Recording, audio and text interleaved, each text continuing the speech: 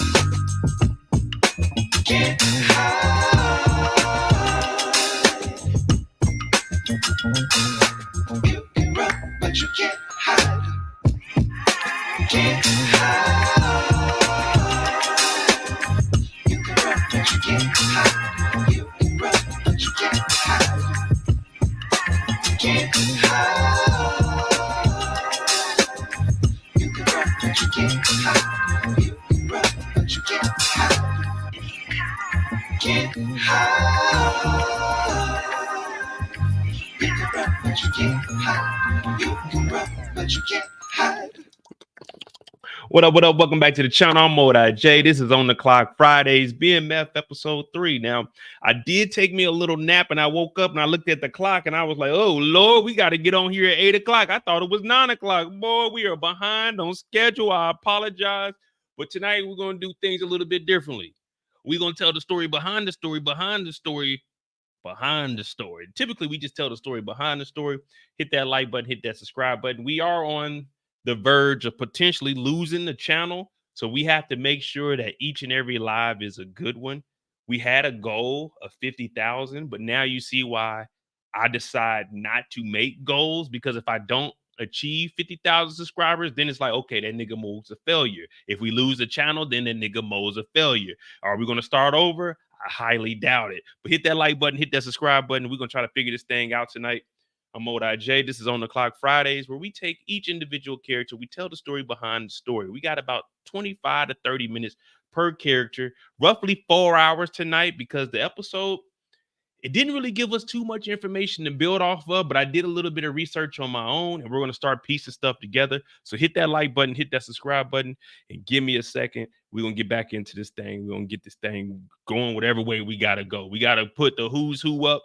So give me a second. I'm going to mute this mic.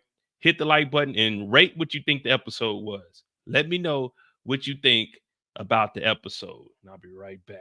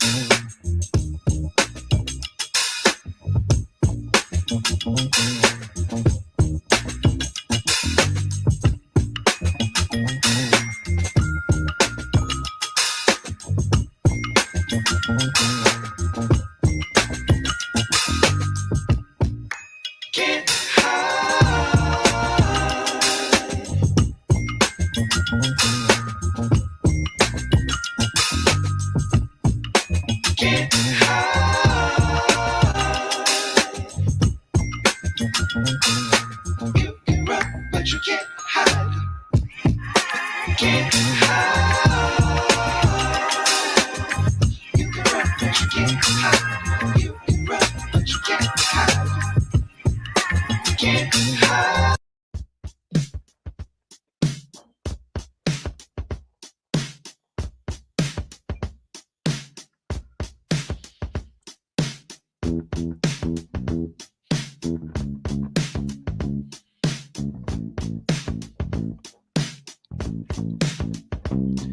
Should we start off with research tonight?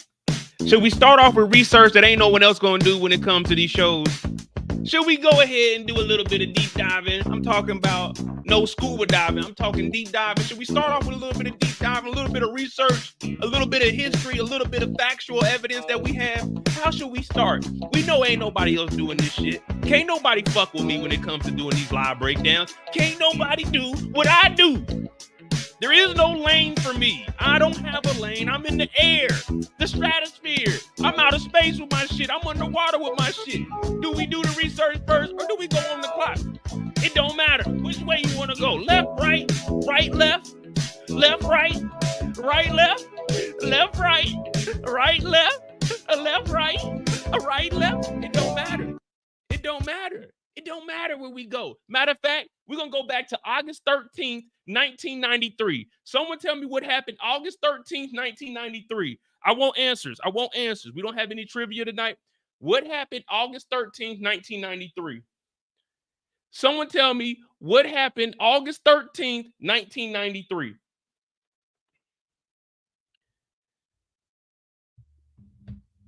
Now, we ain't getting toe up tonight. We just going to sippy sip. We're going to probably do one glass of Remy just to get the edge. Y'all know when I get on here, I'm shy. You know, I get kind of nervous. My stomach get... What happened August 13th, 1993? Before we even get started, because we got to do some fact checking. You know what I mean? We got to see if things are actually adding up to what's going on. Now, what I would like to say is there's no specific year that we're in. What BMF is capsulating is everything that happened in the 90s. What they're showing in BMF is how they survived for 22 years. So there's no specific dates that are in this. So it's just a mixture of everything showing the story of how BMF survived. So that's one thing we got to look at. And you got to always remember that. Now, if you're wondering what I'm talking about on August 13th, 1993, I could be off a couple of days. I could be on a couple of days. But I took it upon myself. I said, you know what, Mo? What's going to separate you from everybody else? They're all going to get on here. They're going to say, oh, man, Jack the Rapper. Well, we found out about the Jack the Rapper family affair. I got a video dropping on Sunday for that, where we go through the whole history of it and how it ended up moving to Orlando because of a fight.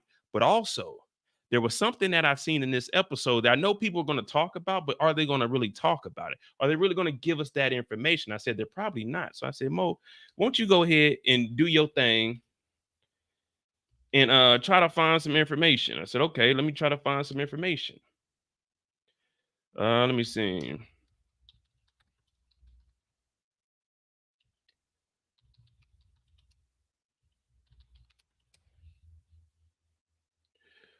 Now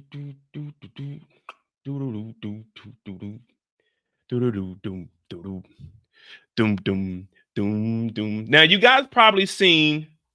Let me try to bring them up real quick. This is before we get on the clock. This is just us doing some research and trying to figure out where we're at roughly and what was actually going on. Now, can someone identify this man for me? Can someone tell me who this character is? Can someone tell me who this character is?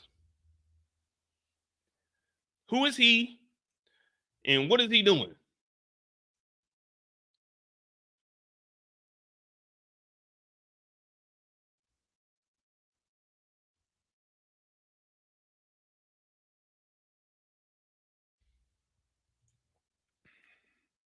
Oh, Tupac. Oh, it's Tupac.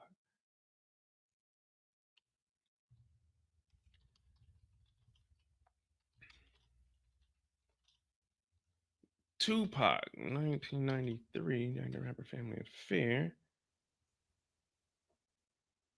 Well, I was trying to see what was really going on. Well, here we go.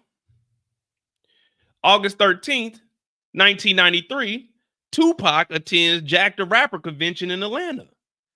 I said, okay, that's interesting. So we know that Tupac was actually down there when Meech was down there. We also hear that they brought up Puff's name with Greenie. I said, okay, this is very, very interesting. I said, okay, let's do another one. Hold on.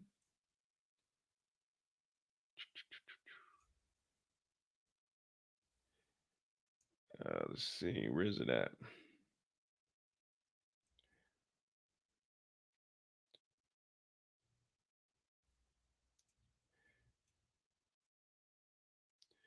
So we know Tupac was there in 92.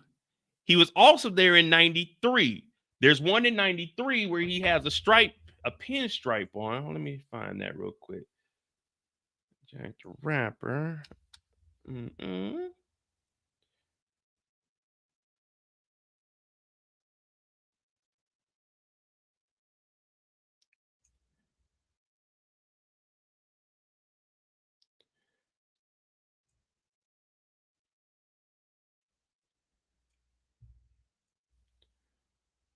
So it is possible.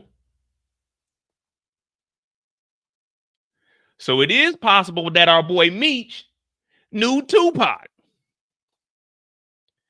He was there for all 3 days, August 12th to the 15th.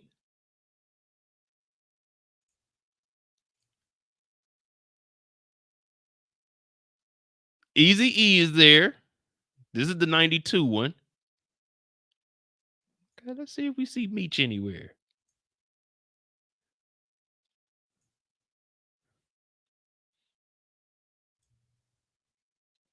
This nigga Big Meech really knew everybody. And the crazy thing is, Big Meech was bigger than everybody.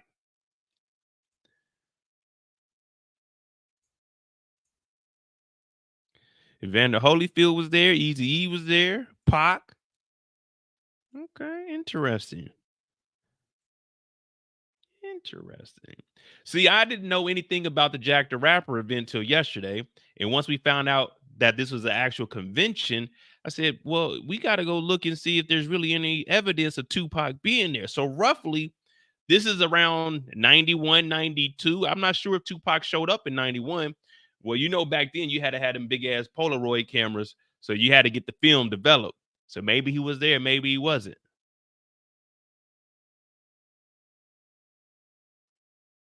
Which also led me to, if this is around that time in October of 93 is when when Tupac shot the cop. So I thought that shooting was a little bit earlier to try to see if it was like around the event that was going on at Jack the Rapper. That's neither here or there. It was just when I seen Tupac in the episode, I said, was Tupac really out there? And sure enough, he was. So I can't say that Big Meech is a liar. Big Meech probably knew him because Big Meech was in the streets. Okay, I'm fucking with it. I like the connection there.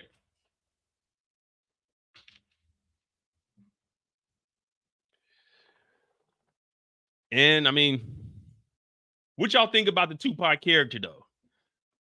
Was this believable? Was this a believable Tupac before we get into all of this nonsense? And when y'all seen him, I seen the bandana. I was like, man, wait a minute. I know they ain't trying to tell us that this is Pac. They could have had me play Pac. You know what I mean? They could have had me play Pac.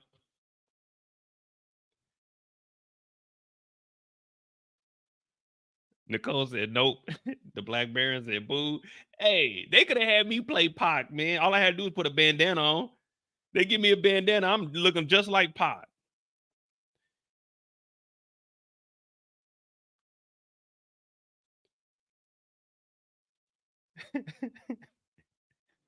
Man, they love some Pac overseas, not just the States, man. Not just the States.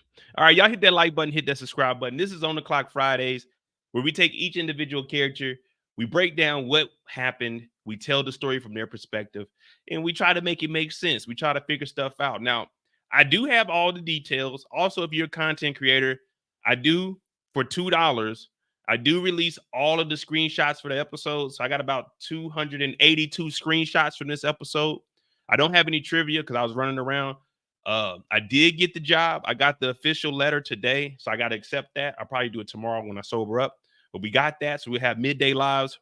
We just getting back in effect. You know what I'm saying? Meech and Terry working. I said, Mo, we got to work.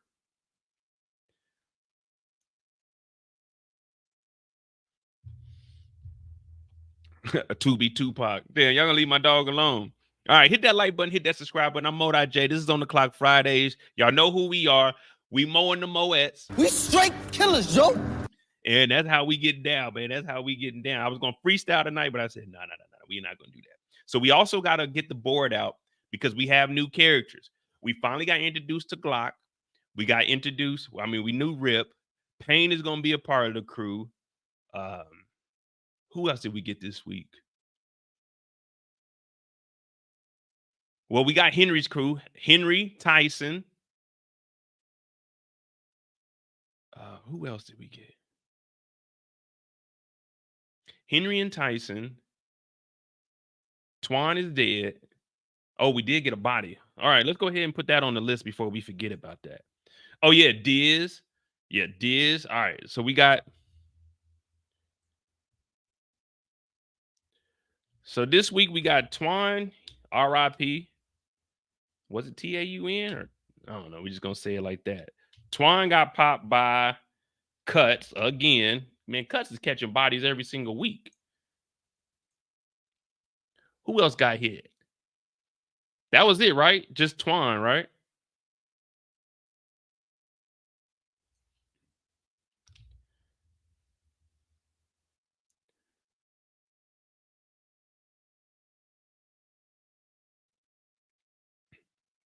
Oh, yeah, J-Bo. Well, his name is Jay Push, but J-Bo is from St. Louis. So we'll do a little bit of research on him. If you haven't watched Vlad, if you watch Vlad TV, J-Bo's been on there a lot.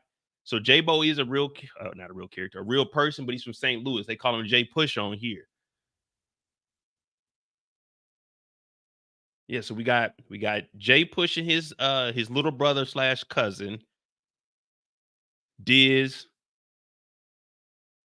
Twan. That's pretty much it. Oh, Kevin got his ass whooped, y'all. Kevin got his ass whooped. Now we still got our theory here. Kevin unalives himself. We were wrong with Meech being in the game by episode 3. He was in the game in episode 2. Technically episode 1 when they brought the 250 bricks down, but they actually got to connect. So we were wrong here.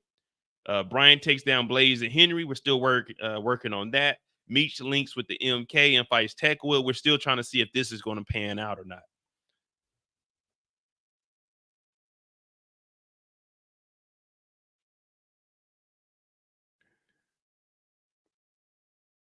Oh, Detective Jen. We thought Jen was going to be working.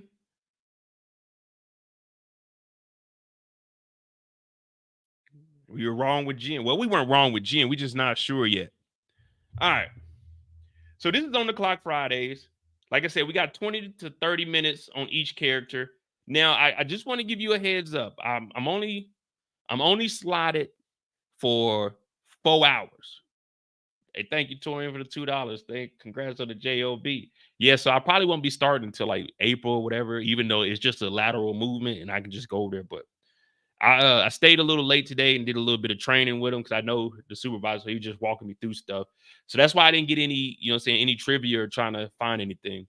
But I got that. And then at the airport, one of the guys there, he spoke to me, he wants me to apply for that. So I might only be here for like a month and then I'm moving on up.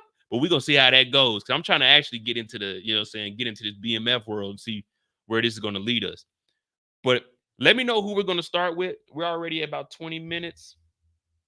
We already about 20 minutes in. So let me know who we gonna start with, how we gonna kick this thing off right.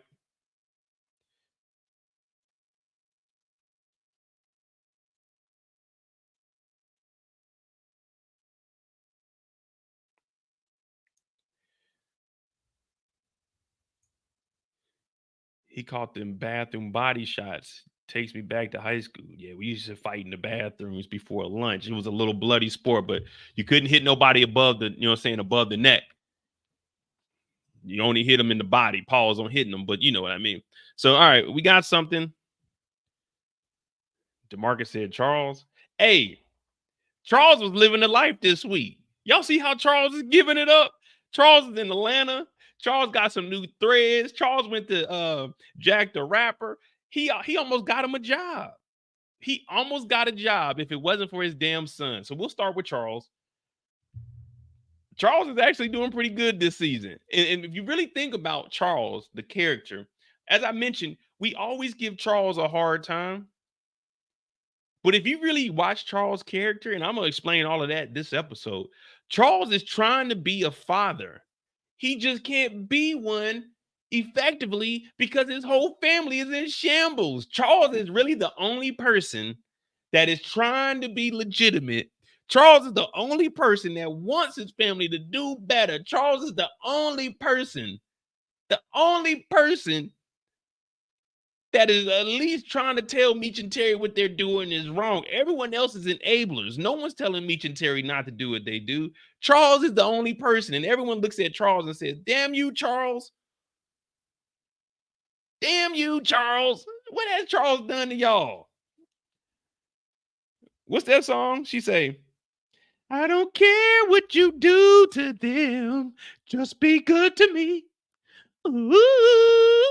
You know what I'm talking about. Charles is trying his damnedest, y'all. Every time I look up, Charles is trying, but it's like Charles gets mixed up in everything. You know, they always say a real man would do this. A real man would do that. A real man will hold it down. A real man will work 10 jobs. Charles is trying to, but Charles can't because, geez Louise, he has a dope dealing son down in Atlanta. He has a dope dealing son in Detroit. He has a wife that's fucking with a doctor. He has a daughter that is a thief. This nigga Charles has to have, listen, the most unprotected person in the world is a black father. The black father is the most rarest form of a person you could be. Now, a black single man with no kids, I'm a rare ass nigga. You know what I'm saying? I'm like 0.001% out of a million. You know what I mean? But to be a black father, trying to hold things together with two dope dealing sons, your wife stepping out with a doctor who's breaking off bands, and your daughter has sticky fingers. Let me tell you something. That must be the toughest job in the world. And that is one reason why I don't have kids. What if I got on this live and they like, Mo, your son's out there wilding out? What you mean my son's out there wilding out? That nigga got 100 keys, Mo. Not my son. Not my son. Yeah, your son, Mo. Your son got 100 bricks. 100 bricks of what? That nigga ain't no mason. He ain't no mason. What is he doing? What's he doing? What my son got 100 bricks for?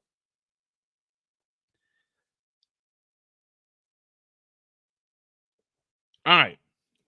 Now I just had to get out that. I had to get that out the way so you guys can understand how I feel about Charles. You know what I'm saying? Like how no. Not how I feel. How we feel. How we everybody put a 1 in the chat right now. Don't worry about what it's for. Just everyone put a 1 in the chat for me right now. We're gonna get Charles loaded up over here. Everyone put a 1 in the chat so we can get this thing cracking for Charles. Everybody put a 1 in the chat for Uncle Charles. And I miss my Uncle Charles, y'all, and he should be home in front of his home, and what he did was wrong. Oh, no. All right, let's see something.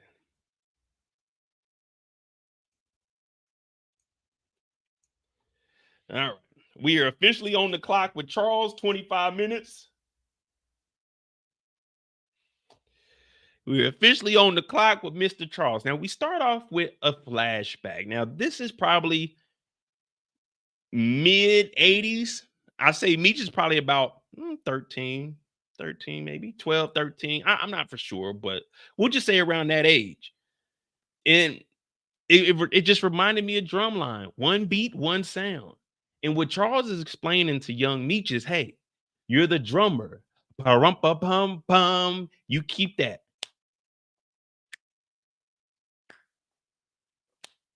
That's what you do. You keep that tempo for us. Okay. A 1, a 2, a 1, 2, 3. That's you, Meech.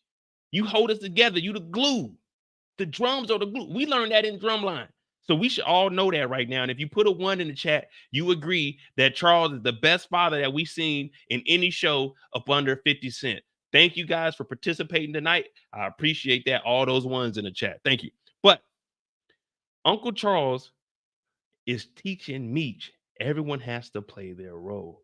Now, we give Charles a hard time, but we know that this actually rolls over into Meech and Terry's adult life. We also see this episode, and we seen last episode that Terry and Meech both look up to their father, even though he was going through some struggles.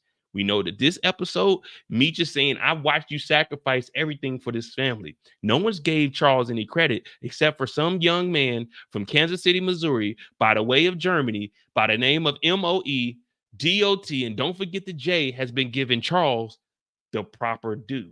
Everyone else has been against Charles. But one thing Mo isn't going to do is I'm not going to stand up here and let people tarnish this man's name. This man had a dream. This man had a vision. He wanted his kids to be the next Jacksons. He had 2 sons, Millie and Vanilli, but it didn't pan out that way. His wife ended up tearing up his guitar. His dreams flew out the window. Meech even tells him, Dad, I'm still chasing my dreams. I left the house. I'm trying to chase my dreams. Charles put his dreams on hold to make sure that the family was all right. Now, sometimes the lights were off.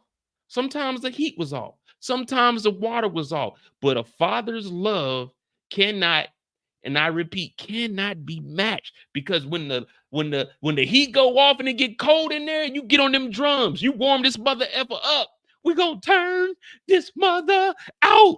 That's what Charles was doing. He was teaching his kids that even in our low times, our down times, life is still looking up. There's always light at the end of the tunnel.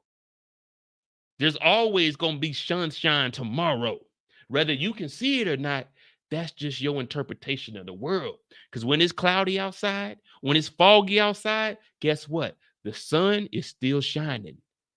The sun is still shining. It's just not shining on you that day. And this is what Charles is trying to explain to young Meech right here. Play your position, Meech.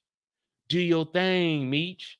Don't outshine the next person, Meech. What did Meech tell us when he got older? It's all over YouTube. We don't fight over women. Everyone is equal. We're all bosses. Guess where this came from? It came from Charles instilling this into Meech and Terry when they were younger. But no one gives Charles the credit for that. But that's why you subscribe to my channel, because I give you that information that you may have overlooked. You may have been judging Charles because when you stepped out your house today, it was cloudy. So you say, I'm going to make it cloudy on Charles's day. But the thing about Charles is no matter how cloudy it is outside, Charles is still going to shine. He's still going to find a way for his kids. See, you overlooked that. You overlooked that. It got a little cloudy outside. What did Lucille do? She looked out the window, said, it's clouds outside. What she want to do? She want to go get a new travel agent. No, not Charles. Not Charles. Charles got an umbrella. He stormed through the weather. He stormed through the weather. Charles ain't give up. Charles is the older version of MOE. I got a couple of copyright strikes right now, but guess what? I said I'm on this motherfucker. Because if they gonna tear this bitch down, they gonna tear this motherfucker down. And guess what? When I wake up tomorrow, hey, guess I'm retired.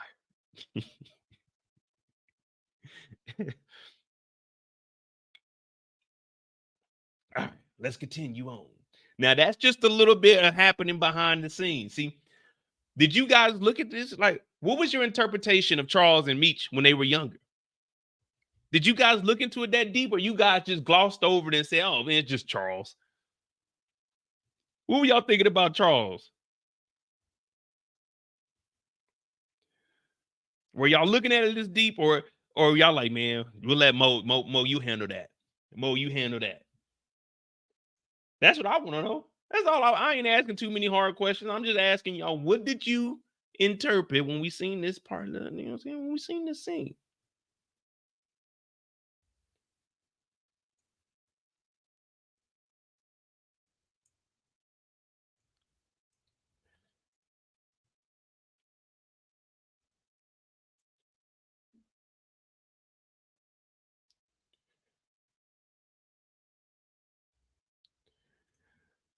Charles is always giving out great information to his sons. Remember last week what he told Terry? Hey, Pops, you remember when I won this? He said, no, Terry. You earned that. You earned that. And what did Terry say? It sounded eerily familiar. It sounded something similar to what Meech said in this episode. Remember, he said, Pops, I seen what you were going through. The only reason I was selling dope was to help the family out because I knew it was a lot on you. So maybe Charles is actually a better character than what people portray him as. Now, the next time we see Unc, there's a lot of stuff going on in Atlanta. Now, Unc shows up to the crib. Oh, you remember we were saying what happened with the robbery? We'll get to that on Meech's story, but it was a robbery. Remember? It was a robbery.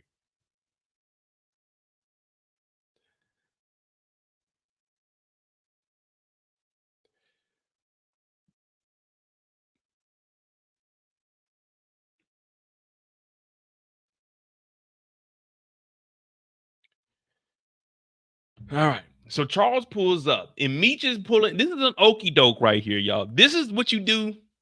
You know, when you come home from school, we've all been there. What up, Queen? We've all been there before. Well, I don't know if all of us been here before. Now, me, I was a screw up growing up. Like after my car wreck, I was changed. I really didn't give a damn about school. I really didn't give a shit about anything. So I used to go to school and get like straight D's and F in elementary. That's facts. Although if I would have applied myself, I probably could have been a scholar, but I just didn't give a shit. We all know when you come home and you're in trouble, you try to butter your parents up. You done did the dishes. You took the chicken out early so it'd be thawed out. You know what I mean? You went and started cutting the grass without them even telling you. You start doing all kinds of shit that you ain't supposed to. Well, Charles flies down here first class. I'm not a first class type of nigga. I've only flown first class one time.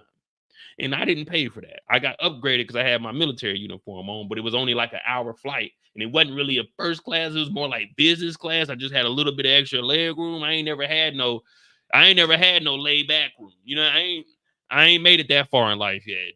And I believe me, I've been on a lot of planes in my lifetime. But I've never had the first class. And as soon as he touched down, he said, Dad, we got to get you some new threads.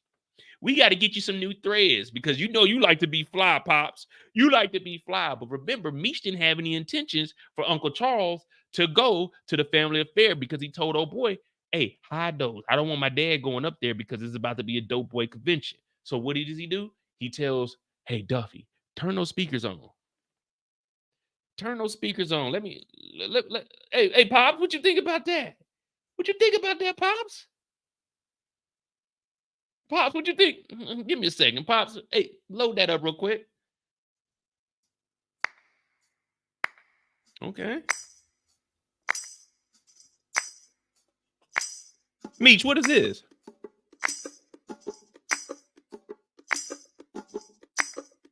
Move it. Duffy, this you? You made this?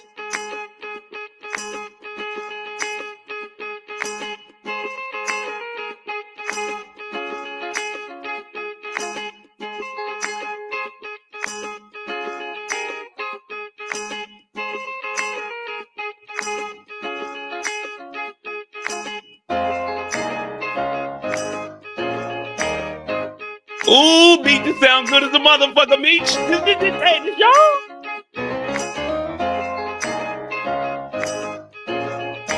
How that sound, Pops? Meech, you a fool with this one. You a fool with this one, Meech.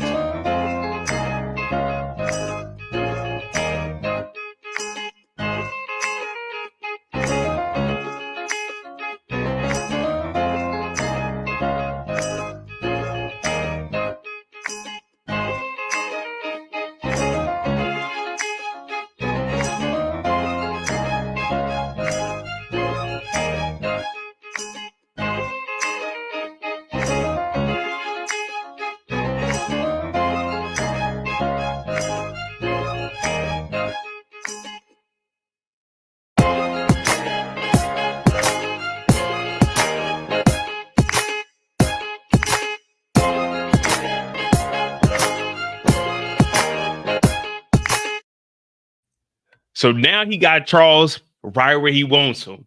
Charles had already fell for it, getting some new threads, a nice ass crib, flying first class, a little bit of lobster and shrimp, some champagne on the plane. You can't tell Uncle Charles nothing, y'all. You can't tell Uncle Charles nothing. You can't tell Uncle Charles nothing. She said, that's devilish. Why you throwing that up? But I'm throwing the rock up. I'm throwing the rock up. If it is Illuminati, well, cut the check. Cut the check, I say. Cut the check. I ain't got no one that's available to sacrifice, but cut the check. Cut the check. It's either that or getting the dope game. I'm still waiting on my BMF chain. I'm still waiting on my green light gang chain 50. Meech, when you get out, I need the BMF chain. I need something. I need something. But Charles, he's in the bag now. Meech got him right where he wants him. Now, this is Charles' story. So Charles doesn't know what Meech's plan is behind the scene. That's potentially to get this house. All he knows is he showed up to visit his son, and now he's seeing that his son is working with a guy named Duffy who has a nice surround sound.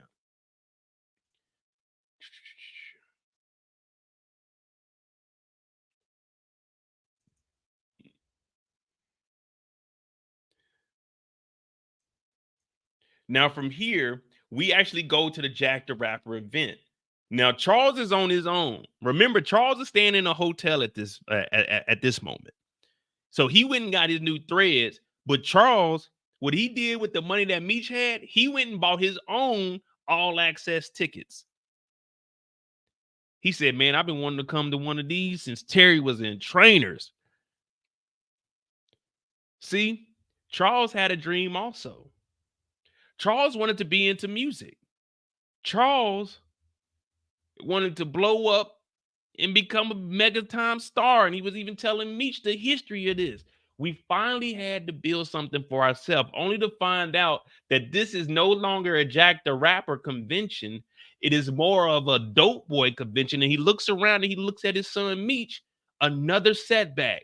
Is there one thing that you boys have in poison? Because Meech wants him to go back to the hotel. And as Nicole said, I'm a grown man, Meech. I'm a grown man, Meech. We know that he's a grown man, but I don't want anyone to think that just because he's a grown man, he can't be taken advantage of. Miss Mabel took advantage of him and he was a grown man. Miss Mabel gave him a little bit of this and he didn't know what to do. He didn't know what to do. So he's in here and this has been his lifelong dream. Pull up in here and Meech is like, nah, Dad, you need to go home. I ain't gonna lie, there was some women in here today too. I was looking around like this might be the place to be. Oh, they got New Edition back here. They got Bobby Brown over here. I didn't even notice that.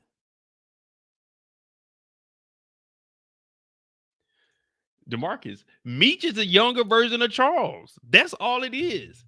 Meech is a younger version. The apple don't fall too far from the tree.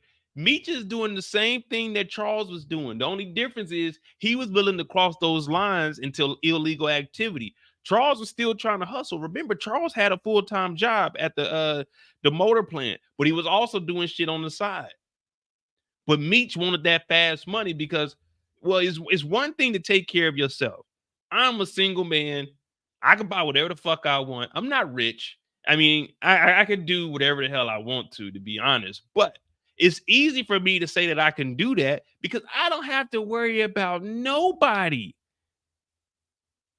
When I wake up, I can go piss off $3,000-$4,000 and not be worried about it because I don't have any responsibilities. When I get off of this live, I'm gonna go upstairs, get changed. I'm gonna watch TV for about 3-4 hours, wake up tomorrow afternoon around 2-3 o'clock and not give a damn. So it's easy for Meech to get out here and do that. But the reason Charles, he couldn't do that is because he had a family. And one thing Charles was always trying to do is provide. Even though it wasn't the best, he did what he could. Now, as I mentioned, there was 7 of us living in a 3-bedroom house, 1 bathroom growing up. And my father was in the military and he had a full-time job. He worked his ass off to provide for us. Did we get all the new clothes? Did I ever get a pair of J's? Hell no. I got one pair of school shoes per year. Was it as bad as Meech and Terry putting cardboard in the bottom of the shoes? No, but I got one pair of shoes per school year up until my junior year when I started working. Well, actually, it was my sophomore year going into my junior year. Until then, I would get one pair of shoes, and then on Christmas, I get a pair of basketball shoes. But I quit basketball so I could get, instead of getting a pair of basketball shoes to hoop in, I could get another pair of shoes to wear to school. That's how I started collecting my shoes. And I wasn't a shoe collector or anything. But as I was mentioning, it wasn't as bad as Meech and Terry, but I understand where they're coming from. And Charles is busting his ass to do what he can. Now, I don't know about y'all, but they did show Glock in the background. Now, we all knew from the trailer that, okay, probably Miami killers. But at this point, we don't know anything about it, but they do show them.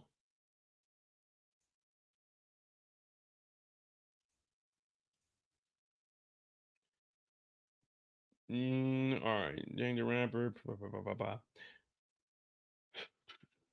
Here we go.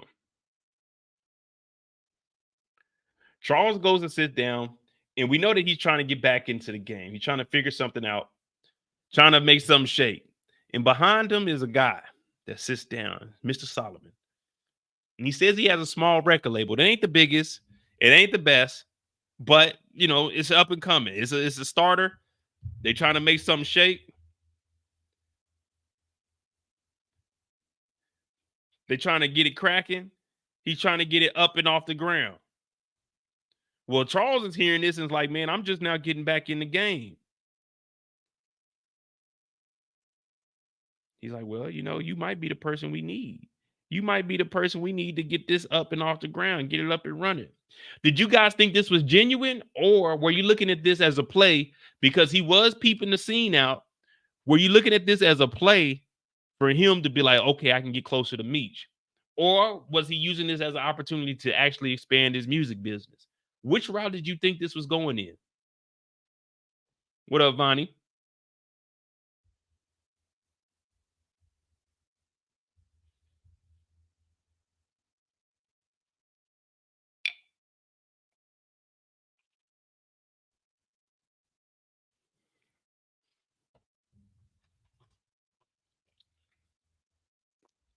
Glock played Charles to get Meech.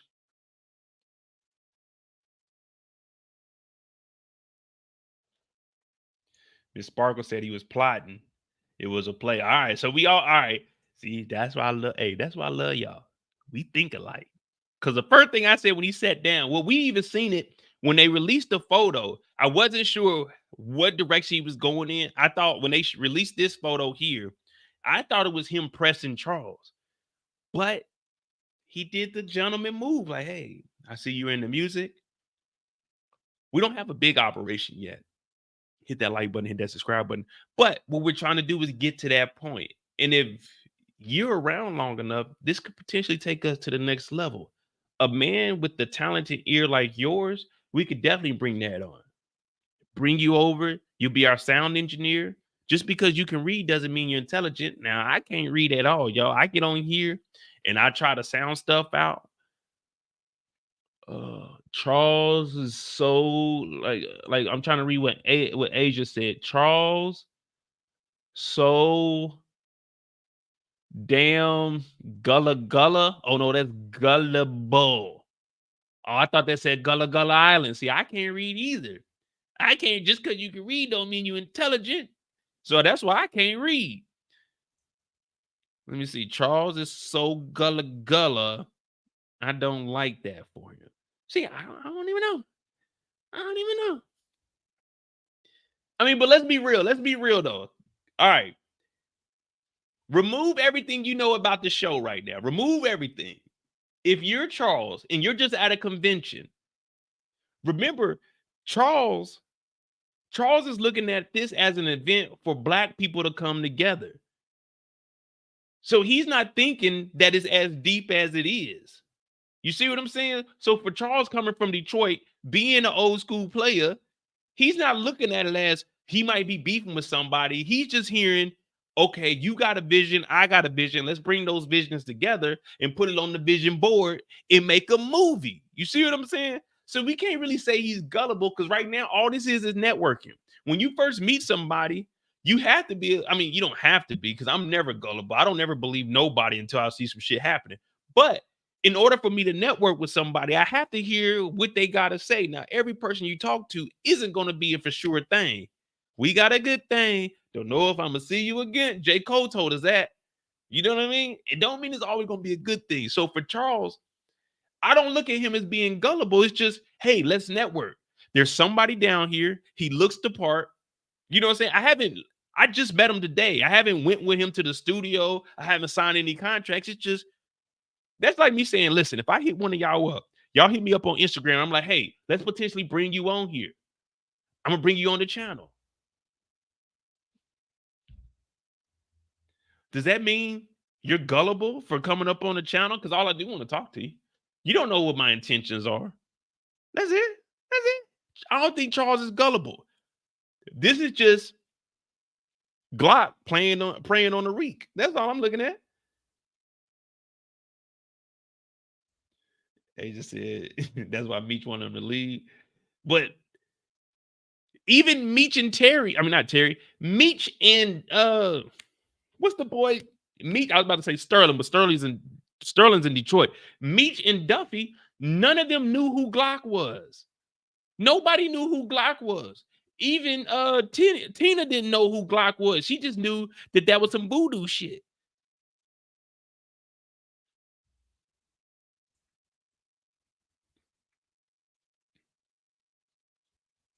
But we all in agreement that it was a plan and it was a play and it actually worked out. So after this, we end up seeing them talking to each other. Tina gives Meech the information, but we'll get to that when we get to that because this is Charles' story. Ooh, Meech. Look at Charles. Charles pulled up and said, Meech, boy, my man, Mr. Solomon over here, he got a game plan. He about to piece that shit together. We about to get on Modi J's live. We about to bring Brillo on. We about to have the best show in Atlanta. Now, Tina's like, man, that's a Miami killer right there. That's that voodoo. And Charles hears Meech say, hey, Dad, they got a Spike Lee screening. He's like, nah, nigga, I'm trying to kick it over here, man. There's women over here. I get to rediscover music. Ooh, techniques, okay. I get to rediscover music. He said, I ain't going nowhere. I ain't going nowhere. And then this right here broke Charles's heart, y'all. This broke Charles's heart. Tina is Monique's cousin.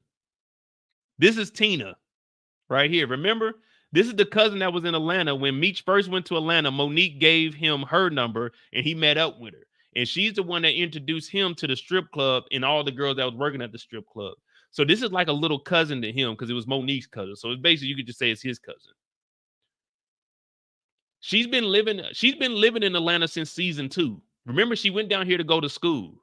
So that's who Meech Connect was when he got down here. And if you look in the back, Tupac is over here, man. I know they ain't saying Tupac ain't getting none of that fighting. Tupac over here chilling. But anyway, this broke Charles's heart. He's like, wait, y'all know each other? He said, yeah, you Americans are $1 late. And Meech is like, yeah, I've been wanting to kill you. And Charles is upset and the fight breaks out. But if you watch closely, even Charles got in on the action. And y'all be trying to say Charles is weak, like Charles ain't sliding.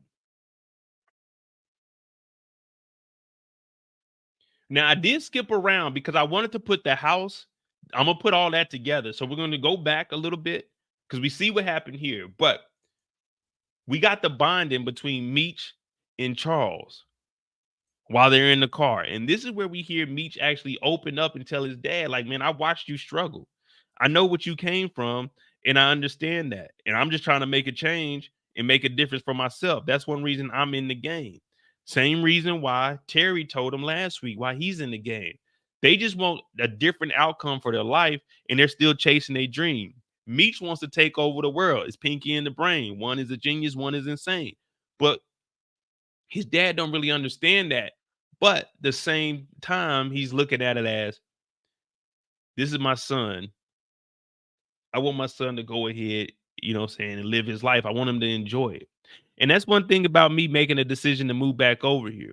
Of course, my mom, my family members didn't want me to, But what did my father say? He said, "Hey man, you got to live your life. We didn't live ours." So that was one of the reasons. Well, it wasn't. I mean, it was one of the reasons why I was okay with moving over here. But you got to let your kids do their thing. And I know you're always gonna be your parents' baby forever, but you got to live your life. And that's what Meech is trying to tell Charles. And Charles is realizing that you're right. My path was to take care of you and Terry, get you out of school, make sure y'all graduate. Now I know what you're doing is wrong. I don't respect it, but I respect you following your dream and sticking with it. And that's just the love that a parent has. We give Lucille a hard time about it, but I mean, in reality, what can you do? It's not like they can just whoop you and say, "Hey, leave the dope game alone." You know what I mean?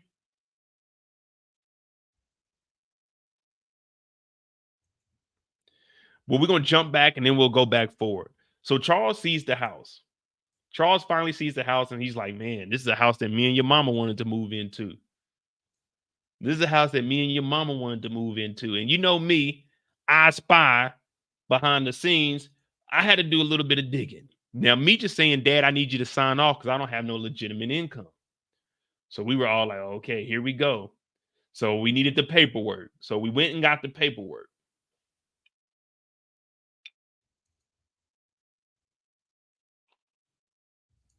Darnell said, "I forgot Tupac." No, I haven't forgot Tupac. We talked about Tupac in the opening scene, but this is Charles's story. Charles didn't meet Tupac. We'll talk about Tupac a little more when we get on Meech. This is Charles's side of the story. So now we got to go through Charles's financial statements. A detailed summary, list of monthly income assets. Marlowe and Davenport Design, monthly amount is 20,833. Zero for all of this. Individual total monthly income asset. Individual total income. So they say Charles makes income off of his assets. Charles makes 20,833 per month.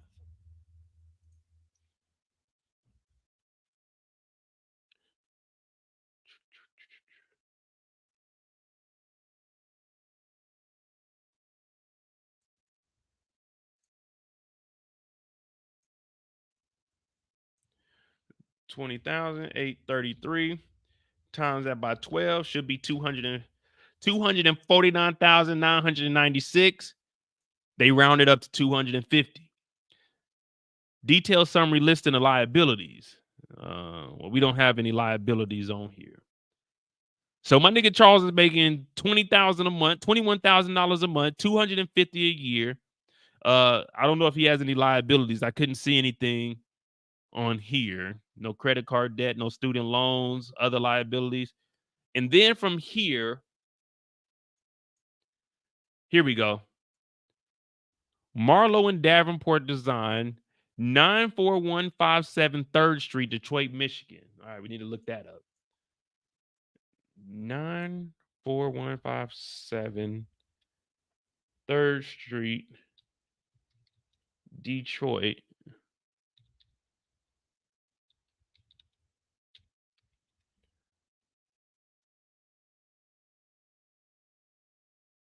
Oh, it's not an actual address. All right. Charles Flenory, senior engineer. From July 9th to July 15th. Pay date was July 18th. Damn. Charles is getting that motherfucking money, ain't he? Salaried, he made $4,807. His year to date was $120,000. Gross pay was $4,807. Damn.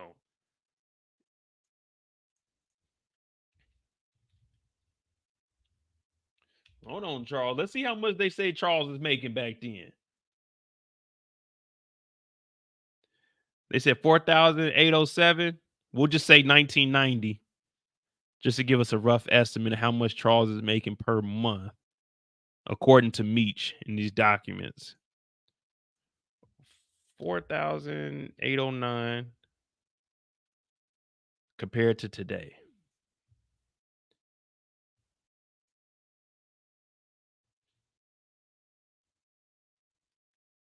They were saying this nigga, if we were talking today, this nigga Charles is making $11,000, 713.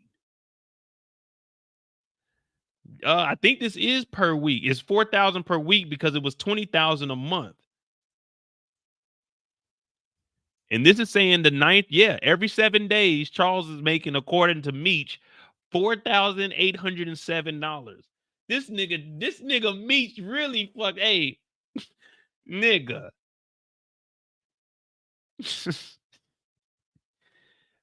Hey, man, Charles was living the dream on paper, y'all. Charles was living the dream on paper. $4,807. If you just gave me half of that, you give me half of that every 2 weeks, man, I'm living like a king.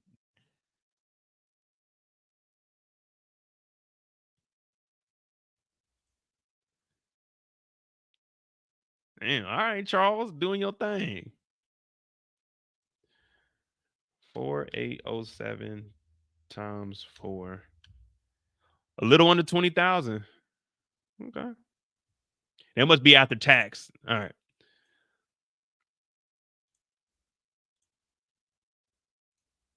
Oh, we got to go ahead and finish this out. We almost at 25 is 50. Oh, then we almost at 30 minutes. All right, here we go.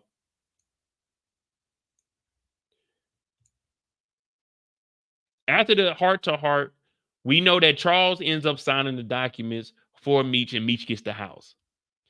Now, if I'm Charles, hey, this is just between us right now. Hit that like button, hit that subscribe button. When the realtor told Charles and Meech, congratulations on your house, she looked at Meech with the little folder and said, I'm sure you're going to make good of this. If I'm Charles, I'd have been like,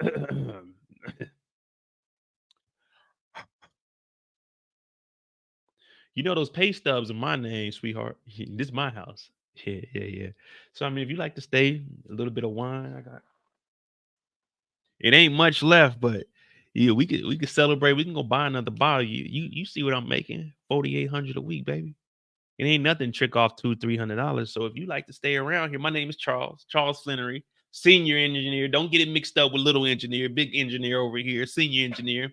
Actually, I'm flying back to Detroit tonight. So if you can make it worthwhile, holler at your boy. Yeah. Hey, son, get on out of here. Son, Meech, get out of here. Meech, get the fuck out of my house, Meech. Meech, get out of here. Or go to the back room or something. Yeah, you know, my name is Charles Flenory. I'm gonna be back and forth. First class, you know, that's how I do. I flew down here first class. Champagne wasn't that good. So I had to grab me a bottle. You know, I bought a bottle. I'm like, you know, I'm bossed up out here. You know, they let me bring my own Remy and shit on the plane. You know, that's how it is. But yeah, I'm gonna make good use of this house. Matter of fact, we're gonna have a housewarming maybe next weekend if you want to come through. What's your name again? Okay, yeah.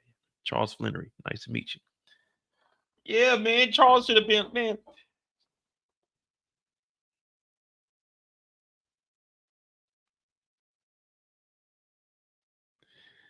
Not a lot of women flirt with me, but I know when they are. And she said, I know you're gonna make good use of this house.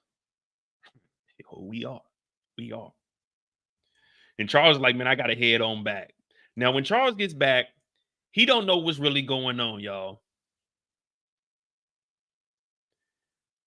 He don't really know what's going on. But when he does get home, Lucille is in here and she's like, damn it, Charles. Someone call CPS on Terry and they're gonna take the baby, Charles.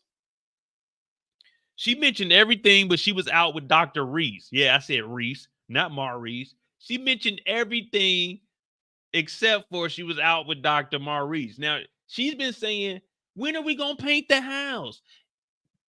Charles is out there helping out his son, potentially setting up a new job interview with Mr. Solomon. If she would just take the time to leave the church and not be messing around with Dr. Reese, she can start pulling his wallpaper down so Charles can get in here and start painting. Charles came in that house, like Miss Zoe said, Charles came in there. Hey, girl. She's like, I didn't know you was going to be back tonight. He said, man, you know me. I'm first class. I'm in and out, baby.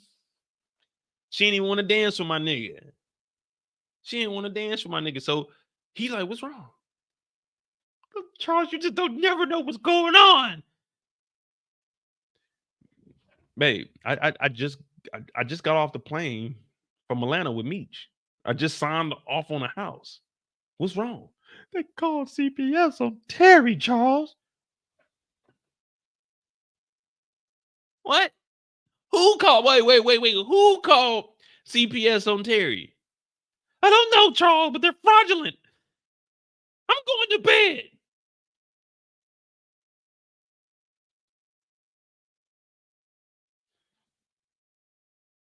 Nikki, get your ass down here. Nikki, what the hell is wrong with your mama?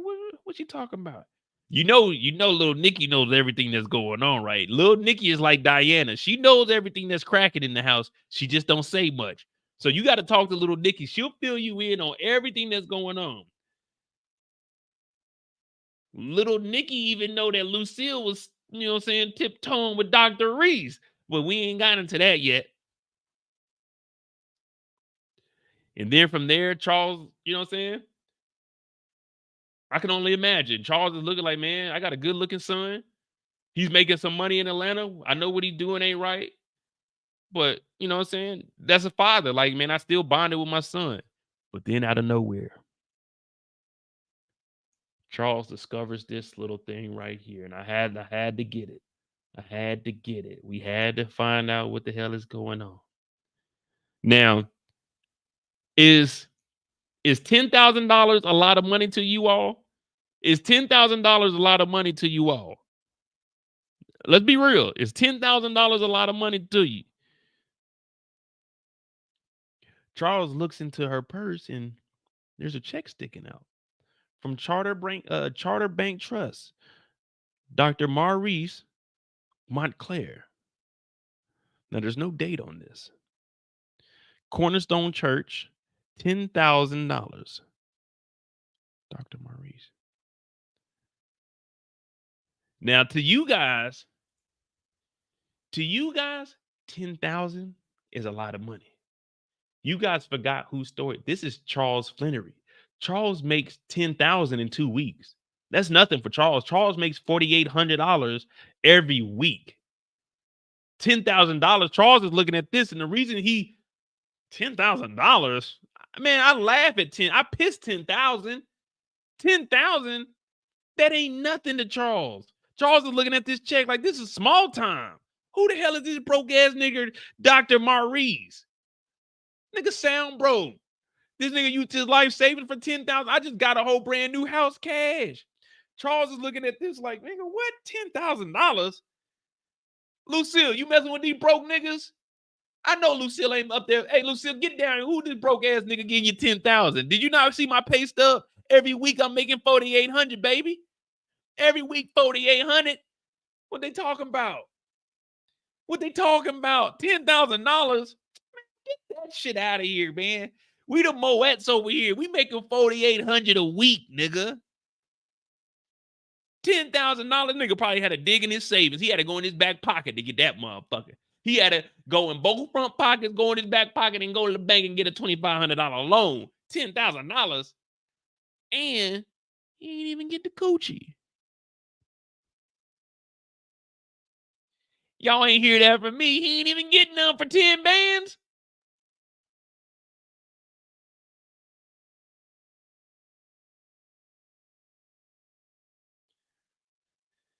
$10 bands, nigga. I'm moving in the crib. 10 bands. Bands to make dance. But Charles seen this 10,000. He like, wait, whoa. Wait a minute.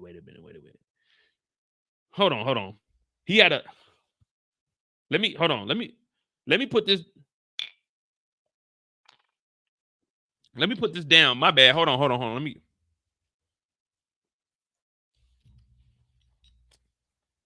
$10,000.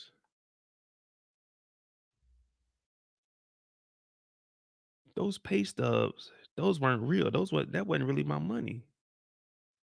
Who the fuck? Who the fuck is giving Lucille $10,000?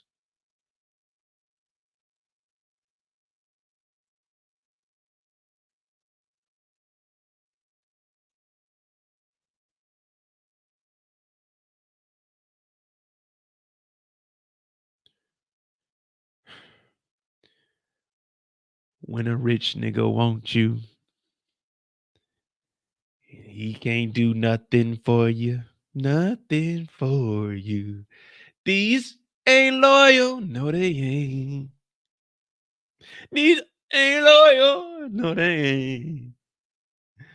Just got rich. I took a broke nigga bitch. But I don't fuck with both rappers. Ow.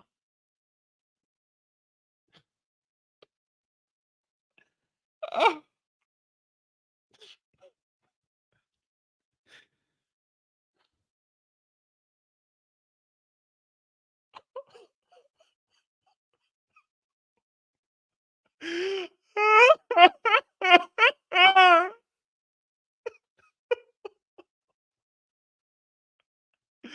I'm never gonna get Lucille back. Why? I was only gone for a day.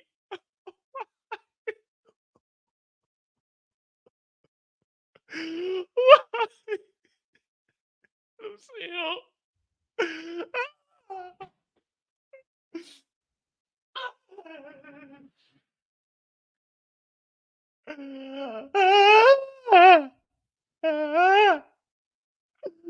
Lucille, don't leave. $10,000. I'm trying, Lucille. Don't leave me. Lucille, I love you, girl. I got tears coming down my eyes, but I gotta make the song cry. Don't do it, Lucille. It's only $10,000. It's temporary. It's not even to you. It's to the church. Oh, Lord. Help me. Give me my wife back, Lord. Lord, help me. Lord, help me. Lord, don't take my wife. Who is this man? I'm gonna find this nigga. I'm gonna kill this nigga, man. He gonna need a doctor when I get done with him. Why not my wife? $10,000. Oh, why? Damn you! So this nigga seen the $10,000, right? That nigga just lowered his head like, damn, nigga, it ain't nothing I can do about that, bro. Damn. Dr. Montclair, and now it's popping up in your head, like Queen said.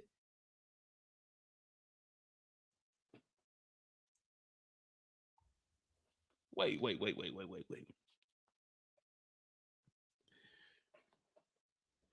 Maurice, where'd I know a fucking Maurice from? Maurice.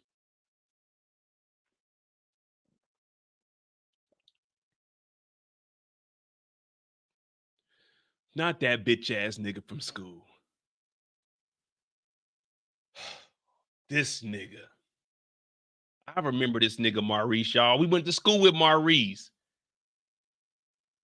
Charles got to fight this nigga now, y'all. Charles got to fight Maurice Montclair.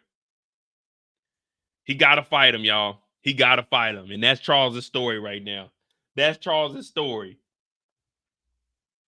Damn. What y'all think? Y'all think Charles is going to fight him? Y'all think Charles remembers him?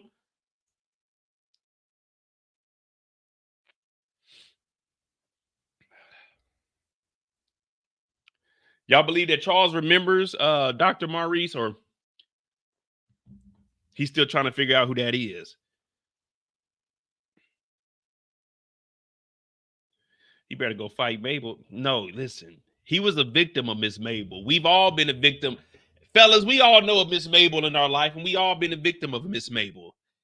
She got that man Charles drunk, man. There was nothing he could do in that moment. She threw that thing on him. Hey, Nicole, disrespectful. Disrespectful, Nicole. We're not calling that nigga Reese. That nigga's name is Maurice. We're not calling him Reese. No, hell no. We definitely not calling that man Reese. Hell no, Nicole.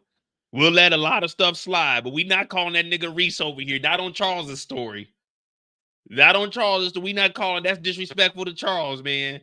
That's disrespectful to Charles. We not calling that nigga Reese while we talking about Charles. Nah, we not gonna do that. This is still his wife, y'all. This is still his wife. He gotta fight this nigga, man. I think Charles can get him. I think Charles can get him.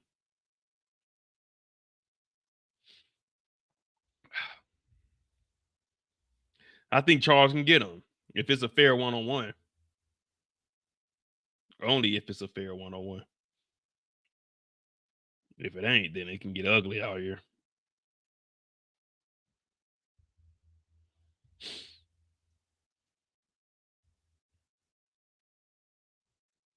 All right. So that's Charles' story.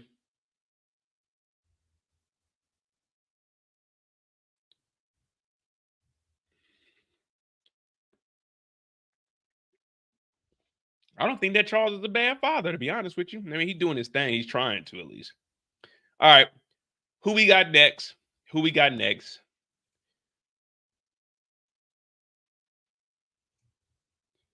I hope we get a scene of how Charles took her from Maurice. Man, all right. I'm not, this is not the true story, but this is, I'm gonna be honest with y'all. I'm gonna give y'all the real story of what happened between, y'all want the real story of what happened between them two? Because I know it. I know the real story. Excuse me. So what really happened is Maurice, I ain't gonna lie to you, Maurice was a stud in school. Now, we've already heard Maurice tell Lucille when she asked, "You never met anybody," and he gave the same response that I would. Like, let's just say,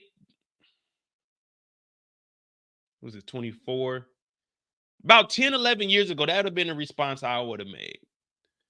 I was talking to one of these girls I went to school with. She, we still cool to this day, so I ain't gonna say her name.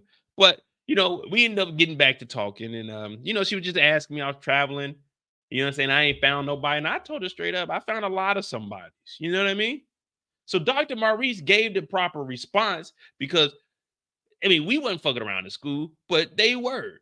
But he was letting her know, like, hey, the reason you and I stopped talking, and Charles didn't really steal you from me. He's just saying that Charles stole her from him because Maurice had multiple women. But what you got to do, I'm going to give y'all a little bit of the game. They're going to say, Mo, you're giving too much of the game. Well, this is just part of life. And if you don't understand right now, we all like around 30 years old. If you don't understand the game by this age, then you're a little behind the power curve. But Maurice, he's playing the field. See, it's a game of numbers. The more numbers you have, the more opportunity that you can seize. Now, if you out there trying to go one for one, that's hard. You got to swing for the fences. You got to play it. But he tells Lucille straight up, I met a lot of women because when they were in school, Charles didn't steal Lucille from Maurice. Maurice had other women and Lucille got mad. And at the moment that they weren't talking, she went and started talking to Charles. Charles ended up knocking Lucille up and they went on about their merry own life. Dr. Maurice, who she knew was going to be a doctor, was a playboy. But when he went off to school, he decided to pursue his own dreams, kind of like a Tariq St. Patrick, who got all the baddest women on campus. But Dr. Maurice went on with his life. And now that he's older, he doubled back and was like, oh, shit, I see somebody around my age that still look good. You know what I'm saying? And we all start to fall off a little bit. You know what I mean? We all start to fall off a little bit. But now Dr. Maurice is back in town. And he's like, well, you know, I don't have that much of a roster anymore. Let me go. Oh, shit, is that Lucille right there? Ooh, wee. And you know, Lucille had that little bob thing, like here to the side a little bit. So Dr. Maurice seen her. And what did he do? He creeped up on him. Now, when we look at this check from Dr. Maurice, this A is probably a check that's going to bounce, or B, it's a tax write-off. Remember, he didn't write this check directly to her. He wrote it to the church. This is just a charity that he's writing off. Dr. Maurice ain't no fool. People said that Dr. Maurice is a simp. This is a tax write-off. This is donated to a charity. So he's not paying for the pussy. He's putting up 10,000 to take off his taxes. Dr. Maurice is a motherfucking G. Dr. Maurice is not a simp. Dr. Maurice just wrote off $10,000 in taxes for his own private medical practice. Oh my goodness. When I tell you a W is a W, Oh my goodness, Dr. Maurice then flipped the game on the boys. Oh Lord. Oh Lord. Let me find a woman with a nonprofit so I could drop off 2,500 in that motherfucker so I can write off all this equipment I done bought. Ooh, wait. Ooh. That's why over on my channel we pocket watch, because we just found out what Dr. Maurice is really doing. He ain't paying for nothing.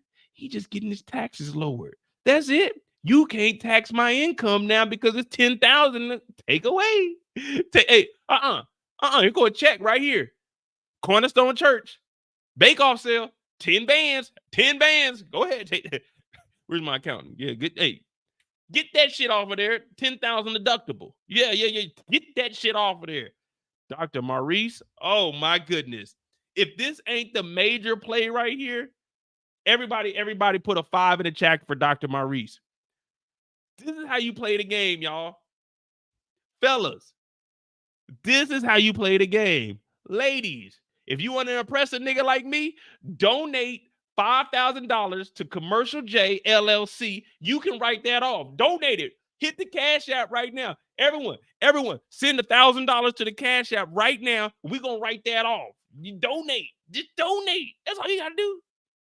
MOEDOTJ. Just everybody right now, if you got it. If you ain't got it, send 599. But if you got it, send the whole 1,000 over to the Cash App. We just gonna write it off. Y'all gonna write it off. We're gonna get y'all taxes together. Come on, I'm waiting. I don't see any binging on the Cash App. Everyone send $1,000. If you ain't got 1,000, $599 is feasible. Come on, where's it at? Come on, waiting. Come on, y'all. Write it. Y'all can write it off. Y'all can write it off. It's a donation. That's it. That's what Dr. Maurice did. $10,000. Come on, y'all, help your brother out. Asia said, "Hold on, I ain't got my tax return yet." That's why you got to send it first so you can put this on your taxes. You send it first and then you put it on your taxes next year. Hey, do not send me $1,000, y'all. If you got it, then I'll definitely appreciate it. But I'm just talking shit. I'm joking around. I'm not asking you to send me any money. Now, if you want to support the channel, okay, cool. But we joking around about that 1,000. I don't want people to say, "Man, that nigga be on there begging for money." Even though I am begging. If you could send $1, I definitely appreciate that. But damn, Dr. Maurice, I didn't even think about that. I didn't even think about that when Brillo hit me up. Dr. Maurice, this is a tax write-off. This is donating to a charity. This nigga Dr. Maurice done cheated the game.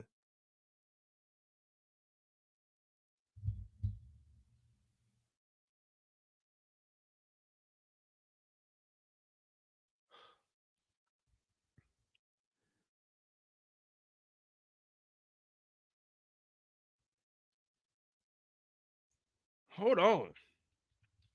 All right. We're off the clock, but hold on. I got to give me a second.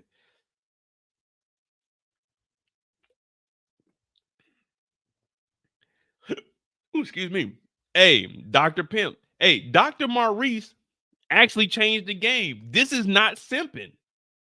This is not simping. This is a power play right here. Someone tell I'm about to put the Discord and everything in the chat, man. If you haven't joined the Discord, join the Discord. We had a field day with everything that was going on. The reason we got a little more free time because it's really not too many stories to tell. Because after Charles is what Lucille, Meech, and Terry. That's pretty much it, and then Bryant. So we're good on time, guys. We're good on time.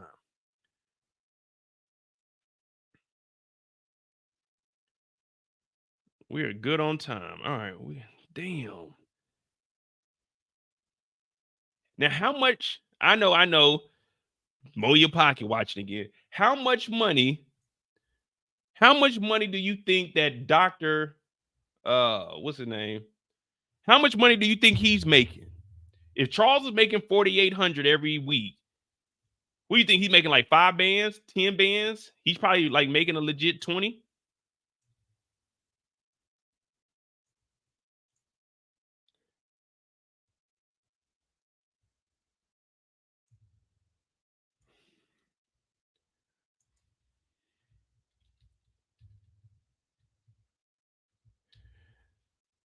Damn. I ain't even look at it like that. I ain't gonna lie to you, man. Dr. Maurice, that nigga just changed the game, y'all. That nigga really just changed the game. I didn't even think about that. This nigga, because it's going to the corner store. I mean, to the Cornerstone Church. It's not actually going to Lucille.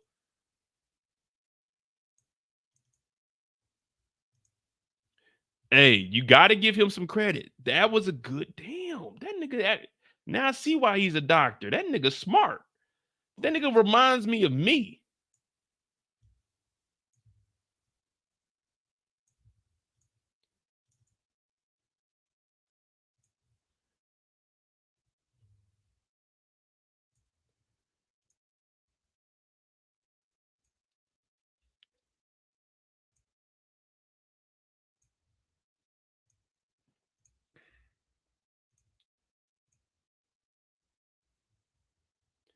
But let me tell you one thing though. If I'm Charles, you know what I'm doing?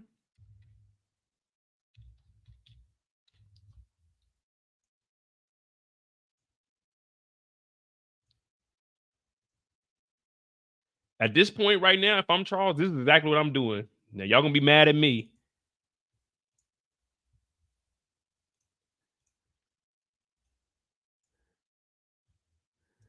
Cornerstone Church, Modi J. I'm cashing that and putting that shit directly in my own checkings account. If I'm Charles, I am taking this. I'm putting my name at the end of it, and I'm depositing this into my account, going in there, withdrawing $10,000 cash, and closing my account the same day.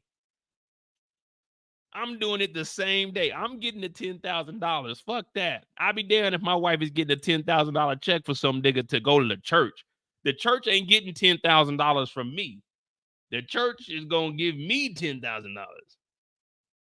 People be donating to the church. Churches be using it for dumb shit. Yeah, I said it. The church be in there bullshitting. Don't mind me though, because I got a real world case that's open right now, some fraudulent shit. And I told y'all when the information come out, I'm gonna go ahead and give y'all the whole backstory. But right now, I'm just waiting to see how it unfolds. So there is a real world case that's going on right now, and I've been, investigating it from day one.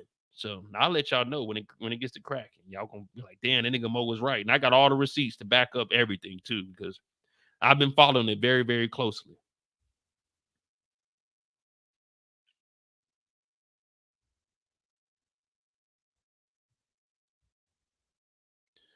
Kendall said that's illegal. Kendall said that's illegal, y'all.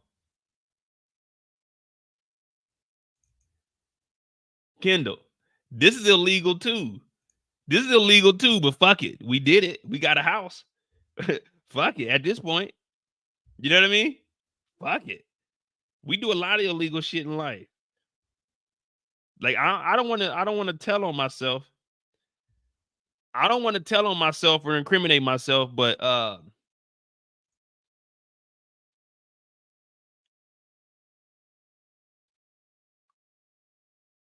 the last day I was in California, I ran a stop sign. That was illegal. I apologize. I ran a stop sign. It was illegal. I ran a red light one time too. It's illegal. But guess what? Guess what? It's a white collar crime. That's it. This is a white collar crime, man. Listen, you can embezzle tens of millions of dollars and they're only gonna make you pay back like $1 million. Those PPP loans, niggas was getting $2-3 million going to jail for a year and only having to pay back 250,000. Now, if they were smart, they could say that other 750 and still come out with it. You know what I'm saying? Cool 750, but it is what it is. All right, let's get back on the clock because we've been bullshitting. Who we got? Meech, Terry, Lucille, or Bryant? Who we got? Because Bryant is kind of Detective Bryant is with Henry.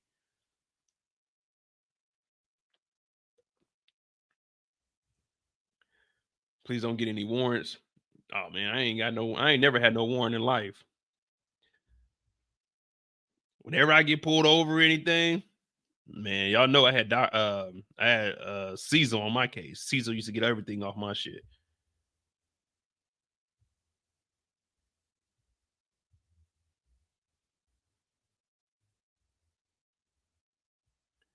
All right, who we got? Meech, Terry, Lucille, Bryant. But that's what I'm saying, man. Like Lucille. All right, let's just go ahead and knock Lucille out because Lucille only got like 3 parts. It was her and Maurice, her at the church, and then her at the crib. All right, yeah, we can do Lucille's story. But that's what I'm saying. Like, man, these episodes, we don't have too much going on. I mean, there's a lot going on.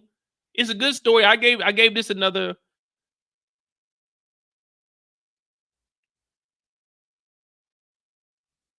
Yeah, I gave this another 6.5, 7. But remember, that is good, man. We're on the real scale now. 6.5, 7 is good. Like 10's, that's got to be the best of the best of the best. And that's across the board. Everything. HBO shows, you know what I'm saying? Like House of the Dragon, all that shit. That we got to lead the 10s for the best of the best. But BMF is pretty good. I like the storyline because we're getting some historical facts with it also. All right, so we got Mama Meech, aka Miss Lucille. Shout out to Mama Meech. The first time we see Lucille,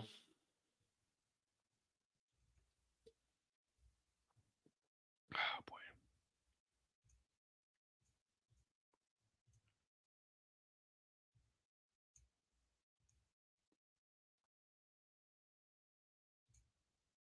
All right. Give me a second. Lucille 128. Hit that like button, hit that subscribe button. What we got? 50 people in here right now.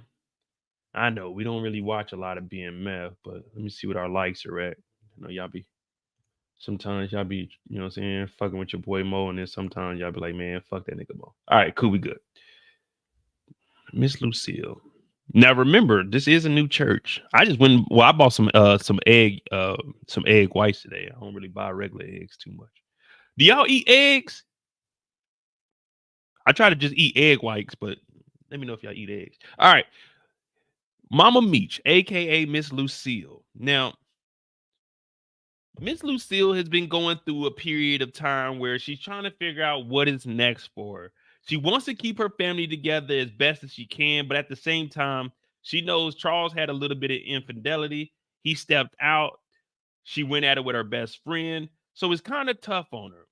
And I understand what's going on here. And, you know, the way I look at situations like this is there's really nothing I can do. Now, I'm not going to say I was in Lucille's shoes, but my relationship, I was, you know what I'm saying? I was the one that was getting stepped out on. You know what I'm saying? They were stepping in the name of love behind my back, but it wasn't really behind my back because I low key knew what was going on. That's why I situated myself in the way I did, that I can come out unscathed without giving up any kind of money, because your boy is the best to do what he does. And I told you guys, I don't get okey doke. I do the okey dokey. You know what I mean? You can't play your boy. I do the playing. But I understand it's a lot of stuff going on with Lucille, and she has a family. So you want to try to keep your family together as much as possible. We got little Nikki, and at least you're trying to stay together until, let's say, little Nikki graduates. Little Nikki is in high school at this point, well, maybe like 9th grade, 8th grade, 9th grade. She's trying to stick it out and just to make sure that the kids grow up, and then she can go on and do what she wants to do. Now, excuse me. The friend in here is wild. Now, someone give me the rules because I'm not too familiar with this. So, if you're in the basement of the church, do the same rules apply to when you're upstairs in the pulpit? Can you curse and do wild stuff down in the basement of the church? Or is it just on the first floor and up in the gallery? Like, do the rules apply up under the church? Because technically you're up underground. So do the rules apply? Like, can you curse in the basement of a church? I genuinely want to know.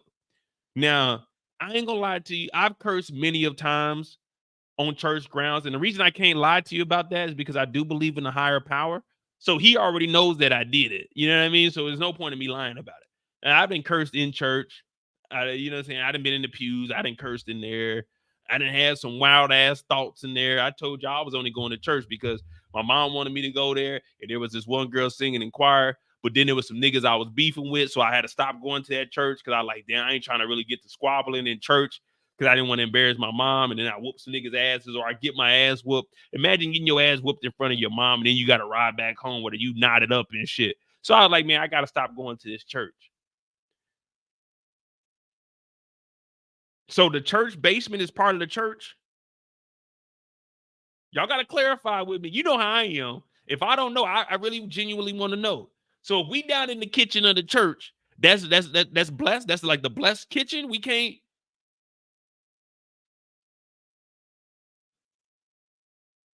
I'm just trying to figure it out. Yes, it's a part of the church. All right. Well, what I want y'all to do then, what I want all. Now they say thou shalt not judge. I think that's one of the commandments. I ain't for sure how many of them. There's 10 commandments. I just know thou shalt not kill, thou shalt not steal. I don't know if it says thou shalt not judge. What I want all of you guys to do is condemn this woman right here. This woman right here committed some nefarious acts. She slapped Lucille on the booty. She slapped Lucille on the booty. I said she grabbed it on my toolie. She said slap her on the booty. She slapped Lucille on the butt in the church. In the church. In the church. She said, girl, when you gonna let Dr. Maurice get that cake? They were calling it cake back in the 90s. I thought Briana was the one that called it cake. I didn't know back in the 90s they were serving up cake. What was I doing in the 90s? The only cake I knew was birthday cake. I didn't know what. There was cakes in the 90s? That's her cousin. That's incest then. You can't slap your cousin booty. You can't slap booty in church. That's what y'all told me. You said you cannot be inappropriate in church. So you definitely can't be a family member grabbing on ass. What kind of church is this? I thought this is the Cornerstone Church. No, this is one of them TD Jakes freak off churches. This is one of them freak off churches. They got cousins slapping on booties. I'm disgusted.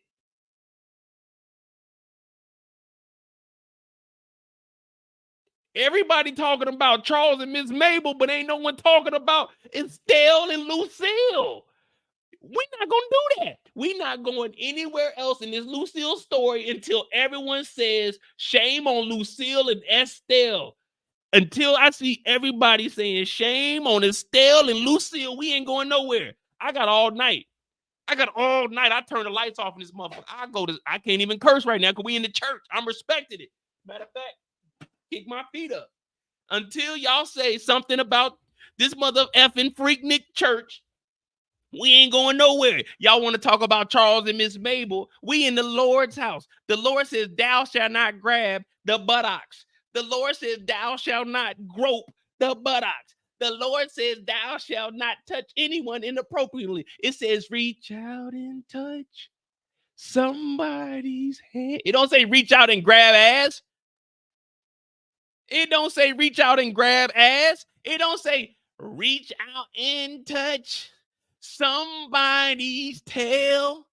Tell them to have a freak off if you can. It don't say that. No, it don't say that. So we ain't going nowhere until we say shame on Lucille. We give Charles all the smoke. Charles was doing this off the church grounds. He was doing it on the devil's ground, on the devil's time. We in the Lord's house. We talking about getting a good man is hard to find, but finding a hard man is easy to handle, or some shit like that. All of that is a pause, but they saying this in the church house, and y'all telling me that Charles is the one that's wrong. Until we hear shame on Miss Lucille, we ain't going nowhere. And we'll see if you can outweight your boy Mo, because you can't. You can't. No, we ain't going nowhere. We in the church. Hey, take your time, Mo. Take your time. Take your time. Kevy Kev, no. Hey, man, Kevy Kev, shame on you, Lucille. Shame on you. Shame on you, girl.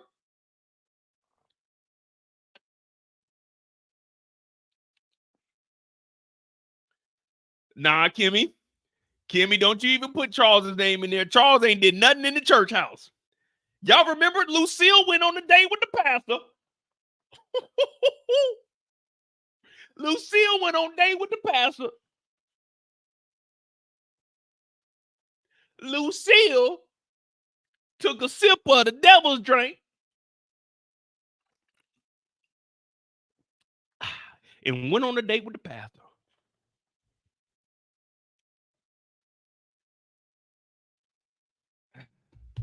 Shame on you, Lucille. Shame on you, girl. And they're still talking about, girl, what you think I was doing? I was still married throwing that thing. I said, whoa, this ain't the conversation you have in church.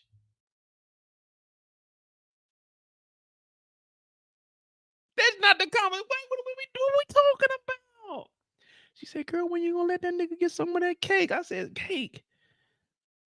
I said, I know they ain't talking about cake up in the church house. I know they ain't in what is this, Latter-day Saints? I know they ain't up in the church house grabbing each other's tail.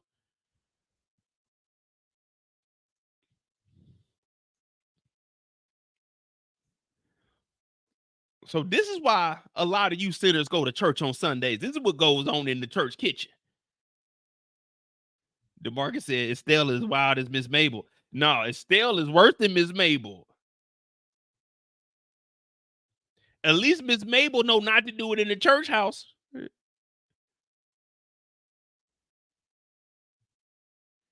This is some wild stuff here, man.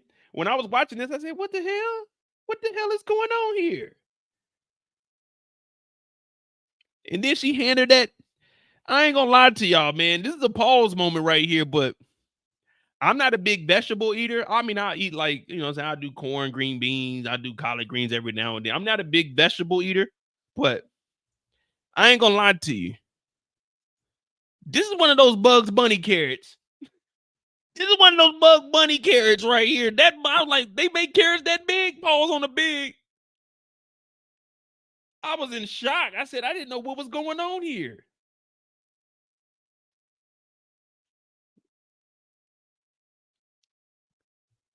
You remember Bugs Bunny like, what's up, Doc? These are the carrots that nigga Bugs was eating. The only carrots I know are the little bitty with the little carrots, the little nub carrots that look like little, you know what I'm saying, little thumbs. the little what them little carrots called? I ain't never seen no carrot like this. They be putting the what's the sign that they put? Let me hold on. That's the Space Jam carrot. What's the thing that they got?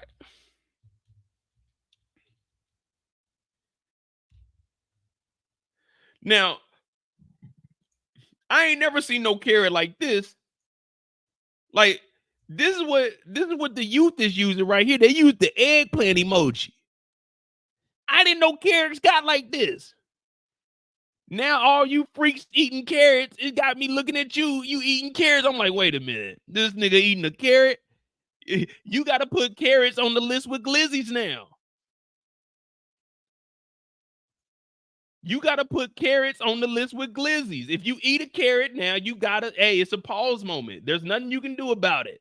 If you eat carrots from here on out, it is added to the list of pause moments. You can't eat carrots no more. Never again can you eat a carrot. If I see or hear a nigga talk about, yeah, I got some carrots. Nigga, pause, nigga. Don't tell me you eating carrots. Because in the 90s, carrots were the original eggplants. Boy, I tell you, this is a freaky ass church. I know why they call it Cornerstone. Because you can go in the corner and you can stone anything you want in this church. Freak nasty. You eat A. You can love the carrots all you want, man. I ain't gonna lie to you. When I was watching this and she handed her the carrot, I'm like, Is that a fucking carrot that big? I've never seen carrots like that. The only carrots I see like the slim carrots, like, you know what I'm saying, like the cartoon carrots, like the regular carrots. I've never seen a carrot that looked like a fucking yam. I said, what kind of carrot is this? This is in Detroit. This shit got to be imported from Canada. This can't be no. Listen, no disrespect to my niggas in Detroit, but Detroit is ran down. This got to be some shit from Canada. This can't be no Detroit carrot.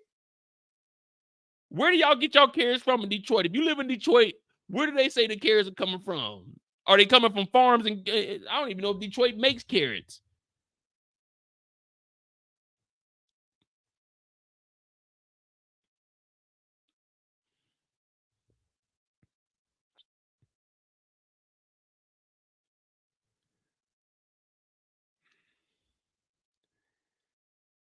When I was watching it, I was watching this today, like, what the fuck? Is that a carrot?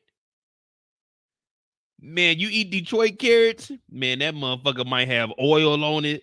That shit might be contaminated with gas. You never know. Them goddamn Ford and General Motor plants up there dirty as a motherfucker. You got all kinds of hazardous water up in Detroit. Hell, they got this. Now, you know where this carrot came from? Y'all gonna be mad at me, but I gotta say it. This carrot came from Flint, Michigan. They got that Flint, Michigan water in these carrots. That's why that motherfucker look like that. That's that Flint, Michigan carrot right there. Don't get your carrots if they say they from Flint. Now, I'm just gonna be honest with you. They got some bad pipes up there, bad water. We wishing them the best. But this is a Flint, Michigan carrot right here. That ain't it. Sprinkle with fentanyl. Oh man, they saying this motherfucking carrot came in a shipment with Meech's work. This motherfucker got cocaine on the inside of it. Meech and cut the bottom of the carrot off and stuff cocaine in it and was sending it up to Detroit. Oh man, y'all wilding out, man. All right, let's continue on, man. We already got damn near 20 minutes on goddamn Lucille, man. But I don't ever want to hear you niggas talking about carrots. Not on my channel, man. Take that shit somewhere else, bro. Finny carrots. There we go. Finny carrots. Finny carrots. I ain't gonna lie to y'all. Hey, y'all wilding out tonight, man. This ain't me. My name is Modi J. We were on the clock. Now, this was just a moment in time, y'all. We're having some we having a good time, but we will continue on with the story. We're following Lucille at the moment. But I had some questions because if I don't know, I ask you guys, or I'm quick to Google, I'll bring up Google Maps. I do all of that because I'm one of those people, if I'm uninformed, I like to get informed. That's just always how I've always been. If someone tells me something is wrong, tell me how to fix it or tell me where I can look to try to fix it. Now, I don't try to be, I've never ever tried to be a perfectionist. That's not who I am. I just want to know what's wrong and how can we fix it. And I also want to know, do carrots grow in Detroit? Because this ain't no Detroit carrot. This is some Canadian shit right here. All right. Next time we see Lucille is after her cousin grabbed her on the butt, told her to give Dr. Maurice some of her cake. But remember, they switched church. They switched churches because she didn't want anyone in her business about her sons. Y'all almost got me sidetracked. So the next time we see Miss Lucille,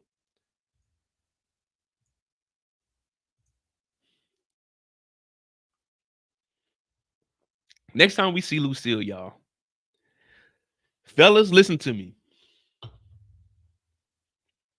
I'm never going to steer you wrong. I'm going to try to give you the best advice. Dr. Maurice, aka Reese. Now, this gentleman here, he's made a name for himself. I'm a doctor also. So whenever you hear me say I'm a doctor, just know that I'm a doctor. Now, can I write any prescriptions for you? No. Can I give you any medical advice? No, but I'm still a doctor though. It doesn't matter what I'm a doctor of. Just know that your boy is the actual doctor. I'm also ordained, so if you need to get married or something, just call my line, and for $4.99, I get it done for you.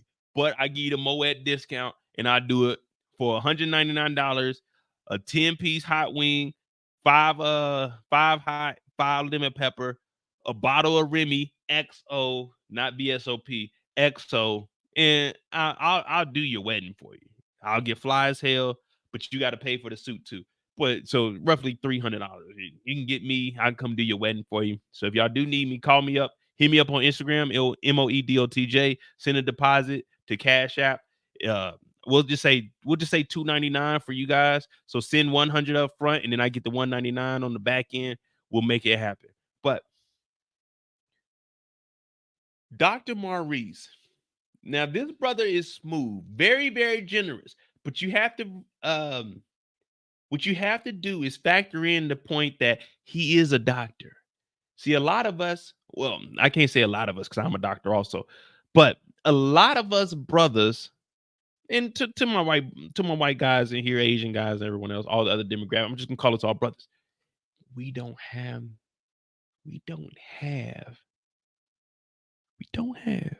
the resources that he does. Now, if you watch closely, Dr. Maurice actually ordered some popcorn. I don't even know what this was called. It's like some popcorn from Cleveland that they got from a carnival.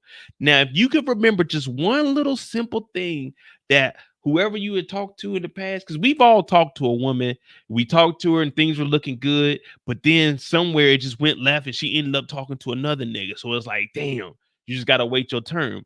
Now, there's nothing wrong with waiting your turn because all of it is a cycle.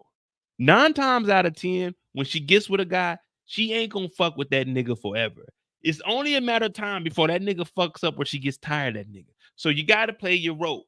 Remember what Charles was telling Meech? You got to play your role. You got to stay in your lane. You can't get mad.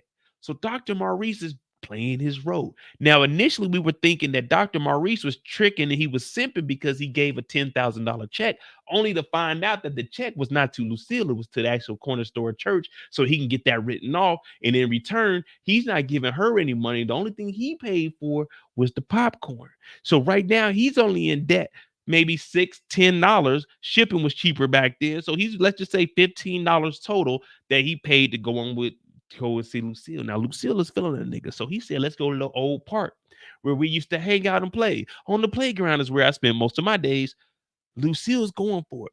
And at this point, Lucille already told him, and Lucille, ladies, don't give up too much information because Lucille done already told him, yeah, life has been stressful. I've been working. I'm trying to make sure that the family's straight with the kids. So she didn't already gave him too much information. So him being a doctor, automatically, he's like, all right, cool.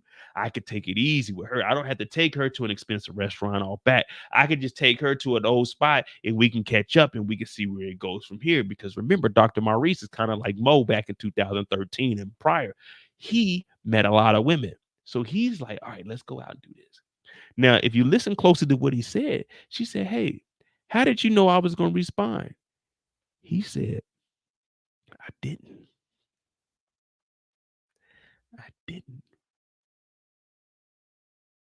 And I'm going to give some of the game.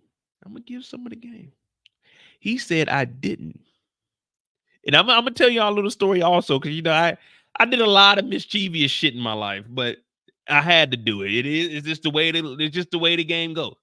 So even if Lucille never met up with him, he can either A, eat that popcorn ball or whatever it is, or B, whoever else he goes with, hey, won't you try this? And she's like, oh, this is good. And now you got her. Now, there was one time, I'm going to say her name too, because y'all don't know where, I'm not going to tell y'all the city I was in. There was a girl that I met in Vegas one year. And then I met her in Vegas while I was stationed over here. Once I got out to military, I went to a city, and it turned out that's the city that she lived in. We ended up linking up with each other, and I went out with her on her birthday one night. So I went out with her on her birthday. It was me, 2 of her coworkers, and 3 of her friends. Now, 2 of her coworkers, they had boyfriends. Well, one had a husband and one had a boyfriend. So it was me with the birthday girl, one guy with his wife, which is the coworker, and then one coworker with her boyfriend. So it was 3 guys, and it was what, 5 girls or 5 or 6 girls? I think it was 6 girls. So we all there and they're talking to me. I got out the military, so I ain't working, but a nigga is paid, right? So they talking about, hey, when we leave here, so we have a little dinner and shit, we eating, we going through the menu, and it's my chick's birthday. So I'm like, all right, cool. I'm gonna handle her bill, right? Cause I'm looking around like, man, these niggas in here, they married, they been with her. Like, this is me and her. She done came to the crib a couple times when I went out with her for her birthday. So I'm like, all right, bet. I'm gonna pay for her meal. So we get done eating, we drinking. I'm ordering up a lot of shit to drink, right? So I'm ordering up a lot of shit. Whatever she want, boom, boom, I pay for it. So I probably spend like 150, like it's probably like 170 with the tip. So I spent the 170. So they like, hey, Mo, we going to the club after this. Now, mind you, it was me and two niggas I didn't know. One was married and one nigga was, I was like, man, this nigga whack. So it's me, 6 girls, and 2 niggas. And they talking about we about to go to the club. I'm like, all right, what club is it? And they tell me the club. And then they like, yeah, our homeboy is going to be there. He got a section. So I'm like, man, I don't know this nigga. I'm not going, like, in my mind, I'm thinking, I don't know these 2 niggas. If we go to the club and I run into some niggas, maybe she fuck with a nigga. Because in my mind, I'm thinking, whoever her homeboy is probably a nigga that's smashing. So I'm not about to be the whack nigga that shows up to the club with her. So I'm like, all right, bet. What club y'all going to? What club y'all going to? She was like, all right, this is the club. I was like, all right, well, you know, I drove. So she gives me her gifts.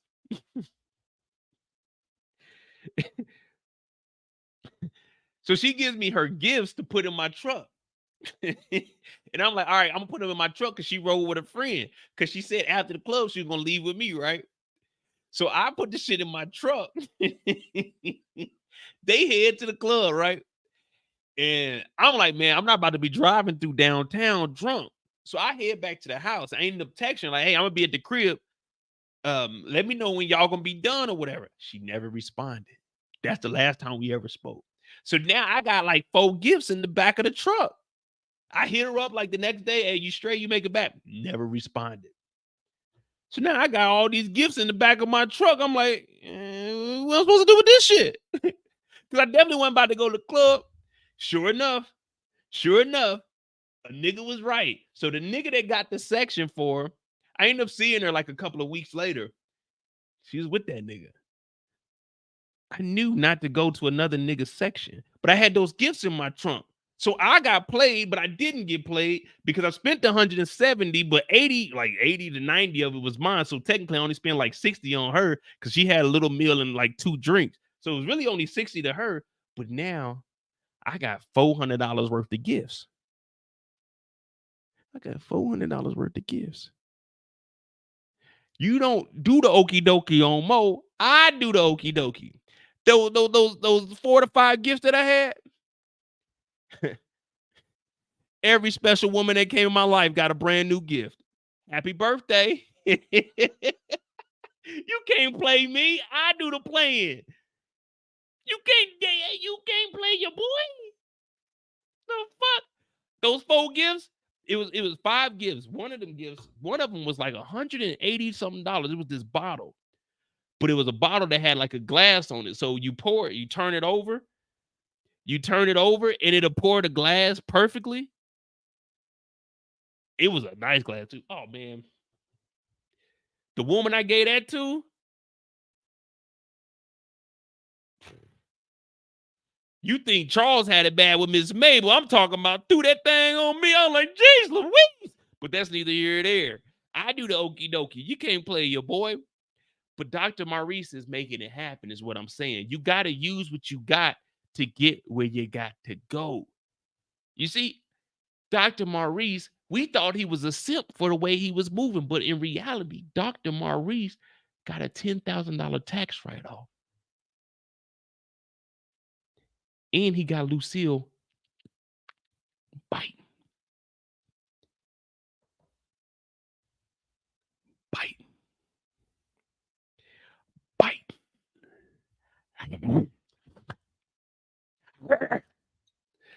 And Lucille going for it too because this nigga's successful. I'm Marcus from Boomerang. No. I'm not Marcus. No, I'm just saying. Something told me. Well, nothing told me not to go to the club. I knew not to go to the club and go to if I'm going to the club and I'm going to a section, unless it's one of the niggas I know or I booked the shit, I'm not gonna be in some section that a nigga you know If a woman says that a nigga hooked her up with a section, oh, that nigga's trying to, I'm just gonna be honest with you. That nigga's trying to fuck like Dr. Maurice is trying to fuck. I'm not about to be involved with that. I ain't got nothing to do with that.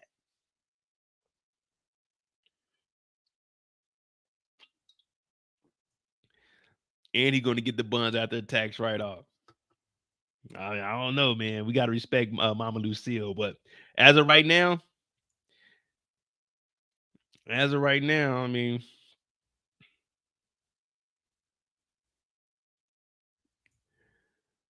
please be careful with the young girls. Yeah, I don't know about messing with no young girls. She was 29 that year. Yeah, 29 because I turned 31 later on that year. Yeah, she's like 29. But hey, man. I mean, let's be real though, Kendall.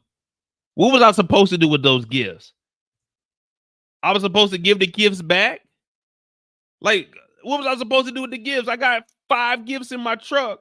I hit you up. I don't get a response. What am I supposed to do? Keep hitting you up so you can get a whole thread of me hitting you up. I've had women show me text messages. Yeah, this guy hit me up. I wasn't responding. You think I'm gonna be a nigga that text? If I text you twice and I don't get a response, oh, I'm deleting I'm deleting the text message. I'm deleting your number. We don't have nothing else to talk about. If I hit you up on Instagram or you hit me up on Instagram and we talk, and then I respond and then you don't respond, I hit you up and you don't respond, or it goes on scene. Oh yeah, I'm unsending everything. I'm going on your page. I'm unliking everything and I'm unfollowing. I don't give a fuck about none of that shit. They can say that nigga Mo sass, so you can say whatever the fuck you want. But guess what? I don't give a fuck. You can't play me. I'm like Dr. Maurice out here. I'm making it happen. I'm using what I got to get where I got to go. Dr. Maurice. All right, let's go. Let's go. Then we already had 20 to 30 minutes on Lucille. All right, so Lucille talks to him. Next time we see Lucille, because she's feeling this nigga. Lucille shows up to Terry's crib. Now, this is after child services was called. So she shows up and Marquisha's over here talking about you doing it big. We're gonna get on your ass next. She shows up and she's like, Terry. Now they just said CPS, and I know those 3 letters right there. They ain't gonna do nothing but tear a nigga down. You gotta do something. He's like, Mom, I'm trying to put my shit together. I'm trying to make it happen. I'm trying to make a better life. So when they see that Terry Jr. got a place to live at, we can make it happen, Mama. You just gotta trust me on this one. And I mean, at this point, Lucille is looking at it as, that is my grandson. I do want the best for you, son. But at the same time, she did tell this nigga's baby mama to run off with the kid.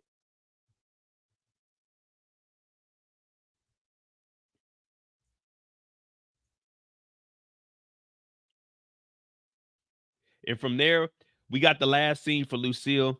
And that's her basically being mad. She's still thinking about Dr. Maurice, aka Reese. Remember, she did call that nigga Reese. And he said, I ain't heard this in a long time. So Dr. Maurice is actually doing exactly what he's supposed to do. He's on her mind. Every little thing I do, you're on my mind. Oh, matter of fact, let me look that up.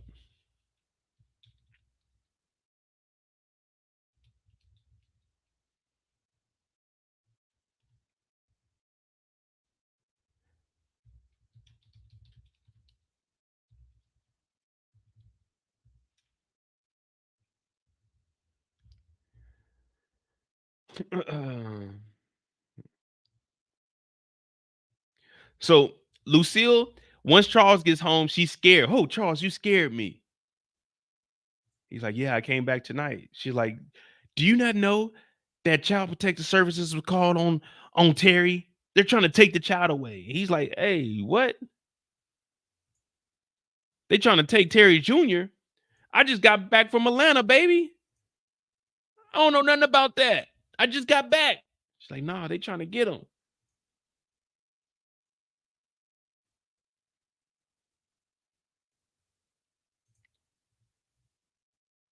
What did she expect Charles to do in this situation?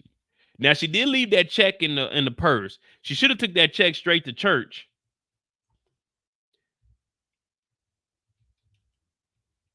She should have took that check either straight to church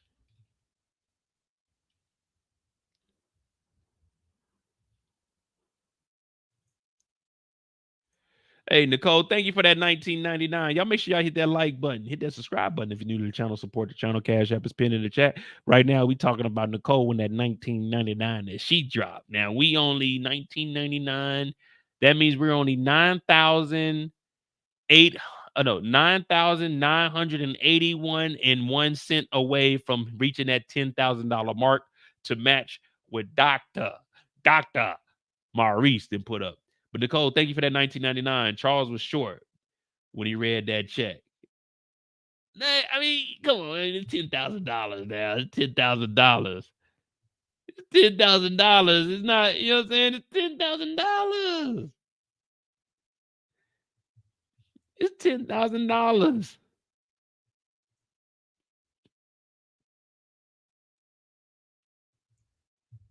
It is $10,000 though. Every little thing I do, you're on my mind.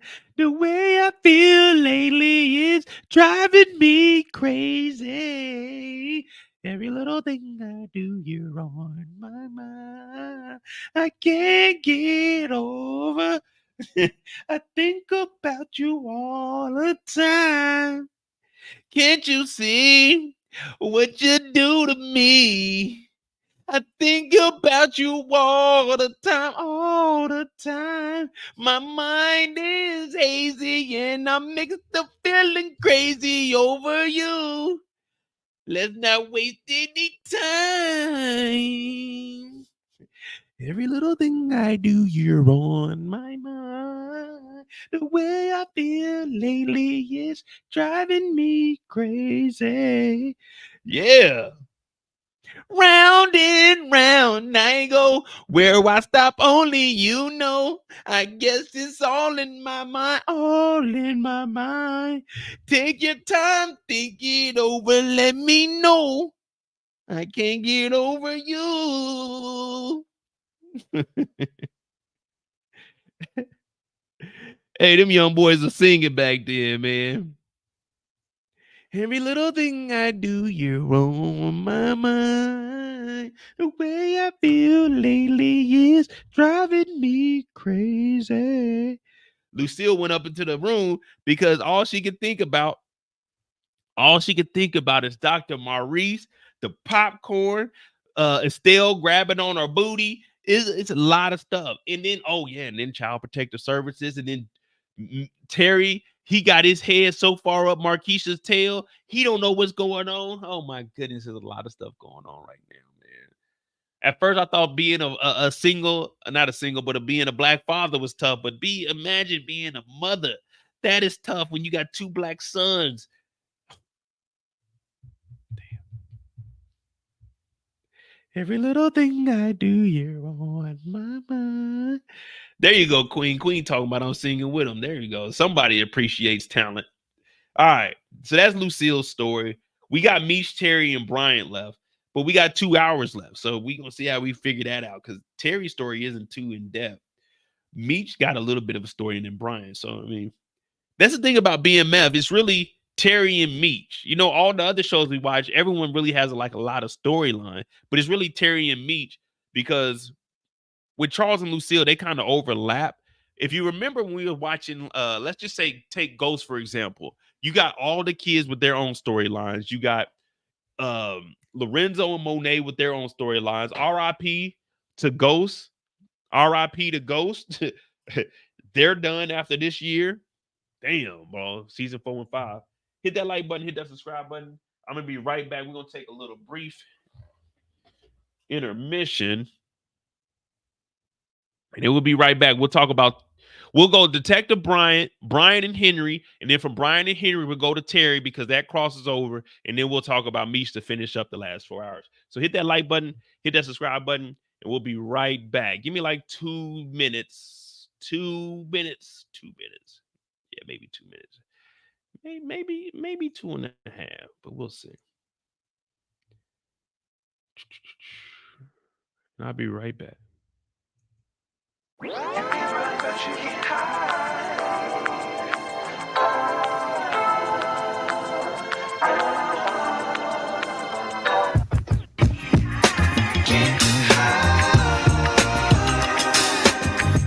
can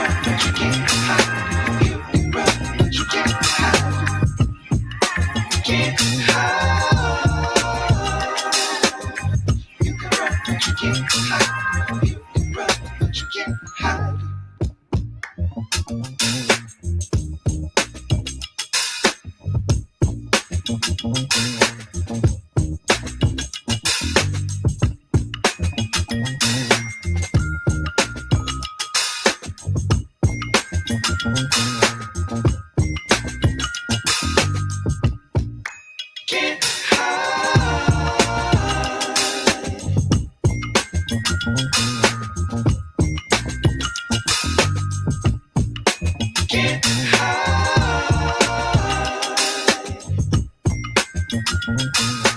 You can run, but you can't hide. Get high. You can run, but you can't hide. You can run, but you can't hide. Get high. You can run, but you can't hide. You can run, but you can't hide. Get high. You can run, but you can't hide. You can run, but you can't hide. You can run, but you can't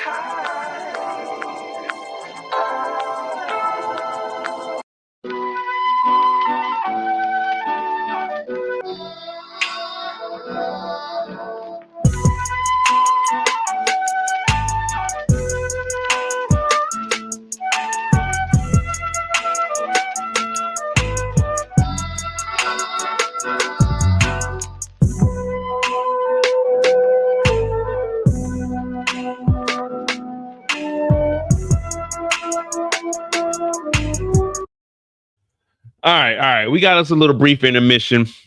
If you didn't see, I just had the tag on my shit. I don't do much during the week. But we all know I buy about 10 to 15 t-shirts every month. I always just buy t-shirts. I just like to put on a fresh t-shirt. I sweat a lot, so it's like, man, I really can't wear t-shirts too often. So like after about 2 washes, I gotta kind of get rid of them. So that's just my thing. Like fresh socks and fresh t-shirts, I always gotta wear them. Like socks, okay, I can, I recycle those, but I'm flat foot, so I gotta have like the Nike dry fits. No matter what, I gotta have like Nike dry fitted on because I tore the ligament in my left ankle. I got arthritis in both my ankles. I got arthritis in my hip. I ain't gonna lie to you. I'm an old young man, but right now we're beefing with Fox. Right now we got a couple of issues with Fox. So we didn't do the Shogun because my copyrights that came from Tubi, who is owned from Fox. So right now we kind of got some issues with Fox, but I can't let that instrumental go to waste. You know what I mean? That's a hard ass instrumental I got for Shogun. But I'm gonna put the recap up, but right now it's kind of some animosity right here, man. That's fucked up, Tubi. All that I didn't carry that shit for 2 years, man. Ain't nobody watching Tubi movies but us, man. And that's how y'all gonna treat me? That's how y'all gonna do me? Of all people. Don't you know you're killing your own people? But it's all right, though. Because my name is Modi J. We got On the Clock Fridays. They can't stop this. They can't stop Monday mistakes. Hit that like button, hit that subscribe button. We're about to talk about Detective Bryant and Henry. And from Detective and Bryant and Henry, we're going to do the alley-oop to Terry. And then from Terry, we're going to do the inbound with Meech. And then we're going to finish this thing off right. We got Jazzy Faye in the house tonight. All right, let's go. Yeah, Tubi is free. I mean, don't get me wrong. Like the whole Tubi, like, no. Let's not. Let me say F Tubi. Y'all don't say F Tubi, all right? Because we still trying to make some shit shake. Because a lot of the directors over there, the directors for some of the Tubi movies, they hit me up and they definitely want me to watch it. So I really don't know what's going on until they respond back to me. So that's really what the issue is. It might just be the Tubi originals because maybe I'm getting more views. Let me just be real with y'all.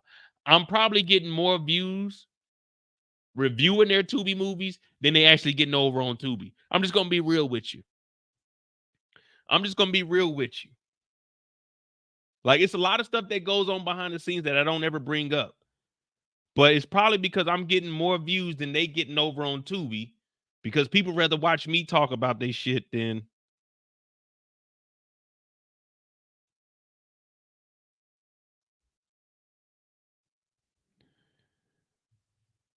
that. I mean, I'm gonna be honest with you. Like, hold on. Before we talk about Brian, I'm just gonna show y'all like I don't have anything against like Tubi. I mean, I get it. It's business at the end of the day, but let me find the message.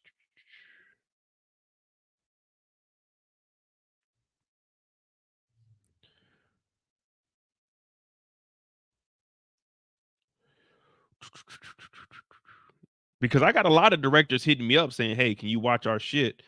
But I did get a couple of people that say, here we go. I'm gonna read this message to y'all. It was like, hey, thanks for the support on the film. I'd be interested in collaborating with you. Feel free to reach out to me. They sent me their number. However, could you take down the movie you're streaming on YouTube? It's impacting our earnings. You're getting a lot of views on it. Let's discuss how we can support each other in a more constructive way.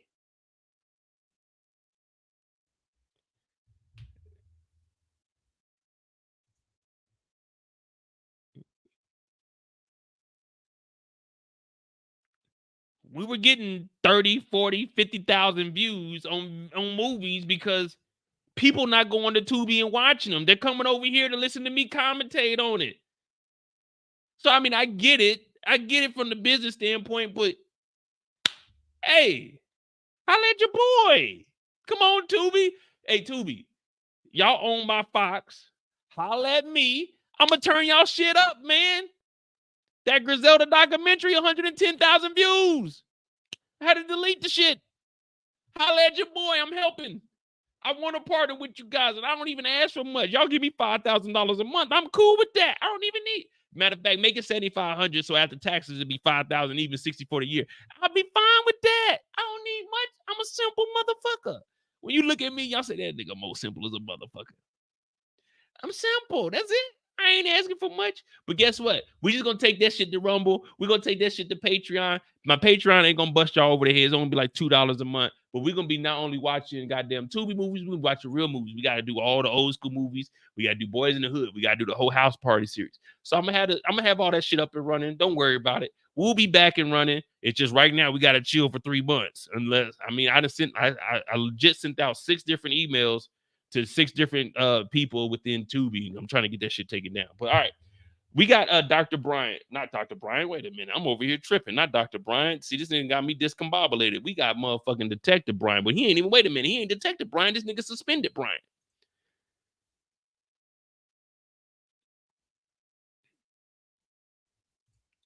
Yeah, Matthew. I mean, you can split your revenue.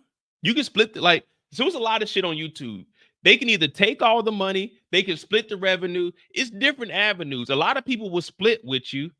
Now, the only thing about splitting with somebody is if you got like 20 seconds of they shit, you splitting the whole show. So we'll get to that towards the end. Let me go ahead and finish this off. And we'll probably have a free live tomorrow because I'm gonna try to get the studio set up, have my boy Coop come over. We're gonna check out the sound and stuff. And then hopefully next weekend we can start having in-house shit going on. So all right. We got Detective Bryant. Well, we're gonna drop the D-Tech and we're just gonna say Bryant because he is suspended at the moment. We'll do 217. Give me a second. Yeah, Fox owns Tubi, so it was Tubi Inc. that hit me with the copyright. But it's all right though. You know, I ain't tripping.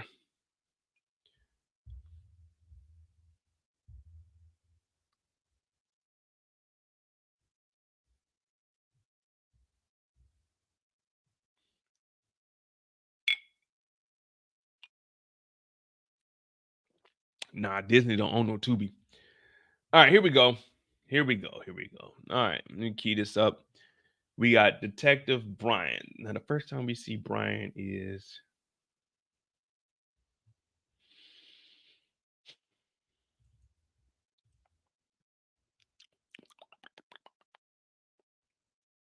all right, here we go.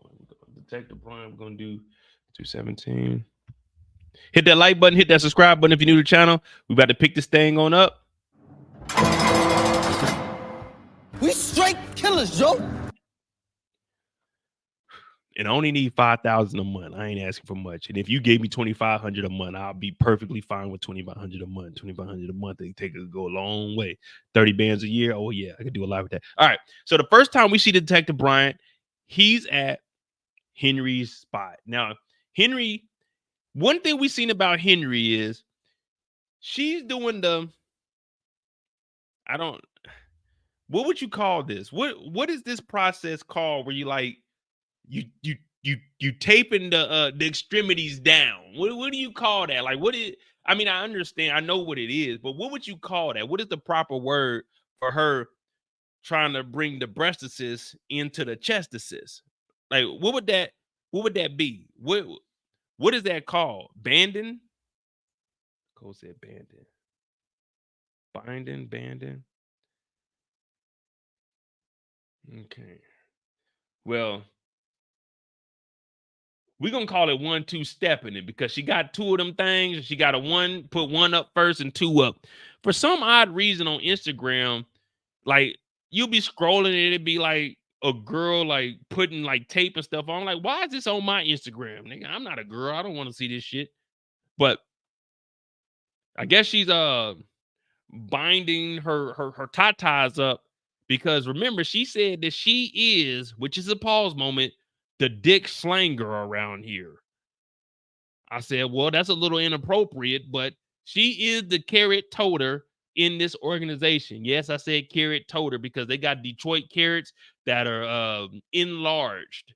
I've never seen Detroit carrots like that, but that's what we're going to call them from here on out, Detroit carrots. So Henry is a Detroit character. And out of nowhere, they're talking about, yeah, man, BMF, they on some bullshit. Detective Bryant ends up showing up. And if you remember in season 2, in episode 2, Bryant is working for Blaze, and Blaze is the father of Henrietta. Now, this guy over here, he too cool for school. Anytime you see a brother, listen to me carefully.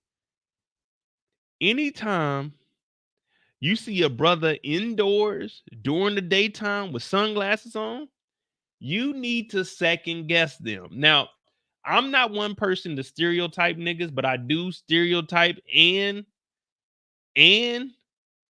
I go ahead, they say you can't judge a book by its cover. I definitely judge books by their covers. If I see a nigga in a building with glasses on and it's daytime and there is light on the inside of the building, or if it's dark on the inside of the building, and these glasses aren't transitioning from sunglasses to regular prescription glasses, yes, that nigga is a suspect in my book, and I don't trust you if you're wearing sunglasses.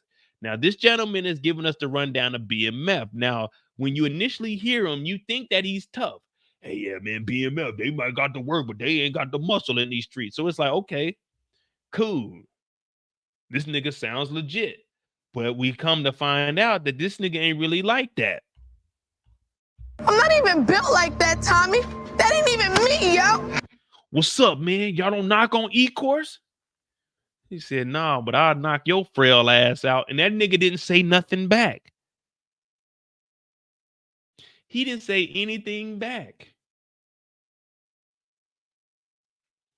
Now, let me be 100%, 1,000% honest with y'all. Y'all know 90% of the time I'm a bullshit you. 10% of the time I'm gonna keep it real, but I'm always gonna keep it 1,000. So you'll know if I'm bullshitting you or keeping it real. The last time I got punked like this, when nigga said some shit to me, was my freshman year. That was the last time a nigga ever like really punked me. That was the last time a nigga said something to me. I ain't say shit back. We in the hallway. It's me, 3 of my homeboys. And we were freshmen. This nigga was a senior. Now, this nigga was the real life Stone Cold. Like, this nigga he went to jail. He got out. They didn't send him to the alternative school. Remember, before my junior year where I transferred schools, there was no alternative school.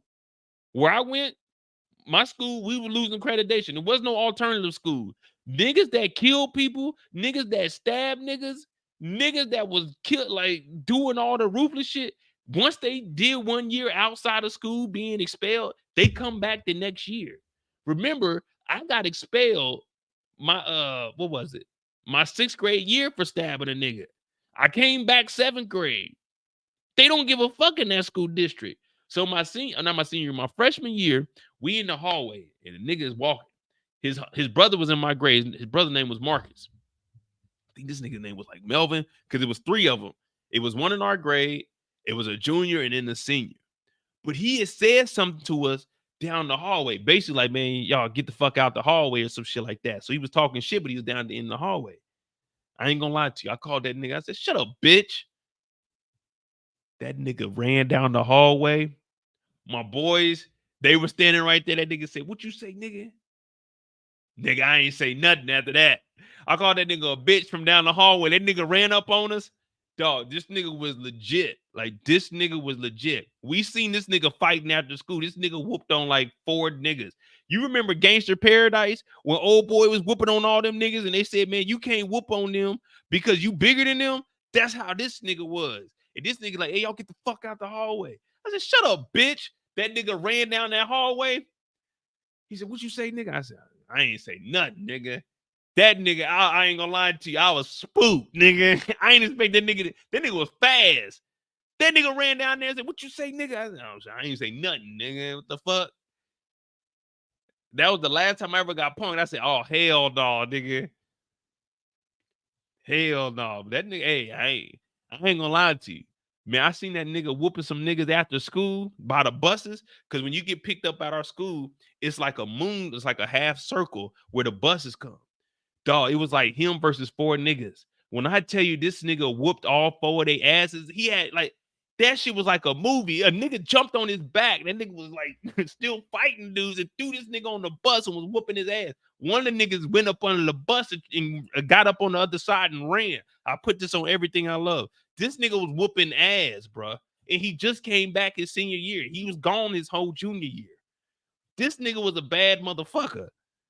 I called that nigga a bitch though. But that nigga ran up on us. I ain't say nothing, nigga. I ain't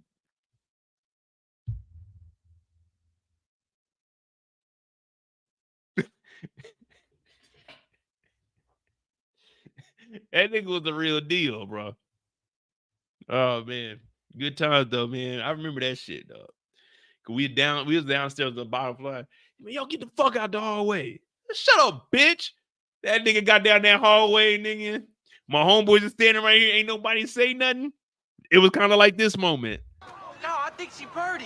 They talking about, y'all had your back. Like, man, hell no. Y'all ain't need to have my back. I knew when this nigga ran up, this shit was for real, man. We done seen this nigga get kicked out of school for whooping on niggas, bruh.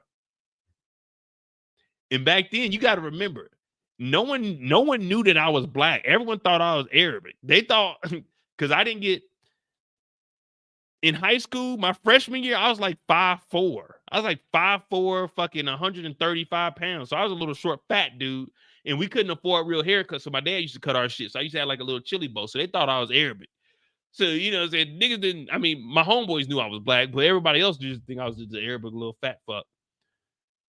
Man, I couldn't do nothing with that. I didn't sprout up to like my junior year. My sophomore year, I went from 5'6" to 5'10". And then my senior year, I went 5'10" to 6 foot. But yeah, man, niggas, hey, man, I was about to get my ass whooped freshman year, but I ain't say nothing. I ain't say nothing. As soon as that nigga left, though, I got to talking shit. As soon as that nigga left, I got to popping my shit. Nigga, what's happening, nigga? I'm standing on 10. Nigga, where he at? Where he at? Nigga done ran off. Nigga was scared. Nigga was right here. He ain't talk all that shit. Nigga walked off. Where he at?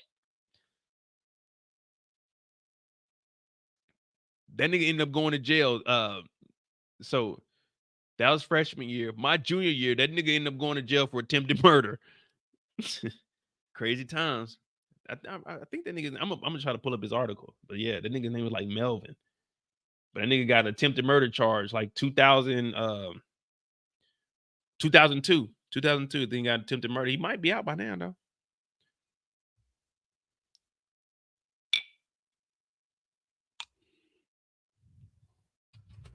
All right, so Detective Bryant is in here. And remember old boy with the glasses talking that shit. And y'all know all these are true story. Everything can be verified. I can call the niggas that was with me that day, and they'll tell you, yeah, that nigga Mo ain't say nothing. I ain't gonna lie to you. I ain't say nothing, man. I wasn't about to get my ass whooped.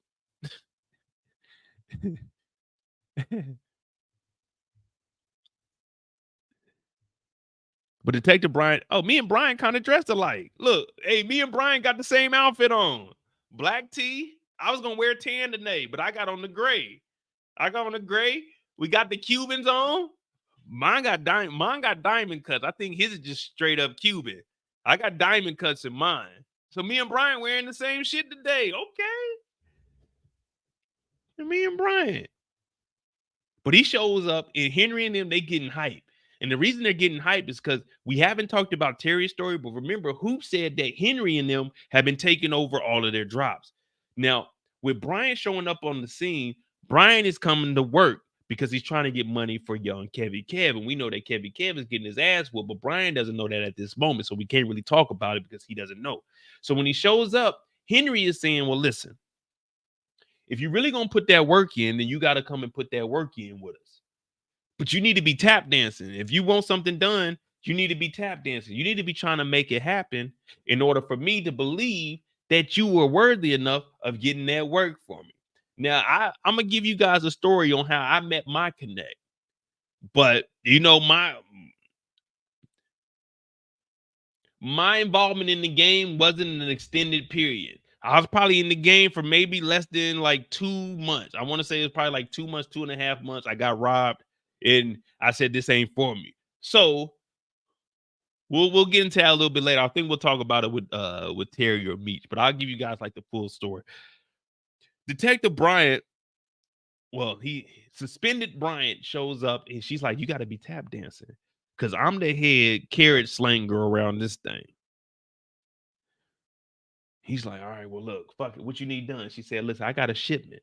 What I need you to do is roll with my best hitter and you need to escort it from point A to point Z, not point A to point B, because we know when it comes to the dope game, there's never a point A to point B. You got B, C, D, E, F, G. So you got to start backtracking. And, you know, I always do the alphabet backwards just so I can remember and make sure that my mind is right where it needs to be. Everyone say, Kendall, hurry back. So we got to start with Z. Then we got to go to Y, X, W, V, U, T, S, R, Q, P, O, N, M, L, K, J, I, H, G, F, E, D, C, B, A. So you got to be able to know that route from A to Z and from Z to A. If you don't know your alphabet backwards, then are you really living life correctly? You see what I'm saying? If you can do 100 to 1 backwards, then you should be able to do 26 letters down to 1 letter. You know what I'm saying? You should be able to do that. I learned that at an early age, my alphabet backwards. Now, is there any significance of that? No, but I just know my alphabet backwards. And I pride myself on that. That's like if I was on America's Got Talent, I'd just go up there and do my alphabet backwards and say, this is all I got. Da-da. And they'll probably be like, nigga, get the fuck out of here. But it doesn't matter. All right, so Brian gets the information from Henry. He has to escort the shit. Now, Terry has the plan, and they're finding this out because they got inside information. But we're not on that story, so we can only go off of what Detective Bryant has going on. So Detective Bryant, he shows up. But prior to this, he's riding with old boy to go to the drops. We got to talk about Detective Jen because Detective Jen is part of this story.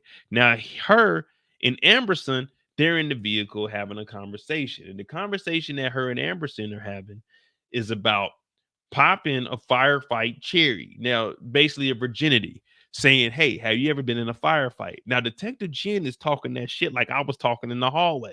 Remember, the reason I told you this story is because it all plays a role in what's going on. And if you just give Mo a second, Mo is always going to connect the dots because that's what I do full time. Now, Detective Jen is talking all that shit about popping her firefight cherry, her firefight virginity.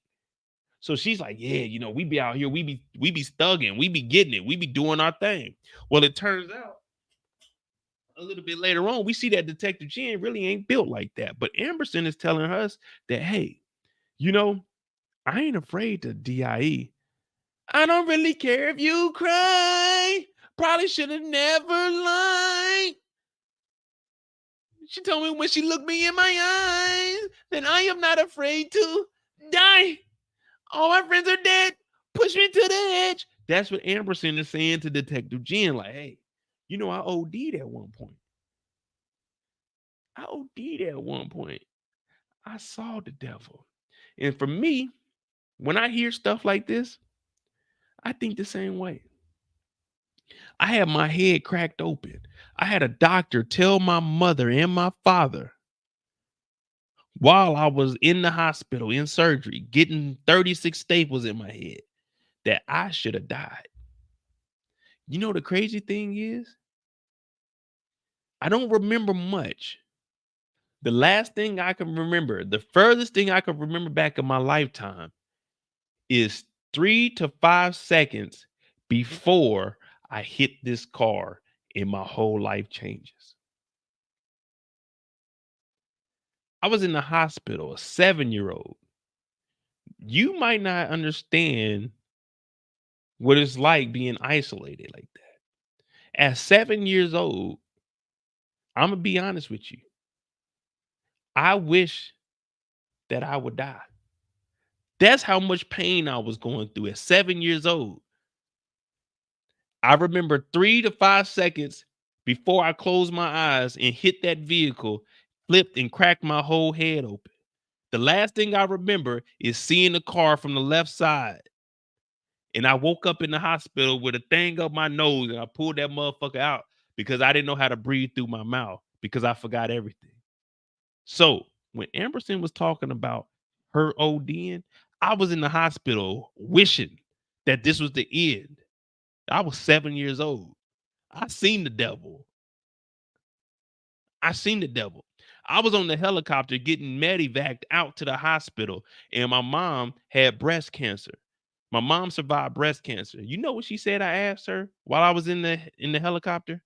She said that I asked her, was I going to die from breast cancer? I was 7 years old. 7 years old. I was conscious the whole time that accident happened. I don't remember shit. The last thing I remember is seeing a car and me yelling my dad's name. And I woke up in the hospital 3 days later. So when Amberson was talking about this ODing and not being afraid to die, that's how I live life now.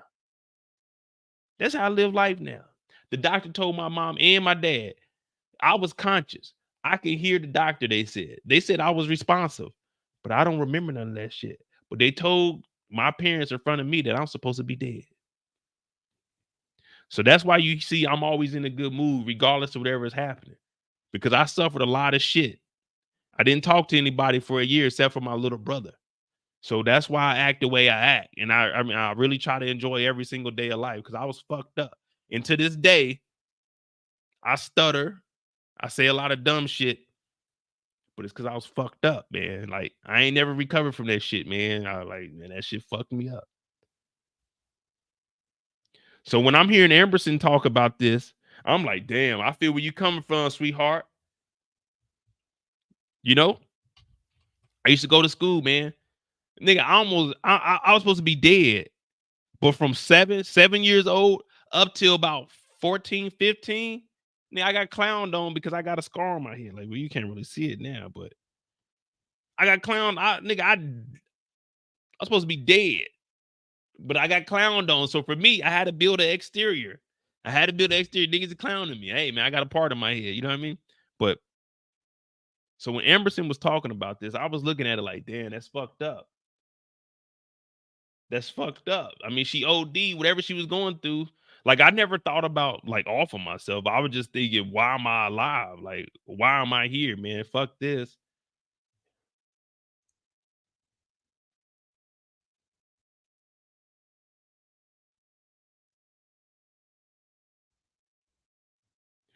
And just for the people that are new, this is a little gruesome, but this is me.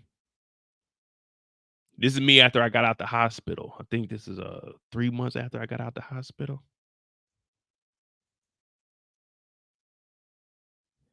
That's what my head look at. That's what my head look like.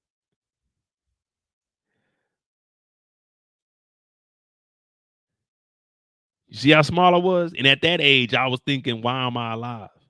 I don't want to be here. I had 36 staples in my head. So this is what my scar looks like on the top of my head. That's what the scar looks like on the top of my head for the rest of my life. That's how my shit looks.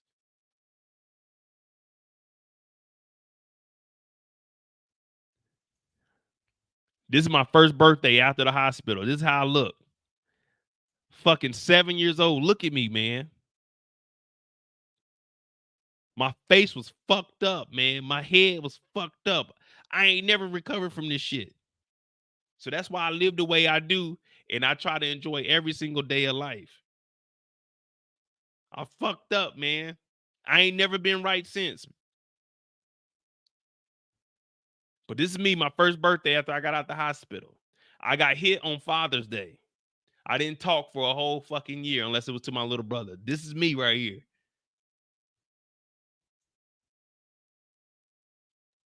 So when I talk that shit, this is how I was living, man. I was fucked up in the game.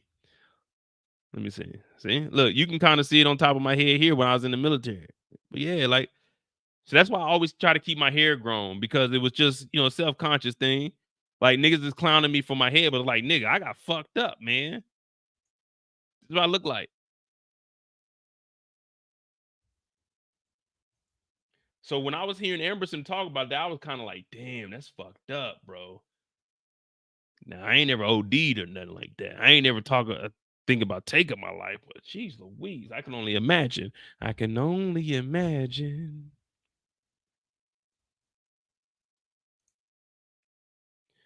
Oh, well, yeah, you can't see my scarring now, but you can't see my scarring now because I got my hair, but let me see.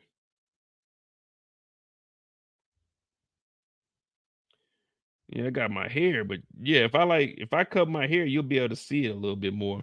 But yeah, it starts like right here though. Yeah, you can see the start of it right there. But yeah, it goes all the way back. It goes back and then it goes across this way, and then it goes further back and across like that. So my whole scalp was this way, and this way. But they had to staple all that shit back together. And this is like 92. Was it 92 or 93? It was 90. It was 92. Father's Day at 92. Technology ain't what it was, y'all. When they took those staples out my head, they legit, you know the staple removers? That's what they use. Nigga, I'm fucking 7 years old. They had a staple remover. Bow. Nigga, I had 36 staples in my head. And they wanted me to, they talking about we're going to try to do 3 a day. Nigga, for the first 2 weeks, I did 1 a day. The first 2 weeks, I did 1 a day, man. They pulling a staple out of your goddamn skull. I'm like, oh, shit. Not stitches. They had to put staples in my shit. If you rub my head back here, some days, depending on what side you feel on, you can feel rocks. Not rocks. It's still little pebbles in there. You got to remember, this is 92. They don't have they didn't have the technology. So they had like a mini vacuum, but I still have like, on some days you can feel like little pebbles up under my scalp. Like, let me try to find one. But yeah, if you like feel my scalp, you can feel like little pebbles up under there, because so when I hit the car, I landed on my skull. Like, I landed on my head, and they said I slid like 7 feet on my head, and then my body dropped. So you remember Chris Brown? They got that, you know, they do that meme of Chris Brown on one elbow. So when I hit the car, I flew over the hood of the car and I landed on my head. But I landed on my head, and they said I slid down the driveway, because there's a driveway on the other side of the street. I slid down the driveway like 7 feet, and then my body just dropped. So when it cracked open, I had like all the gravel and shit was in my skull. So yeah, like in the back of my head, you got like, it's like little pebbles and shit. Not like nothing too serious, but. So that's why when I hear 50 Cent Many Men, it's clear that I'm here for a real reason, because he got hit like I got hit, but he ain't fucking breathing. And that's why I fuck with 50 Cent so much. Now, I mean, I wasn't shot, but shit, nigga, I survived that motherfucker. So when I hear Emerson talking about this, I'm like, man, damn, that's messed up. And then we hear Detective Jen. She's talking about her sister, and her sister ended up getting beat. And she's saying, man, I hope my sister seen the same thing that you seen. I hope no one sees the same shit that I seen. I was the only kid I got fucked up so bad. I was on an adult wing. I was the only kid. I was 7 years old on an adult wing, but like, they was all cool. I had the whole break room to myself. The hospital put together money. They got me a Sega Genesis. Well, they didn't give me, I'm trying to think about that. They didn't give me the Sega Genesis. They got me a Sega Genesis. I opened up the Sega. Well, I didn't open up the Sega Genesis because I had to learn how to walk again. So what they did was encourage me. So they taught me how to walk. I had the walker, and I would walk down to the break room. They had a Sega Genesis in there, but they didn't give me the Sega Genesis, because when I got out the hospital, the Sega Genesis stayed in the hospital. But my brother used to come up on the weekends, because my brother had to go home during the week. My parents would alternate, but my brother would come and stay from Friday to Sunday. They would accommodate. They bring him a bed in there too. So he had a bed that lifted up also, because he was my little brother. So I'm 7 at the time, so my brother was 4. So they got him a bed too. They brought another bed in there so he could have a bed that lifted up too, because he wanted to be like me. Like, he didn't understand at 4 years old that I was fucked up. My brother was out there the day I got hit by a car. He was standing on the porch. He was on the porch. My friend across the street was on the porch, and it was my dad and two of his friends. And I was on the 10-speed, but that was my first time riding a 10-speed. I was coming down the hill. So, you know, I didn't know like how to hit the brakes. So I tried to pedal backwards in the, you know, the brakes up there on the handlebar. So that's how I ended up getting hit. But the lady that hit me was speeding. But my parents were so glad that I was alive. They didn't tell me I could sue up to the age of 21. I wish they would have, because I would have sued her ass. And maybe I wouldn't have been on YouTube, because I would have been going for like $2.5 million at least. But that's neither here or there. I survived. But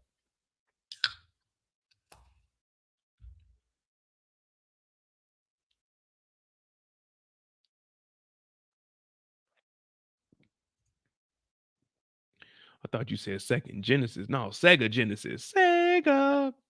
Yeah, man. So I ended up that year for Christmas, we got Sega. My first Christmas out the hospital, we did get a Sega Genesis, because me and my brother used to go play it on the weekend whenever he would come and visit. But I forgot what the hell we was talking about. Oh, yeah, Jen. We talking about Detective Jen. So Detective Jen is saying that her sister got beat, and she was hoping that she seen the same thing that Amberson seen. But remember, they've been spying on Bryant's homeboys and Cut. Well, it's not really, I'm not Bryant. Jeez Louise. Sterling's homeboy Cuts. All right, now let's get to the shooting. Now she's talking all that shit. Yeah, we're gonna pop your cherry. Well, when Brian and them show up, hey man, we're gonna get caught. What's going on, man? We all right? This nigga Hoop and Cuts, they show up and they get the bucket. Baka, baka, baka. Kevin Kev says, show us your the location. The location of where I get, man. I'm not gonna show y'all the location, because I'm not gonna show y'all the location of where I got hit, because that'll give y'all the address to where I got, you know what I'm saying, my property's over there. I own the house I grew up in. I own that house now. You know what I'm saying? I own that house. So I can't show y'all that area. You know what I mean? If you look me up, then you'll be able to find my name, and you'll be able to find one of the properties, and you can assume that that's the spot. But I can't show you where you know what I'm saying, the location. Because that's literally right next to my house. The house that was on the corner, that house is gone now. So now my house is the corner house. They removed that because they expanded the lanes. So yeah, I can't show you the location. Cause then that'd be giving away like where my property and stuff are.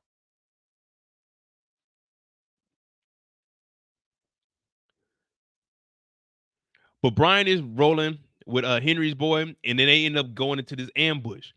Now, after they kill the driver, Detective Brian is like, fuck, I wasn't expecting this. I was thinking this was going to be some easy money. And you know, we all thinking easy money. We all thinking just like Charles at this moment. And y'all know exactly what I'm talking about. We all looking at Charles like, man, maybe if only we could sign that $10,000 check over. Baka, baka.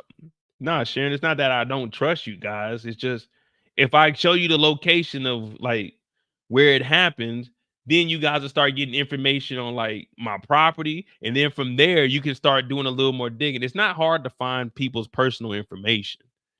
You know what I mean? From there, you can start getting phone numbers. You can start getting addresses. You can start getting LLCs. It's just too much valuable information that you can get out just from somebody's actual address. So I can't give you like that location. Just know it was in Kansas City. Just know that.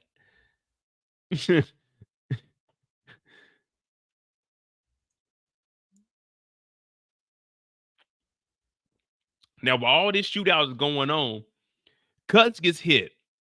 Detective Jen shows up. Now,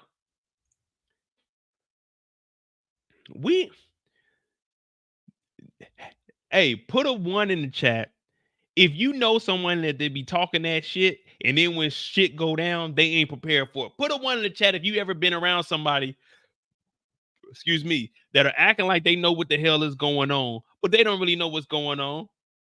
And we're gonna finish this up, because we already at 30 minutes on Detective Brian. All right, let's go. All right.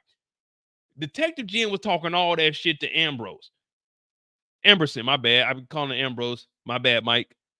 Amberson is like, all right, I seen this. We've all known people like Detective Jen. Detective Jen pulled up to this motherfucker talk about, yeah, we're going to pop your cherry tonight, baby. Woo! Only for her to get shot. As soon as she step out, hey, police, put your hands up. Pop, pop, pop, pop, pop. They laid her ass down quicker than a motherfucker. We ain't never seen no one get shot. This nigga Meech ain't hit nobody in 18 episodes. This nigga Meech missed every single character on the show. Detective Jen popped out and gets knocked quickly. I've never seen anyone get shot this fast. She didn't even put a bullet on anybody. Freeze! Detroit PD! Baka, baka. They laid her ass out so quick, and it wasn't even a regular nigga. It was a nigga laying on the ground. Hold on.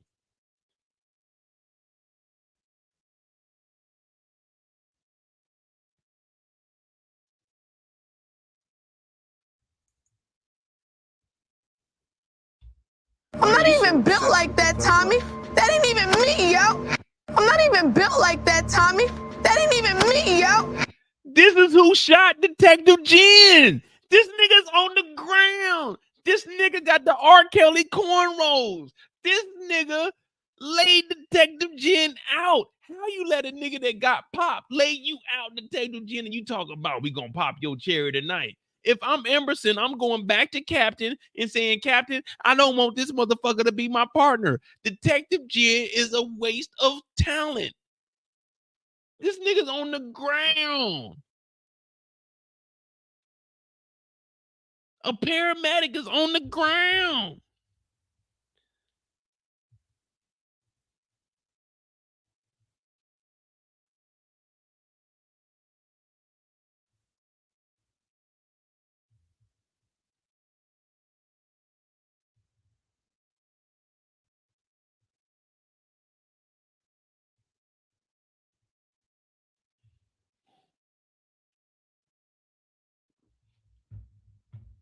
And Detective Bryant, what does he do?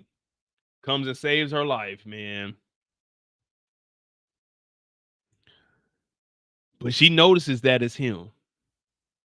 Now, after this, he goes back and he talks to Henry. Henry is upset. But the next time we see Detective Bryant,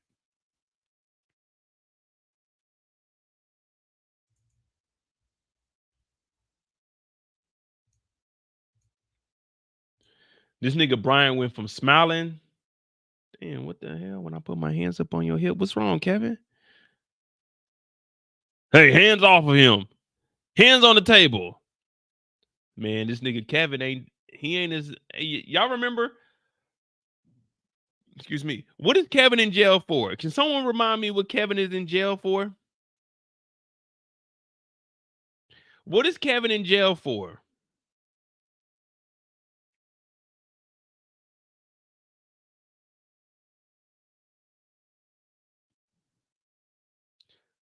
What is Kevin Bryant in jail for?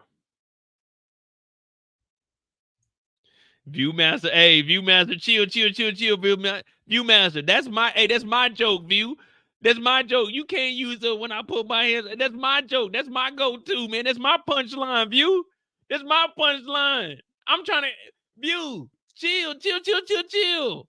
I'm trying to get. Why is Kevin in jail so I can go to the punchline? Hey, View. Hey, for everyone listening right now, if you're new to the channel, hit that subscribe button, hit that like button. But the hands on the hip when I dip, you dip, we dip. That's my punchline. That's my go-to. Y'all can't use that until I say it. I'm trying to figure out why Kevin is in jail so I can get to the punchline. Don't use the punchline. Hey, y'all can't use the punchline before I get to the punchline. He's in jail for killing somebody. Now we all know. You think you a man with that gun? I'm a man without it. Use these, Craig. You live to fight another day. See, Kevin is getting his ass whooped in that prison without that pistol on him. So I'm just going to be honest with you. Without that pistol, Kevin is a pussy. Kevin walking out here talking about when I put my hands up on my hip, when I dip, you dip, we dip. Yeah, View. I got the punchline, View. You can't use the punchline before I use the punchline. This nigga Kevin coming in there. Ah. I had my mama on the phone 2 weeks ago. Y'all remember I had my mom and I was telling y'all my mom was crying because I was beefing with niggas and I ended up getting jumped. I came in the crib. Them niggas stomped me. I got a bruise on my the lower right side of my back because I got stomped out that night. Them niggas whooped my ass. But RIP to the brother that I fought. I whooped his ass, but then they ended up jumping me. But yeah, I got a bruise. It looked like a birthmark, but it's really a boot mark. It's not a birthmark on my lower back. It's a boot mark. But my mom was crying, talking about go to the police. Was I like Kevin? Hell no. Y'all heard my mom. She was like, well, when you talk about it now, nigga, it is what it is. You're going to take some L's. You're going to take some L's. But as I told y'all, I mean, I've been through that wreck. So for me, I was always looking like this. I've already witnessed the devil. I sat in the goddamn hospital with that nigga for a couple of months. So for me, I've never been afraid. I mean, I'm afraid to die, but I'm not afraid to die. It's in the sense of I don't want to. But if I'm fighting somebody, I don't believe I'm gonna die, but I don't mind taking an L. If I take an L, I take an L. But Kevin is coming in. He ain't even talking. He talking about fuck all that. Did Kevin get carrot assaulted? Hey, yo. Hey, we not doing that over here. Take that shit to someone else's channel. We not talking Detroit carrots right now. We talking about ass whoopings. We not talking Detroit carrots.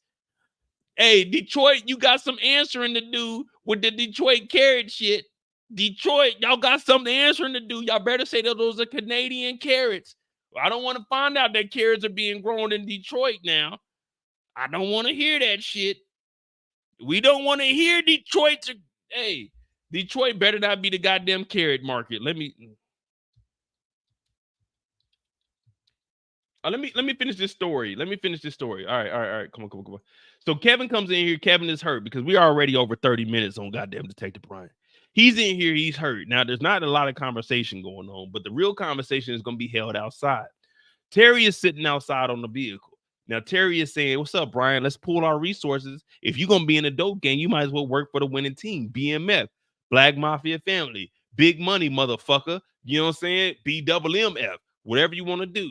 But you with the ops. He's like, listen, there's always a job out there for me. And Terry is saying, well, if you come and get with us, we can pull our resources. But we know Detective Bryant ain't really fucking with the Flennories like that. And he's like, nah. I'm good on all that, nigga. I'm over here with Henry. Terry said, well, it's either you with us or you against us. You gonna get ran over. That nigga said, I'd rather get ran the fuck over than to work with you Flennory ass niggas. And I said, damn, this nigga Detective Bryant is really on some real shit right now. And that's Detective Bryant's story right there. That's Bryant's story.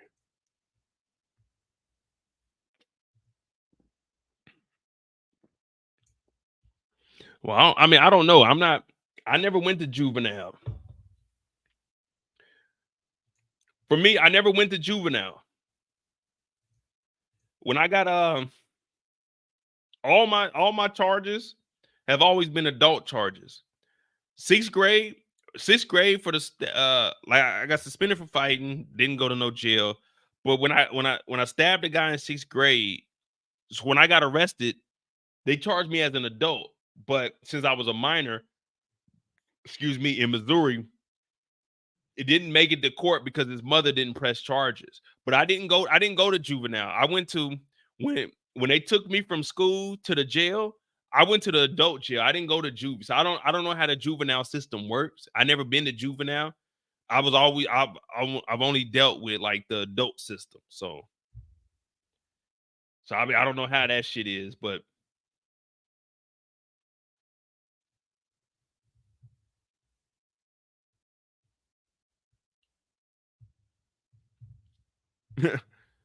Joseph said, wait, Stag, could we talk about that for a minute?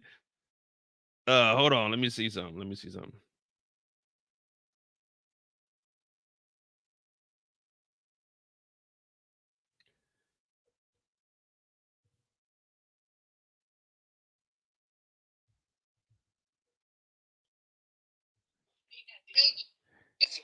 Hey, Mom, you busy? Ma, you busy? Oh, I'm on a live right now. So they just want to ask. So now they just want to ask, we talking about a story with like juvenile. So they want to know, you remember in 6th grade when they kicked me out of school for stabbing that boy? Yes, we remember. So how did that work? His mom didn't press charges. That's why I didn't go to jail. Well, I argued that you gave him a stick and told him to. You remember you were making flags or something, Yeah. and you took yours and rubbed it and made yours like an arrow and pointed it and made it into a point. Well, that's a story we had to tell because it happened in gym. Remember, this happened in 6th period. He didn't tell on me till 8th period, and then that's when they came and got me. So it was like 2.5 hours later. I guess someone said, "Hey man, you should go tell him because that nigga cut you." Yeah, I'm not happy about that, but yeah. Hey, mom, his story. He ended up. I think I told you about that. Him and his friend ended up going to jail because you remember there was some kids shooting people that were riding on bicycles and like yeah. He went to jail for that. Yeah, it was in Raytown. He and another guy, they shot a guy in the head with a shotgun, the guy that I stabbed. So sometimes I be thinking maybe it was I was supposed to stop him back in 6th grade and he wouldn't have committed that murder. Stop, son. Just I'm saying sometimes you got to look at like when I look at it like if I would have you never know. Maybe that was destiny. I know, but if you had stabbed him and hurt him and killed him, then we wouldn't have you. Yeah, but I would have been a hero. In hindsight, we could be like, in hindsight, we could be like, true American hero. We could have had Khalid do a documentary on me. You know what's interesting is that we don't learn. You stabbed him, and this Negro still kept doing the dumb stuff he was doing. In other words, he was trying to get you. Yeah, see? So really, what I need to go back and sue the school district because that was self-defense. That was self-defense because this guy ended up to be a murderer. Yeah, you could have been a victim. Exactly. Oh, I got a case right here. Matter of fact, I'm gonna represent myself. I'm representing you guys here first. I'm gonna sue my school district. I'm representing myself. I was a victim. I was a victim. Yes, you were. Defending yourself. Right. You want to get in trouble. Yeah, I got in trouble for defending myself. They expelled me. They kicked me. You know, I was telling them, I remember one day Dad came home because I got kicked out of school, so it was over with. Dad came home and I had the table set up in the living room playing Legos. Dad was so mad that I had those Legos because I was expelled from school. He tore my Legos down. I mean, no. I mean, I understand now because, like, oh, come on, man. Your son just got kicked out of school for stabbing a guy. Like, you don't get to play with Legos. You're supposed to be reading books and getting ready for alternatives. So I respect it now, but I always remember that Dad came home one day and I had a table set up with Legos in the blue room. And when he came home, he was mad. He was mad. What the? I know. Well, I'm glad that you didn't stab him because you wouldn't be where you are now. And well, I mean, technically, I did stab him. I just didn't go through with the whole process. I know you. Yeah, I know you dented his skin. No, but still, they have a no tolerance, and you attempted to stab him. So I'm grateful that you didn't. Yeah, I mean, because we were playing volleyball and he was talking shit. Oh, okay, that's right. But that's kind of reason. Nah, I gave him a warning because we were winning, and the nigga came up to the net. He had two hands on the net, and I remember the first time he said, we beating y'all. I'm like, nigga, we winning. And then the ball like rolled up under the bleachers or whatever, and the nigga said that shit again. I was like, hey, bro, y'all not winning, man. And nigga he was antagonizing me. I said, hey, man, I'm not putting up with this shit no more, bro. You're not gonna say you niggas is winning.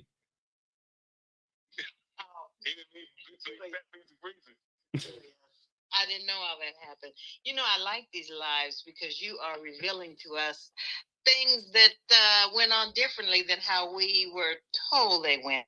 Well, yeah, I wasn't about to tell you guys the truth that freaking in 6th grade. Like I'm trying to survive. The statute of limitations is up.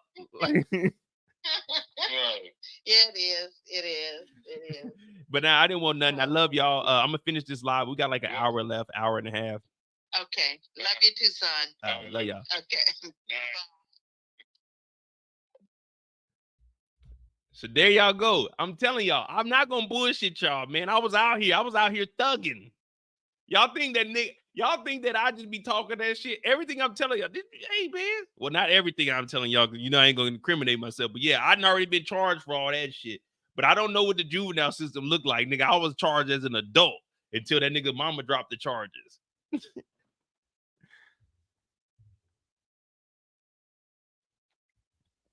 That nigga mama dropped the charge. My mom was like, hey, man, I was fucking up, bro. My mom on the phone with his mama. Please, come on. My son, he's a black child. He didn't mean like, excuse me. Now, she talking about, well, you didn't tell me that. You think I'm about to tell my parents that I'm over here getting into it with niggas?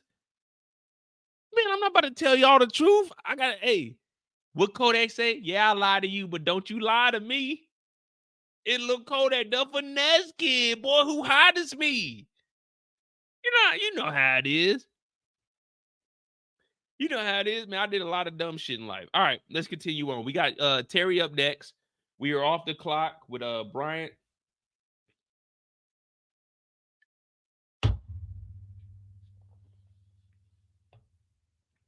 Now, mom used to say, like, if you were born in the 80s, you know how it is. My dad used to be on our ass, bro. Like, we used to get in trouble all the time. So we had I'm trying to think what you call it. Technically, put a 3 in the chat if you had a dining room when you were growing up. Put a 3 in the chat if you had a dining room. Put a 3 in the chat if you had a dining room in the kitchen growing up. I'm not in the kitchen, but if you had a kitchen and then a dining room next to it, put a 3 in the chat.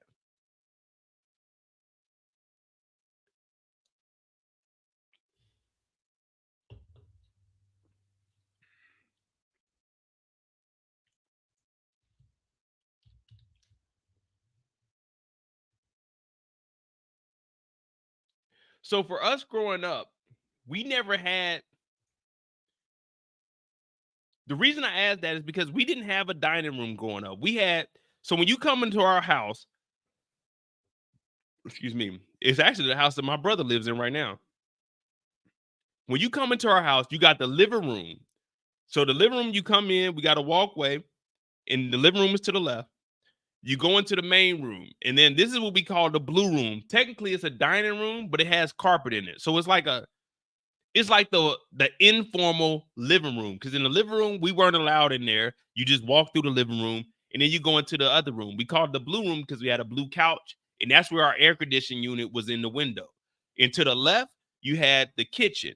In the kitchen, we had a table, and then you had 5 stairs that went down into, we called it the basement, but it wasn't really a basement. It was an old garage, but my dad ended up boarding the garage up, and he turned it into a semi den, but it was only 5 steps. So it's the den, and then you got the laundry room. But if you go back up the stairs, you got the kitchen, you go through the blue room, then you got the bathroom on the left in the hallway, then you got the 3 rooms. So my 2 sisters, they had the room on the right, then it was my parents' room in the back, and then it was me and my brother's room. So we never had like a dining room. We never got to experience that. We had a table in the kitchen with had 4 chairs. You had to pull the table from against the wall. And then we had 2 chairs that you had to go get out of the laundry room, which are the chairs. If you got a haircut in the kitchen, you get the 2 chairs. Well, you bring one of the chairs upstairs. Then you go into the attic that was above the garage, which was the den, and you get one of the milk crates out, and you put that in the kitchen. That's how you got your haircut. So we only have 4 chairs, and you know what I mean? So the way we were living was raw. We was living raw, you know what I mean? This is how we was living. Now I don't even know where I was going with that, but I had something in my mind. But give me a second, I'm gonna bring it back up. But the only reason I bring that point up is because let me see. What the fuck was he talking about? I can't even remember now. Oh well, fuck it. We got Terry on the clock. Oh, okay, yeah. I got it. I'll bring it back. I know where we at. All right, so we got Terry on the clock, and what we're gonna do is try to knock out Terry and Meech in these last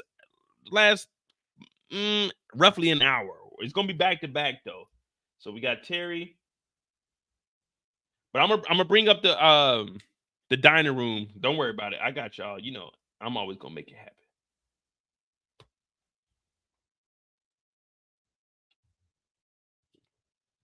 But we didn't have we had multiple living rooms. We had the living room that we couldn't go in.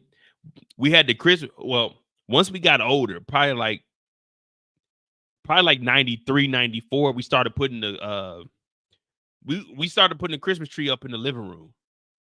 Well, so the way our life went, when my sisters were living with us, oh yeah, we had Christmas trees and stuff up. As soon as my sister Sharice, that's always on the live, once she moved in with her mom, and then my older sister Tanika, God rest her soul, shout out to Nina. If it wasn't for her, I would have never went live on YouTube. So I always show her love because without her, there would never be me doing lives. But once she moved out, because my older sister is 11 years older than me, and then my other sister Sharice is 5 years older than me. So once I hit 10, no, 18. So once I hit 7, after my car wreck, my sister had moved out. She graduated. So, you know what I mean? And then once my other sister started living with her mom, because she had more freedom going over there, it was just me and my brother. So there weren't Christmas trees. Life wasn't sweet. You know what I mean? Life wasn't sweet. It was dad coming home yelling at me and my brother. 9 times out of 10 was me getting in trouble. But the only reason I bring up the dining room is because that's where I had the table at. When my dad came in there, that nigga flipped the table over. That nigga was mad that I was playing with the Legos and I was kicked out of school, but that's neither here nor there. All right. The first time we see Terry, we're going to go ahead and get this thing started. Terry. All right.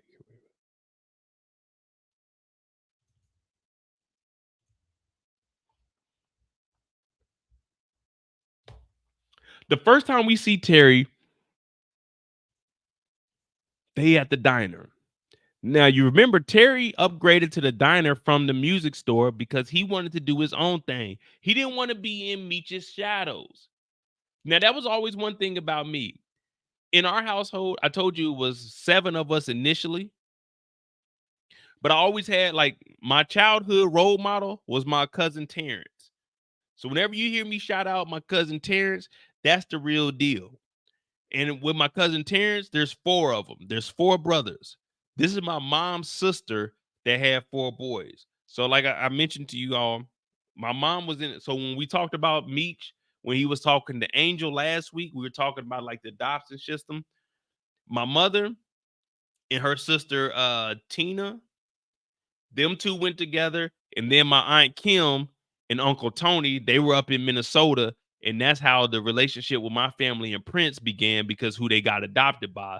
So my aunt, her adopted family, Prince is her first cousin in her adopted family. My uncle Michael Baker is the one that played the drums for Whitney Houston, which is, I mean, he's my adopted uncle from who my Aunt Kim went to go live with. He played for Whitney Houston, and he also wrote the songs for 5 Heartbeats, and I love 5 Heartbeats. So that's how my mom's side is going. She was in the system, and that's how I got the house out in Kansas, because my mom, after she got adopted, she ended up back with my great-grandmother, her grandmother. And then once my great-grandmother went to, I was over here in Germany. No, I was on the road. This was in the States. My great-grandmother, she was getting ready to pass. So it was either the state would take her house, or if we bought the house, then they'll pay for her to be into the nursing home.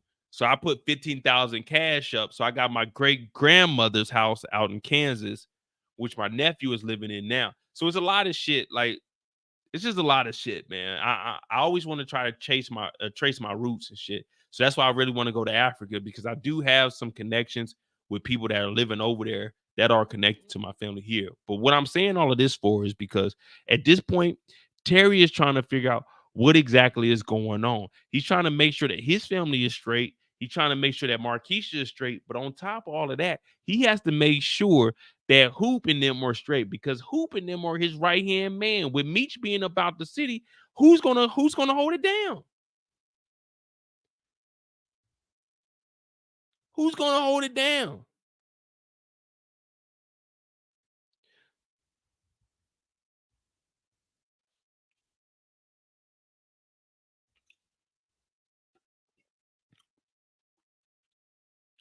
Yeah, I got the house. You know what I mean? I'm gonna do my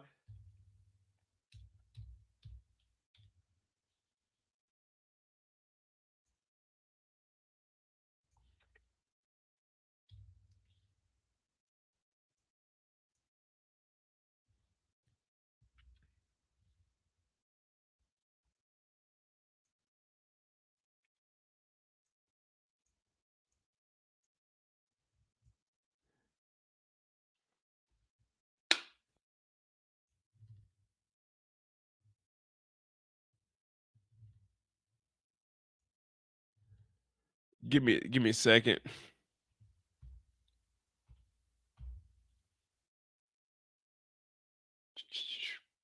So Terry ends up getting the call because we find out that Henry is trying to fuck shit up. So Henry is trying to tear stuff up, but rightfully so, because you got to remember, we are beefing in these streets. Excuse me. Everyone has issues with what's going on.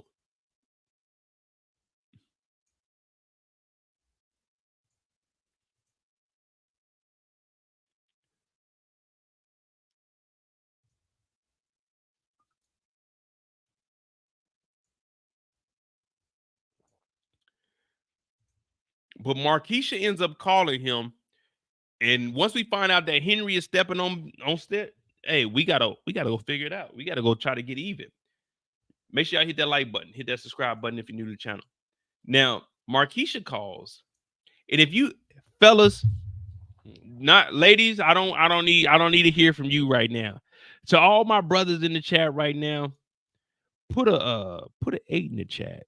Put an 8 in the chat if you had someone that double crossed you, but they hit you up talking about she miss you. She wants you to come through. Now, I've only had that about 17 times in my lifetime, but let me tell you something. At them 17 times, 14 out of 17, I probably done pulled up. Every dog has its day. Markeisha saying, hey, you know, she kind of misses you. But at the end of the day, it should be missing this nigga Terry every single day, because Terry done bought this house that you in here chilling. Last week we were saying that Markeisha ain't did a damn thing in the crib. Now Markeisha's hitting him up talking about come and slide through. It misses you. But last week you were telling me you didn't want me to move in. She said, my boys are with my mom. Won't you come through? First of all, I'm coming through at any given moment because this is my house. Can't nobody, no matter what goes on in life, you know, they say you need to sleep on the couch. There's no way, even with me and my ex, no matter how she felt about me, no matter what nigga she was fucking with when she went back to the States, she could never tell me that I needed to sleep on the couch. As long as I'm paying bills in this bitch, I'm sleeping in my bed. If you have an issue with me, you need to go sleep your funky ass on the couch. You need to sleep your funky ass on the floor. A nigga like me, I don't put up with no bullshit like that. I sleep in my bed. I don't give a fuck what nobody talking about. If I'm paying the bills, if I'm paying for all the shit in the house, I'm sleeping in my bed. My ex never fixed her lip to say that I need to sleep on the couch. Whatever issue she had with me, she just had those issues with me. I got in my bed. I don't give a fuck. I took a shower in my bathroom. I put deodorant on in my bathroom. I changed my drawers in my bathroom. I put all my shit in my closet in my bedroom. All my socks was in my bedroom. I don't give a fuck what you if you don't want to be around me, Take your ass to another room. I got a 3-bedroom house plus a basement. Get your funky ass up out of my room. There's no way you will ever see a nigga like me sleeping on the couch unless I fell asleep on the couch, unless I wanted to go to sleep on the couch. There's no way you could ever tell me that I can't sleep in my bedroom. We just gonna be in that motherfucker mad at each other, but I ain't gonna be mad. I ain't gonna be mad. You could be mad all you want, but I'm sleeping in my bed. I got a Tempur-Pedic mattress. I got a fucked up back. I gotta sleep on comfort. I gotta sleep on a goddamn cloud. I don't know what you want to do with me, but I got a topper on that bitch too. I got a Tempur-Pedic with a topper on top of that motherfucker. That motherfucker comfortable. You think I'm about to go sleep upstairs on the couch because you mad at me? If you that mad, sleep your funky ass up on that couch. There's no way that anyone is ever gonna tell me that the nigga, the man around here, capiche, dope boy money, you know what I'm saying? There's no way you could tell a nigga like me that I need to go sleep on the couch. If you feel that I gotta go sleep on the couch, I'm gonna go ahead and be honest with you. You know what I'm gonna do? As soon as I got my check, I was gone. The FBI? Yeah, this the FBI. Oh yeah, 911. Yeah, this motherfucker over here tripping. So what's your emergency? My name is on the lease, and this motherfucker told me I need to go sleep on the couch. I need you to remove them from my house right now. No. They aren't paying any rent or anything, so no, there isn't a 30-day. Yeah. They haven't paid any money, so there isn't a 30-day before I can evict them. I need them removed from the crib right now. Yeah. So you go ahead and hit it up. 2424 Spreewell Drive. Yeah, the big house. Yeah, the big house. Oh yeah. You know the one with the Santa Claus on the roof. Yeah, with Rudolph the Red-Nosed Reindeer, Dixon, Vixer, whatever the reindeer's name. Yeah, that's my house.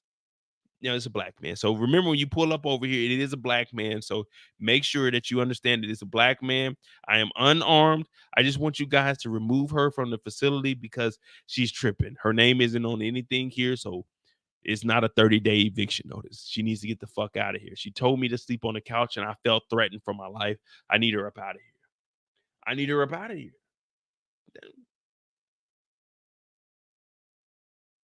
Listen, you can be mad at me all you want, but if you come to my crib, I'm sleeping in my bed.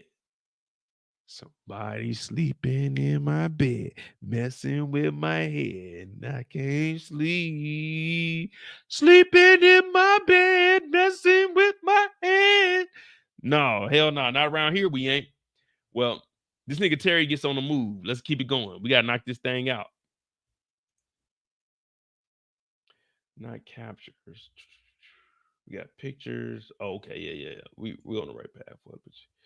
Picture shows. All right, here we go.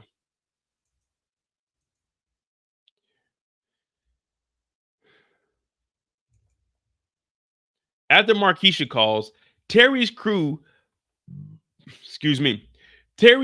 they're starting to say, hey, we're not fucking with you. There ain't no more work because Loco hasn't started supplying them. So at this point, Terry is losing people left and right.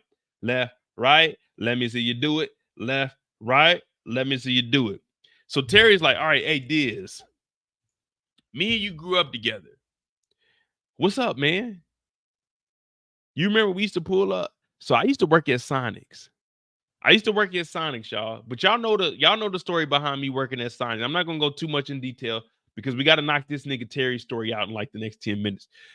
I worked at Sonics. I ended up getting fired. I didn't get fired. I've never been fired from any job in life. I always quit.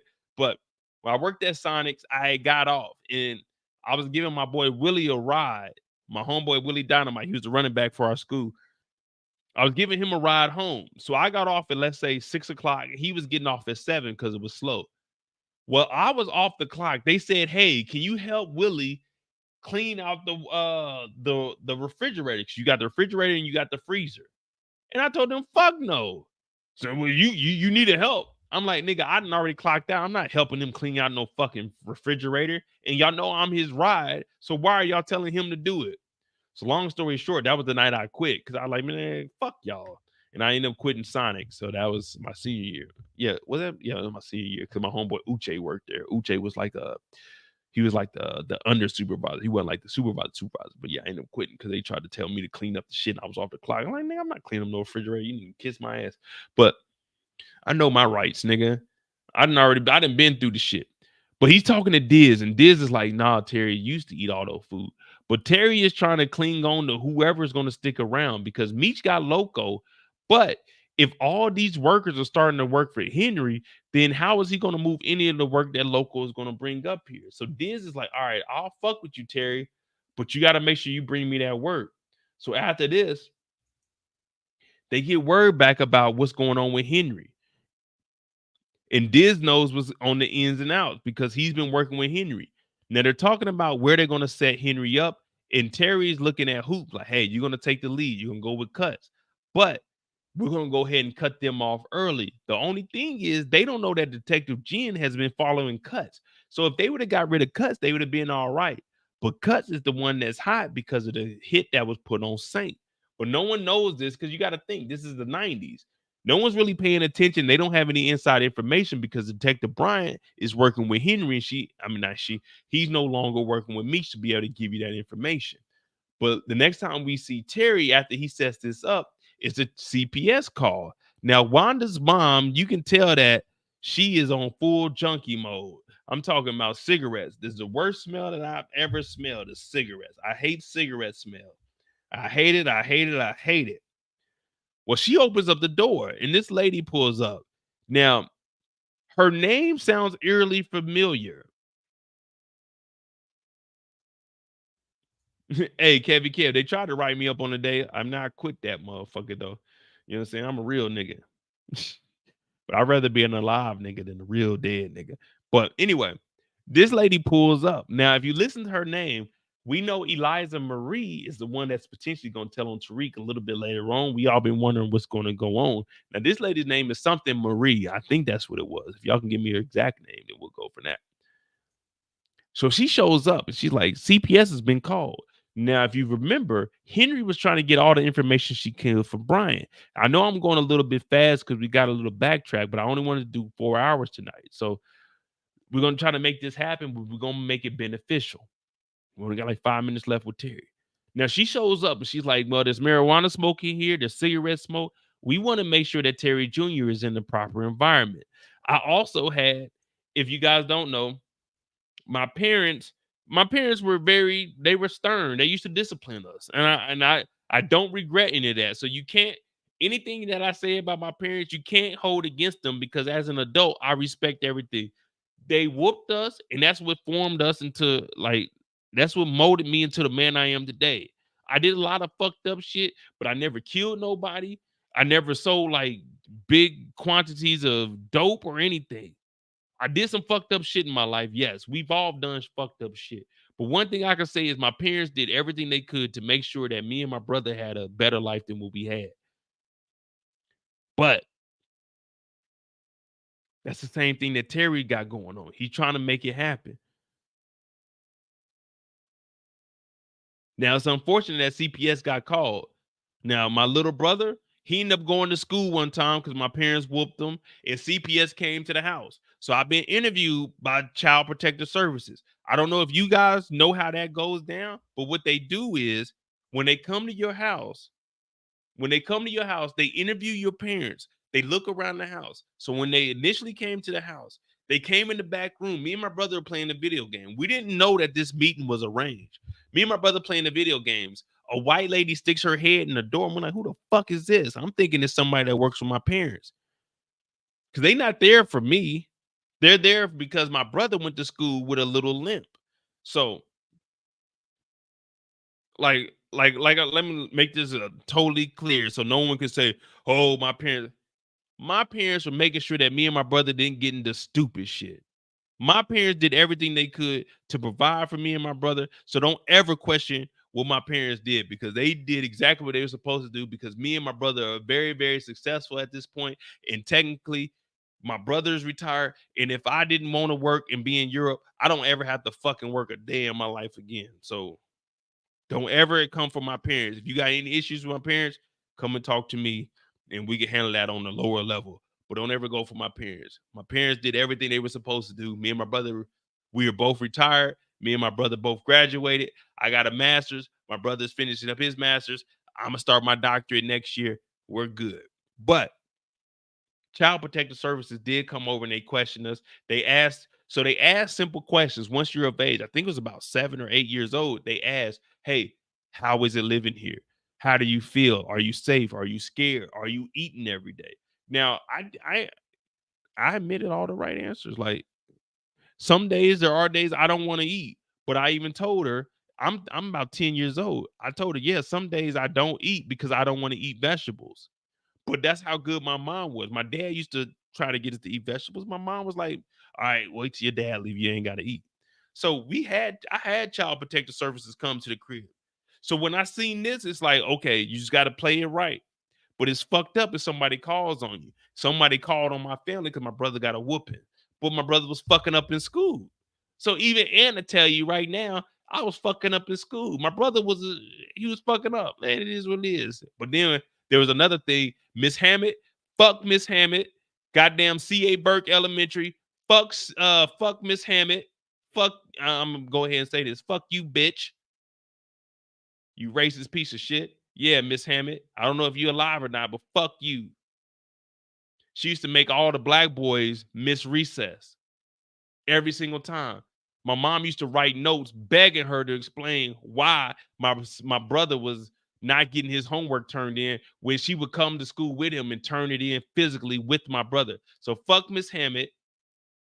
There's nothing you could say that gonna ever make me feel any different about you, because I knew about you, bitch. Because I was in Miss Battle's class and you was acting a fucking fool with all of us young niggas. So fuck Miss Hammett. But other than that, you know what I'm saying?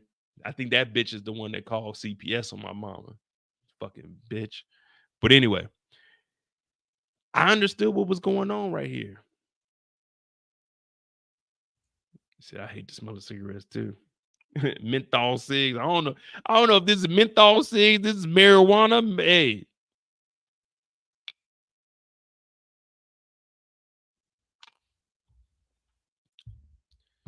But yeah, man, when I tell y'all, man, I've been through a lot of shit growing up. Yeah, I had Child Protective Services coming. I remember them coming through. But right now they on Terry's head. So Terry's like, man, nah, ain't nothing going on. Now let me see. All right, bet. After that, Terry, blah, blah, blah. Terry goes to Markeisha. We seen the video of that. We talked about it. Now,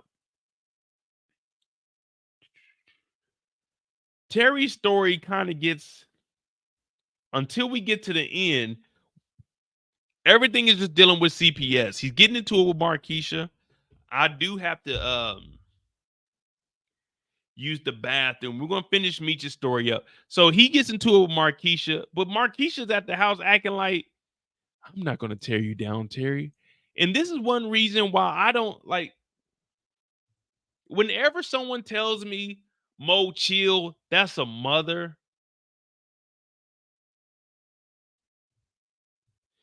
Let me be 1,000% honest with y'all, and it's gonna sound bad, but guess what? I don't give a fuck. I don't care if you a fucking mother. Markeisha talking about, I would never call CPS on you. I know what they do with people like us, Terry. I'm a mother. If you that much of a mother, why are you fucking with dope boys and only dope boys? Don't tell me you're a mother and you have morality when it comes to not calling CPS, but you got a baby daddy that's a dope dealer in jail putting a hit on your ass, and now you trying to fuck with a young nigga who is a drug dealer who's murking niggas for you on behalf of you. I don't want to hear that shit. I'm a mother, Terry. I would never do that.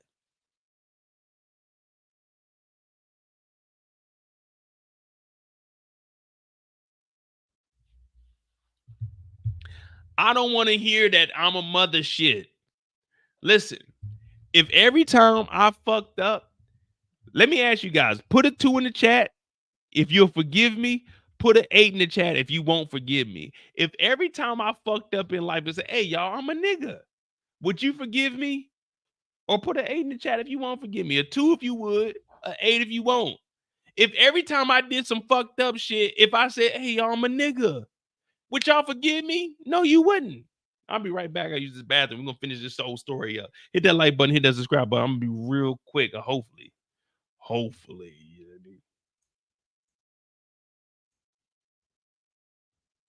Ain't no one like, yeah, this nigga Mo tripping, man. You know, he just a nigga, man. Don't worry about it. Hell no, y'all niggas ain't worried about a nigga being a nigga. Talking about I'm a mother.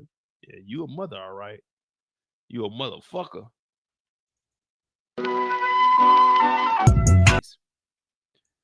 Hey, no. We on hey, shout out to my brother Detroit Kings. If you haven't subscribed to Detroit Kings channel, subscribe to his channel. He gonna keep it real with you. You know me. I'm gonna keep it funky with you. He gonna keep it real with you. We on the VSOP tonight. We finishing off this bottle. I didn't want to finish it off, so I'm gonna keep a shot here. I bought a new bottle for this weekend. I was supposed to have company tonight, but she said she couldn't come through. So I like, man, fuck it. I'm gonna get on the live and drink with y'all, man. You know what I mean? I did get invited because I got a couple of events that are coming up. I told y'all we working behind the scenes. We working behind the scenes. I'm getting the channel up and ready. But where we at? Oh, yeah. So Terry got a new crib. Now, this nigga Terry,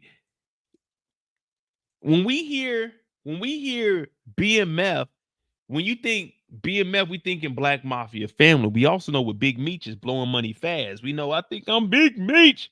Oh, excuse me. Larry Hoover. This nigga Meech is in Atlanta. He's getting a new house with his dad being the co-signer. Terry just bought a house cash. Marquisha's living in there, and now he got to buy a new condo for him and Wanda. Which one do you think is better? The house for Marquisha or the condo for your baby mama? Which one of y'all think? I mean, let's be real. The condo is going to cost more than that house. Condos cost more than houses. Facts. Condos cost more than houses. Because Terry's house ain't in like the heart of Detroit. This condo is probably like 250, 300. That house that he got in Detroit in the 90s, and we found out that the median price is like 60,000. That mansion is probably like 120, 125.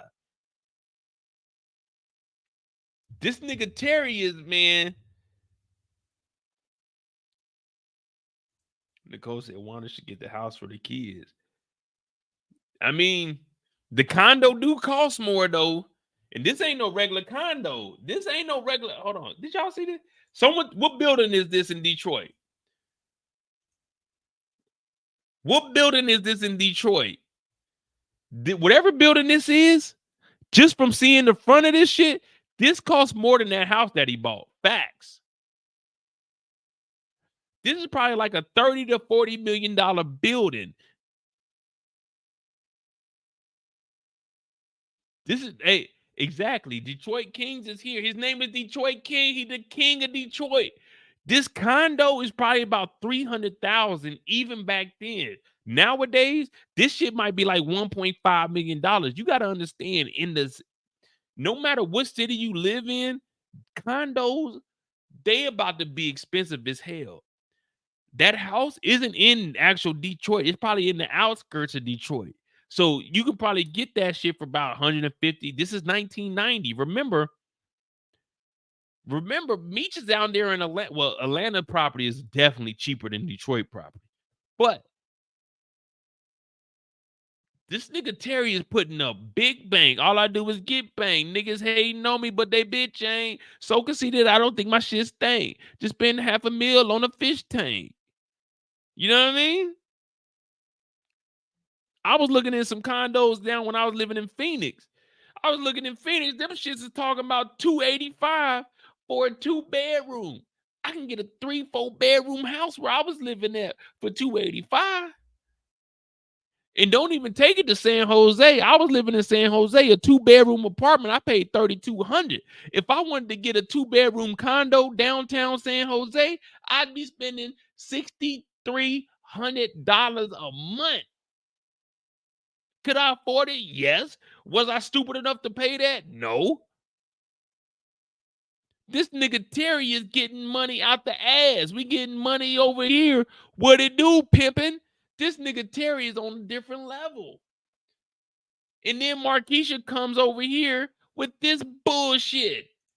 I wish I would. I got a house. Marquisha's mad talking about, what you doing popping up in my house? Bitch, No disrespect. I gotta say this, y'all, because this is how niggas be feeling. Bitch, this my house. For her to pull up with this bullshit ass orchid, talk about, I got a housewarming gift. She brought this nigga a housewarming gift, a orchid, and some dried up poo nanny that was booms. Man, that shit don't equate to me spending a half a ticket on a goddamn brand new house that I don't live in, marble floors, the goddamn waterfall bathroom, and then a whole goddamn condo for Terry Jr. Man, that fucking orchid, if you don't get that shit out my face, Markeisha, I might put a hit on your ass. This nigga Terry talking about, fuck that. Niggas need to start being real niggas. Everybody talk about that real nigga shit until it's time to be a real nigga. This nigga Terry talking about, you brought that orchid. I mean, I thought I was gonna get you with that. Fuck all that shit, Terry. Fuck that motherfucking orchid. I bought a housewarming gift. Bitch, you in my house. No disrespect, but I gotta say it this way because you're not gonna understand if I talk to you regular. If I continue to talk to you regular, then you're gonna continue to do regular ass shit. Bitch, that's my house. This ain't no housewarming gift. A fucking orchid. Bitch, you living in my goddamn house. Now, I mean, no disrespect when I say this. It's just the same as me saying nigga, but get the fuck out of here. A orchid for a housewarming gift and some old ass pussy that I done already got. It's not in the fair exchange. It's not. It's not. I apologize for saying the B word, but I have to say this so you guys can understand exactly where we're coming from. Let's just take an example. 2015, I bought a MacBook for Christmas, and you know what my gift was? A Bose speaker. That MacBook was $1,500. That Bose speaker was $179 on sale because I already looked at the prices because I knew the regular price was $200, $199. It was on sale for $179. You can't get me a Bose speaker when I bought a MacBook. You can't. That's not even an exchange. I don't give a fuck who you are. That was my ex-wife. But hey, when you dip out, the MacBook coming back with me, baby. I spent 15. You didn't even spend a third. The MacBook is mine. No. You don't get to take that with you. No. To fork it over. The fuck? The fuck we talking about? I'm an eco opportunist.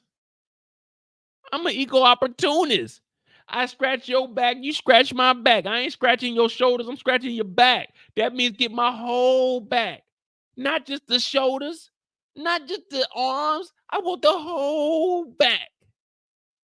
You can't play me. I do the okey dokes. Don't nobody okey doke me. I don't do the hokey pokey. I do the okey dokey. I'm the finesser. I'm the finesse kid. You can't finesse me because I've been in the game. I know how it goes. It don't work like that. Tina said Mo petty as fuck. No. Hey, ladies.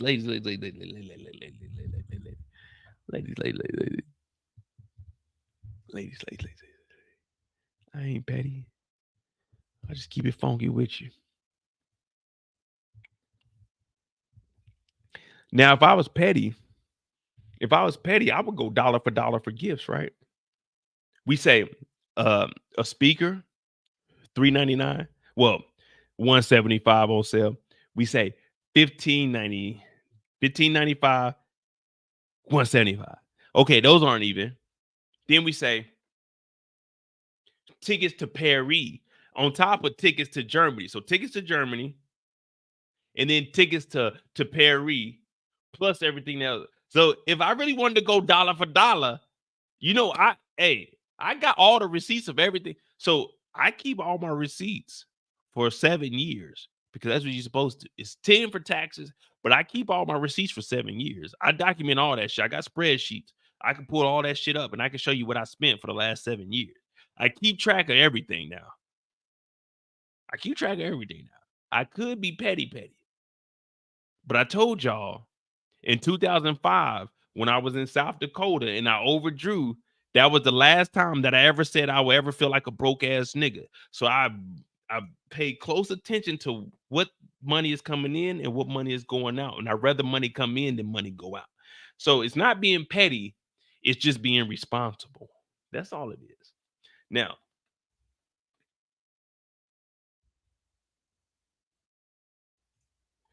Mo, did y'all agree on the dollar amount to spend on each other? No. See, I don't think if I'm with somebody, I don't think individually. You know why I bought the MacBook? Because she ended up moving to Germany.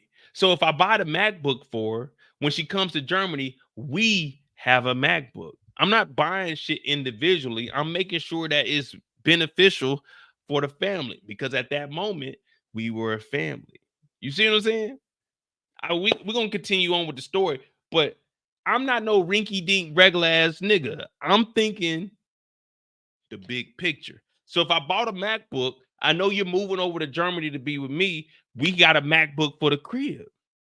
It's not a MacBook for you to just run off and do what you got. No. You got to turn that motherfucker back over before you leave up out of here. Make sure whenever you buy something, it's never a gift. They can use it. Never give gifts. It's always you can use. Never give gifts. Remember, and quote this, fellas, never give gifts. You can use this MacBook. This MacBook is for us because in the court of law, they have to admit that they never got a gift from you. They have to say, hey, Mo said we can use this. This is for us. Because if it's a gift, it's over with. But if it's for us and it's not a gift, it's for us, hand that motherfucker on over. Hand that bitch over. You can't play me. I do the playing. I do the okie dokes. Facts. Still got the Bose speaker upstairs too. Now it's not a USB Bose speaker. It's one of the old ones, but that motherfucker still be rocking. Listen, you guys forget that I could have been a lawyer, but I just didn't follow up on it. But I do read a lot of shit. I do read a lot of shit in my free time. All right, let's continue on. What we got? Oh, Terry, and then well, we know Lucille pulled up, and we know the story about Lucille. So the next time we see Terry is at the end when he's talking to Detective Bryant. No. Miles, never say it's a gift. If you say it's a gift, it's over with. It's over with. You know, so my this is between us. Hey, don't nobody tell nobody. You know my wedding ring in the wedding band? I never said that was a gift, right? So I think the wedding ring and the band was like $2,200. I think I paid 11. It may have been 11 or 1,200 on it, but the rest of it, the other like $1,000, I think it was like it was maybe like 1,050 that was left on the ring. I didn't have to pay none of that because I never told her it was a gift. I told her you can wear this. It's all in the verbiage. I didn't have to pay the rest of the ring off. She had to put that shit in her name and pay the rest of it off.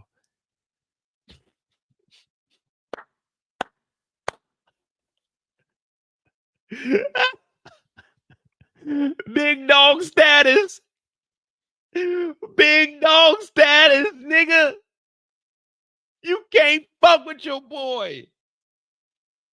You can't fuck with your boy. Didn't have to pay the rest of that motherfucker off. Oh, whoa. This was never a gift, Your Honor. This was never a gift.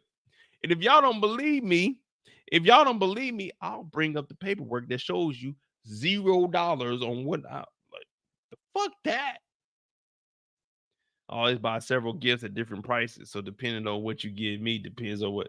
Oh no, I buy one gift, but I don't even buy gifts. I buy something that you can use. I don't give a fuck what it is. As long as it's not a gift, then they can't keep that shit. As long as it's something you can use that came from me, I need that motherfucker back. You borrowing that.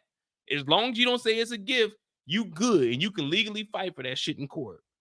Motherfuckers try to get me. Man, I do the okey dokes around this motherfucker. Niggas think they gonna play a nigga like me. Man, I've been around this world too long. Joseph said, Mo for president. Nah, y'all don't want me as president because I'm gonna be on some real nigga shit. But all right, so we know what happened between Bryant and our boy Terry. So we got 350. All right, Meech. Let me knock this out because I do got somewhere to be. Hit that like button, hit that subscribe button. We're on the road to 50,000 subscribers. We are on the clock. We got Meech for at least 25 minutes. All right. So we're gonna knock Meech's story out. We already know what happened with Meech when he was a child. What time is it? What time is it? Let me see.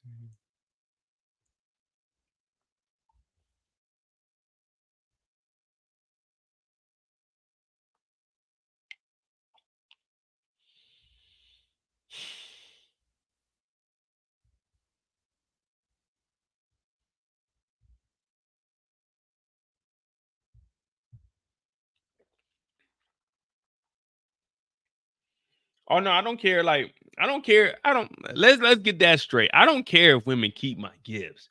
But if it's something expensive, I think anything over $200, unless I fuck with you, then I can't. Anything over $200, I'm just gonna put it out there. Anything over $200, man, I gotta know you. I'm not buying anybody that I'm just fucking with like $200.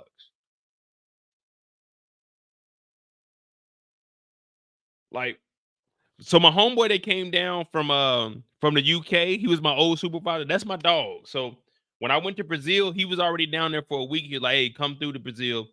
So him, like whatever he needs, I know he gonna look out for me. My homeboy Mac down in San Antonio, my homeboy G down in San Antonio. Like those two, it's like 5 people outside of my family. If they hit me up, those are the people I'm gonna fuck with. Don't matter what's going on. I know for sure they gonna double back and we're gonna make sure we straight like on the end. But when anything, you know what I mean, I'm always questioning. I told y'all the story about my cousin hitting me up. One of my cousins hit me up talking about he was stranded. He needed like 200 to get back. And I read his message. I didn't send nothing back because it's not my responsibility to take care of niggas. So I just can't do nothing like that. You know what I mean? And yeah, I do budget. I know last week I was with a woman from France. Beautiful. Oh my good. That was a great time. But I budget for everything. I had 300 euro to spend that weekend. We end up spending like 220, 230 or something like that. So I got to save some money. But yeah, I budget for everything. I'm not about to. I mean, I got bread, but I'm not about to be just spending fucking random money, man. Like, man, I still got, man, fuck that. You gonna live with me and understand that, hey, man, I'm a frugal nigga, man. I'm just trying to. All right, we got Meech. Last story. All right, come on, y'all. Get focused. Make sure you hit that like button. We got like 30 people in here now. I think we had like 75 earlier. But that's fine. Fuck it. It's us. It's us against the world. It's us against the world. Joseph said 200 equals tricking. When I was younger, I would think that, but I mean, like, to be honest with you, I'm just gonna be real. For me, I look at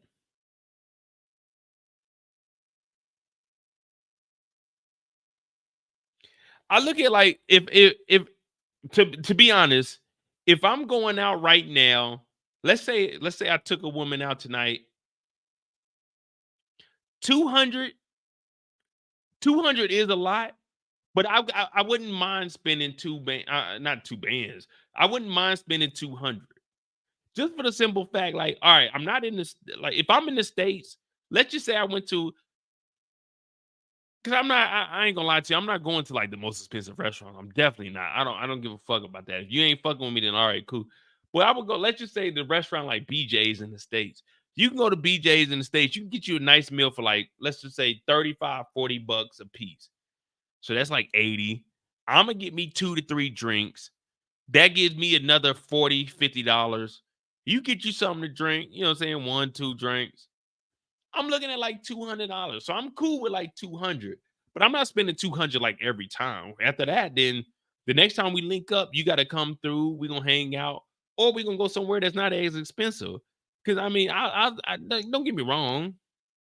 To me, I don't look at it as like tricking because I got to eat too. So there's a restaurant called Salsa and Chips. I definitely want to go to that. So whatever woman I invite to that, in my mind, I'm already thinking I'm about to spend 100 on myself. I'm going to get me something to eat. I'm about to try a couple of drinks on that motherfucker. So if you want to be there with me, hey, let's go do it then. I got like another 70, 80 for you. So I'm looking at like 200 off top. That's how I look at it. It's not me really tricking off. It's more of I was gonna go there anyway. I just want some company.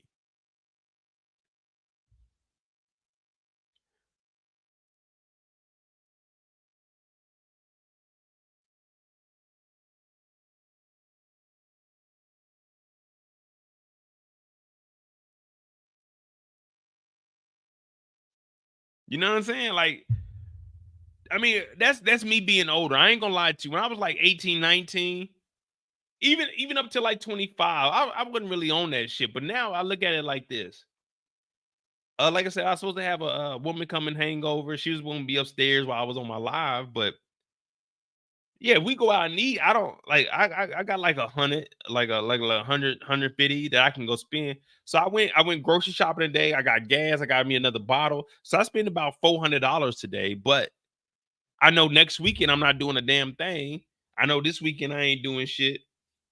Well, my homeboy talking about he gonna probably pull up, and then we might step out tonight. But other than that, I got 200 that I can throw around.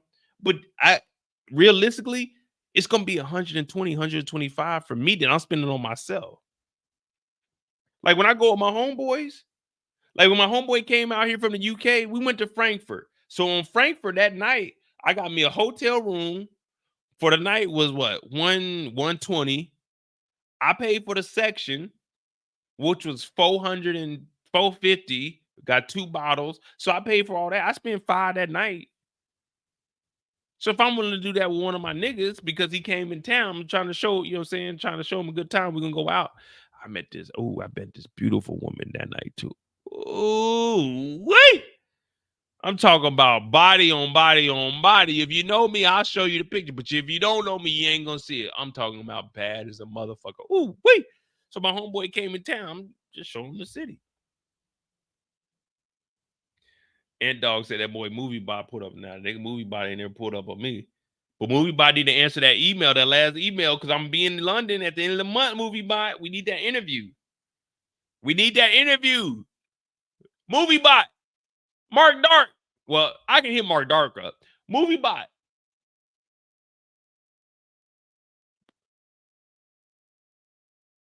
We talked. What's happening? What's happening? Oh, yeah, Miles, it's definitely relevant to what the man's budget is. I mean, even for me, you know how I'm very frugal. We ain't even got to Meech yet. We're gonna knock Meech out in like 20, 30 minutes. Even with me, I'm very, very frugal. But you got to understand with me, I don't spend any money during the week. I had to go grocery shopping. So I shop for 2 weeks at a time. So I spent 400. I spent 400 today. I got a full tank of gas. I got me another bottle of Remy. I bought groceries, and I'm good for like 2 weeks. Now, I haven't went out since it's been 2 weeks. No, well, 3 weeks since my homeboy was here because we had a 3-day. What was it? President's Day? My homeboy came out here President's Day. So President's Day was the last time I really went out. I haven't done anything since then. So I don't spend any money on a weekend because I might either buy food, go out and get something to eat. Well, last week I went out to eat with an old girl from France. And then Sunday I just chilled. This weekend I'm going to chill. I got to book a room in like London. So it depends on what you spend. But man, at the end of the day, man, you ain't got to spend no $200. Like, fuck that. If she wants you to spend $200, man, fuck all that shit, man. Fuck that. Y'all remember what last week or the week before I went out with the girl from France or the woman from France? She gonna say, "Oh, girl, the Jamaican chick I told y'all bad as a motherfucker too." Talking about come pick her up, man. Fuck. Hey, This is not a relationship channel. We not about to talk about all that shit, but yeah, she talking about come pick me up. We can go eat.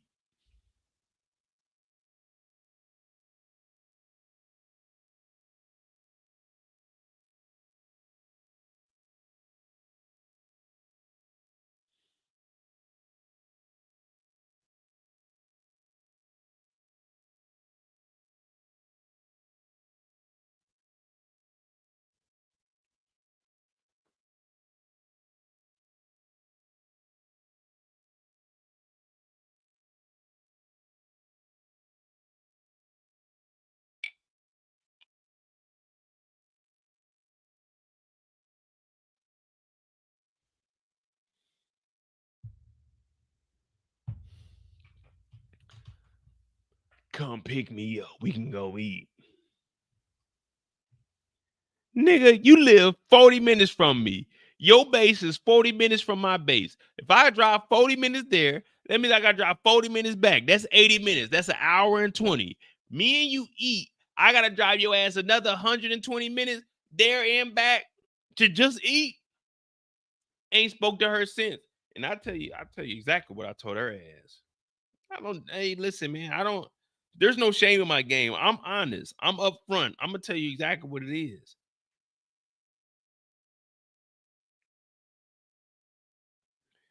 I don't even think I think I deleted her messages after she told me that shit. I'm like, man, ain't nobody fucking with you.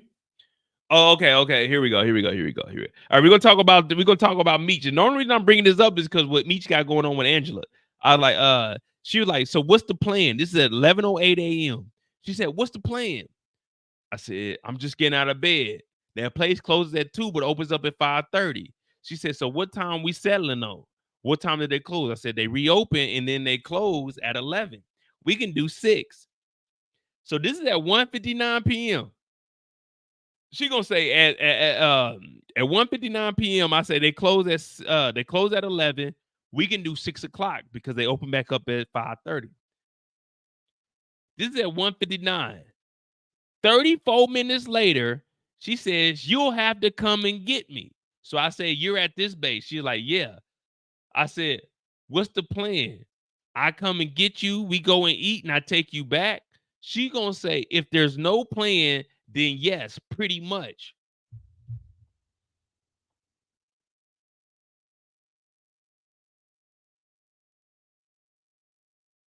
If there's no plan, take you back.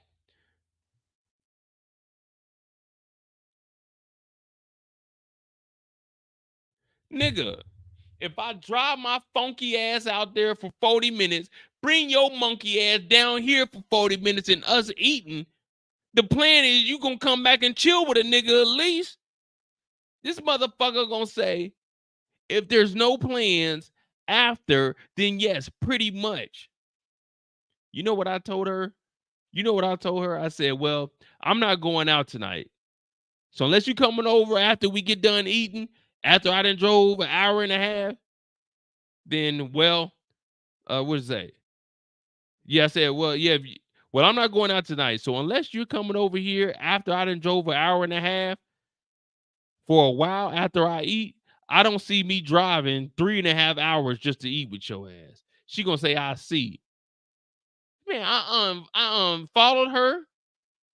I unliked every single picture. I deleted her out of my goddamn address book. Man, what the fuck?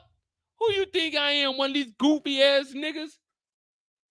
Drive 40 minutes to pick your ass up, 40 minutes back, eat, take your ass 40 minutes and drive 40 more. Get the fuck out of my phone, man. Don't ever fucking hit me up again, man. Who the fuck you think I am? One of these weak ass niggas?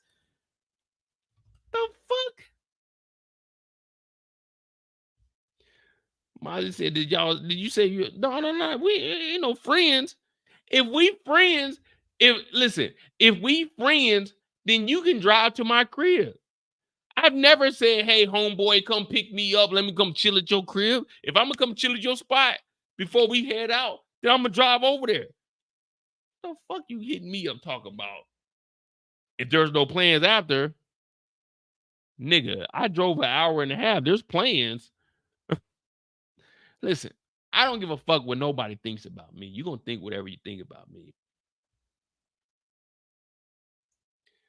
That's harsh and a bit childish. Yeah, Kendall, I agree with you 1,000%. She was childish as a motherfucker to tell me that, hey, so what's the plan?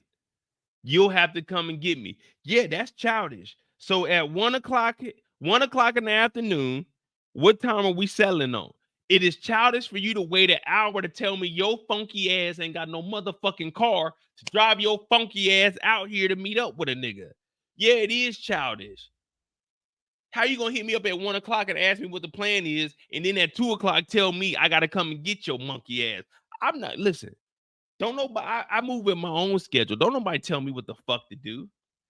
I gotta go pay for the shit. Then you need to bring your monkey ass on out here. I don't give a fuck who you are, nigga. I don't, man, listen. Don't nobody tell Mo what the fuck to do. Mo do what the fuck Mo want to do. You want me to, hey, I don't mind paying to eat.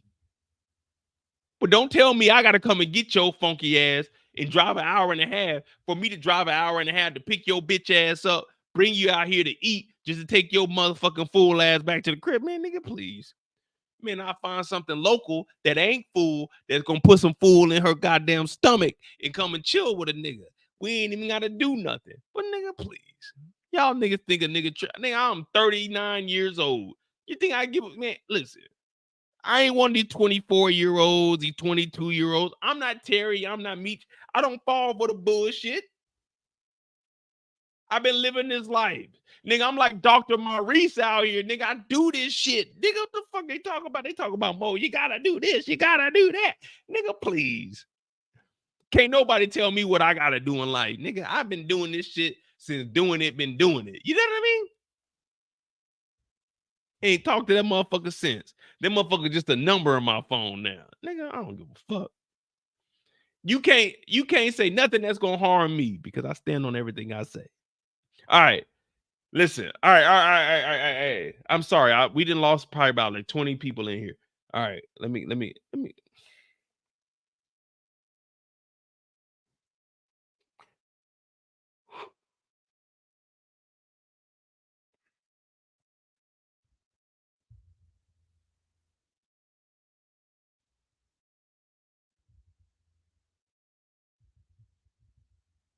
All right.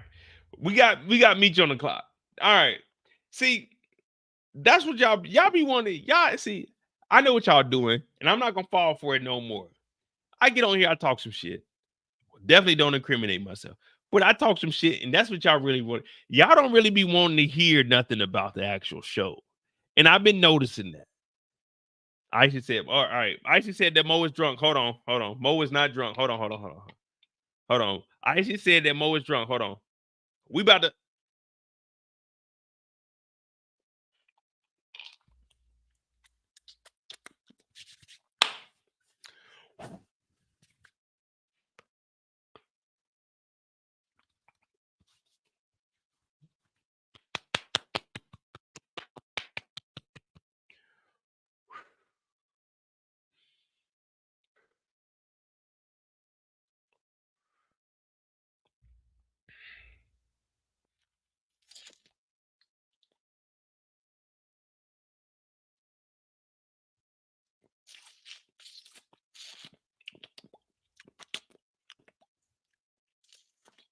All right. Aisha said that Mo is drunk. All right. Aisha said, ICA said that Mo is drunk. So from here on out, the next 25 minutes, let me charge my phone up because I'm gonna step out tonight. My homeboy just Jay Wayne just hit me up. All right. So ICA said that Mo is drunk right now. So what we're about to do is talk about our boy Meech. We're gonna officially get on the clock. We're gonna officially get on the clock with my boy Meech. Let me see. Meech. We're gonna start at 4:11. We're gonna go straight into Meech. Pause, almost straight into. Because they said that I was drunk. So what we're gonna do is we're gonna give a whole analysis of a sober Meech. All right, here we go. Woo!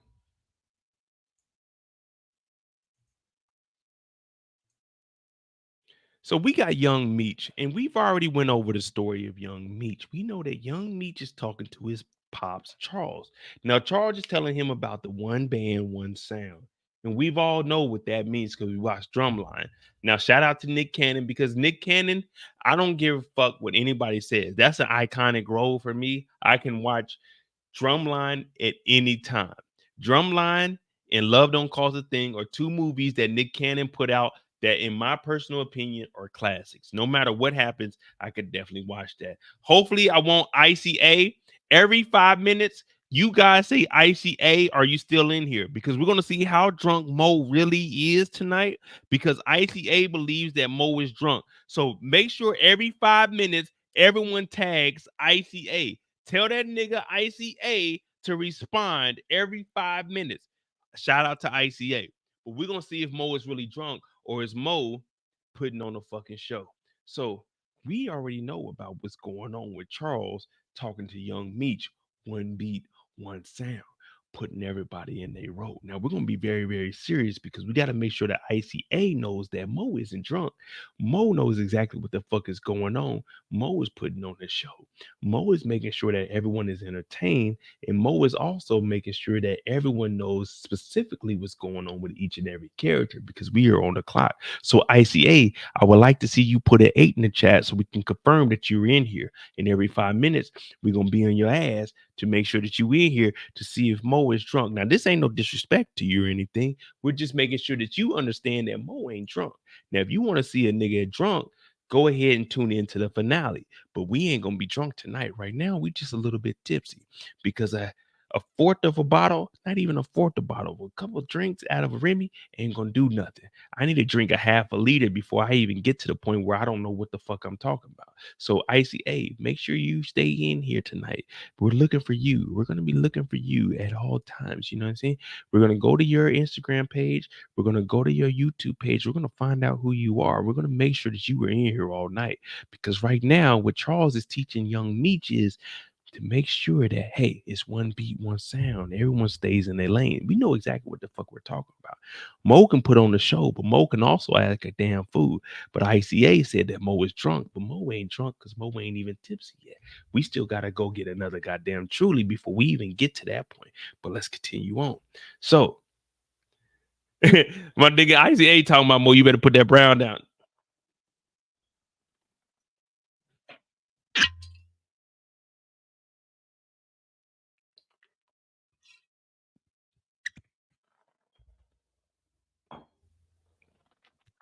I put the brown down. Now, young Meech talking to his pops. We know one band, one sound. The next time we see Meech, we tried to piece this together last night. Now, remember, I came up with a theory that maybe Stacks is getting robbed and Meech is showing up. Well, guess what? This is actually what happened. Now, initially, we were thinking maybe this was after he went and talked to Stacks and we need some more people. But Meech shows up. Stacks comes out the house. Now, people are asking, where was Stacks' gun yesterday? Well, the reason Stacks doesn't have the gun is probably because they came in here. Remember, Stacks has informed us that he knows multiple people that are going to buy the last piece of work that Terry, well, not Terry, well, Terry sent it down, but the last piece of work that Meech had. So remember, in episode 2, I got the pictures because, you know, one thing I do is keep records of everything, because people always look at me and say, Mo, you don't know what the fuck you talking about. So I said, okay, I don't know what I'm talking about. But if you go back to episode 2 and you look right here, we see Stacks on the screen, and Stacks says, hey, Meech, I got people that are going to buy the last of your shit. I can piece that together.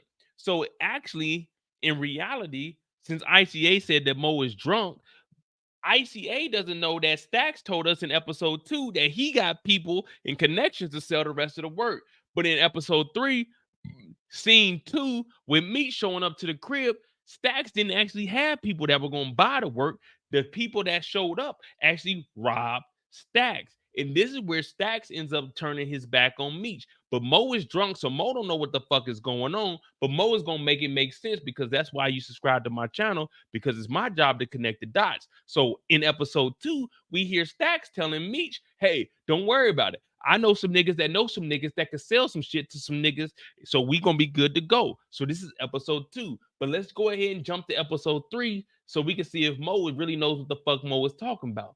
Well, when we get to episode 3, after Stacks is robbed, Stacks is robbed, and we figured this out last night because guess what? That's what Are We Ready is for. We trying to piece together all the shit that we were informed with. But ICA wouldn't know that because we didn't see ICA last night. But ICA is saying that Mo need to put the Brown down. But Mo actually needs to pick up some Mo Brown because this nigga Mo is connecting all the goddamn dots. But we're going to continue on because we still got to connect the whole goddamn Tupac situation with what was going on at the Jack the Rapper. I did my research because that's what the fuck I do. I've been doing this shit since 1992. Well, it wasn't really 1992. It was actually 2018. But let's continue on. Meech shows up. He goes ready to go into his house. But when he goes in his house, Stacks is getting robbed. When he gets robbed, they come outside. Guess what Meech is doing? Meech is like, man, what the fuck? Meech picks up the Thule. What does Meech do? He gets the bucket. Bop, bop, bop, bop, bop, bop, bop, bop, bop. Oh no, Icy, I'm not. For clarity, I'm not talking shit to Icy. What I'm doing right now is a part of the show. You know what I mean? What I'm using is Icy saying that I was drunk. So it's shout out to ICA. It's nothing against you, brother. I just got to put on the show. So, you know what I'm saying? Like, it's all love. Like, I don't hate on nobody. Everyone knows my channel. I fuck with everybody. So ICA, I'm just playing off of you saying I'm drunk. So when you say that Mo needs to put the Brown down, what I'm trying to prove is Mo don't need to put the Brown down. That nigga Mo needs some Mo Brown because this nigga is making too much sense. You see what I'm saying? So for me, I've already, like, I explained that with like my car wreck. I don't have any ego, any pride or anything. For me, if you clown me, clown me. Like I can pause on, I can take any kind of goddamn criticism because it doesn't mean nothing to me. I don't know you niggas in real life. This is social media. If y'all niggas clown me, nigga. I clown everybody. I don't give a fuck about none of this shit. So shout out to ICA. ICA, matter of fact, ICA, hit me up on Instagram, brother. Hit me up on Instagram, and I'm gonna bring you on the channel one of these days. Like real talk. I'll bring you up during the week. Like, I don't give a fuck about none of this shit. Niggas can't clown me.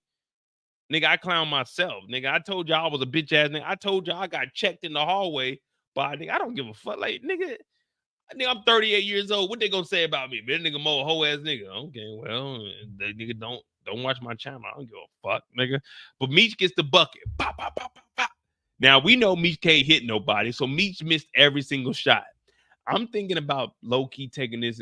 Matter of fact, me and ICA gonna take this nigga Meech to the goddamn we're gonna take him to the range, man. This nigga Meech missed too many niggas. This nigga Meech bop, bop, bop, bop, missing everything.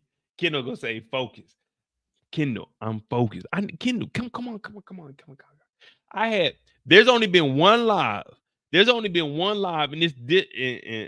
that one live is deleted from Instagram. And Brillo, I'll never say anything negative about Brillo.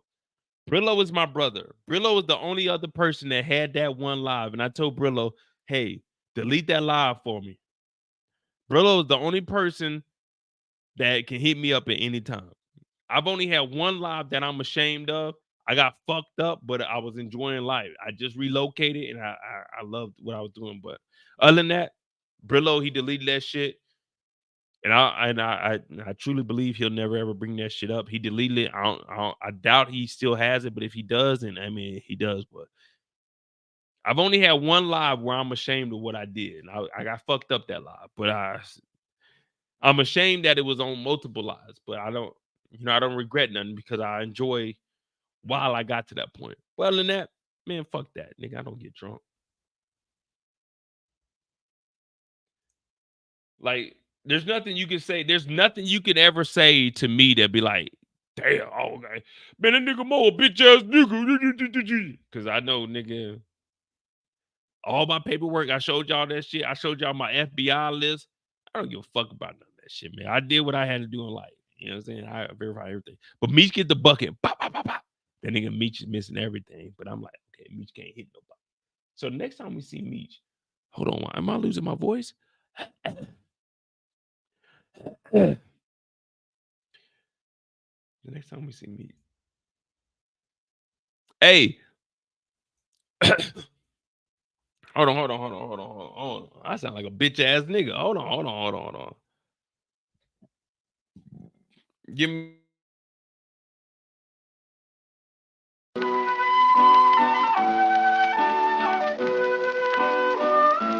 We back. Dennis said Mo is dehydrated. No, not dehydrated. I just had to use the bathroom, man. I be on this motherfucker. Listen, we have 4.5 hours, man. We have 4.5 hours. Y'all gotta understand, like, I'm on here nonstop. I'm talking nonstop. The reason I got off of here, I had to go goddamn get some. I won't really say I'm dehydrated, but I had to, I had to check myself. I'm like, damn, nigga, I sound like a bitch ass nigga. All right, but let's get back to where we were. Meech shows up to Platinum Palace. Now, the reason he shows up to Platinum Palace, because Icy A gonna say, yeah, the nigga Mo, I got him. But I can't have nobody go in on me. Pause on, because ain't no niggas going in on me. But you know what I'm saying? They can't clown me. So he shows up to Platinum Palace. He's talking to Angel. And the reason he's talking to Angel is like, man, you set me up.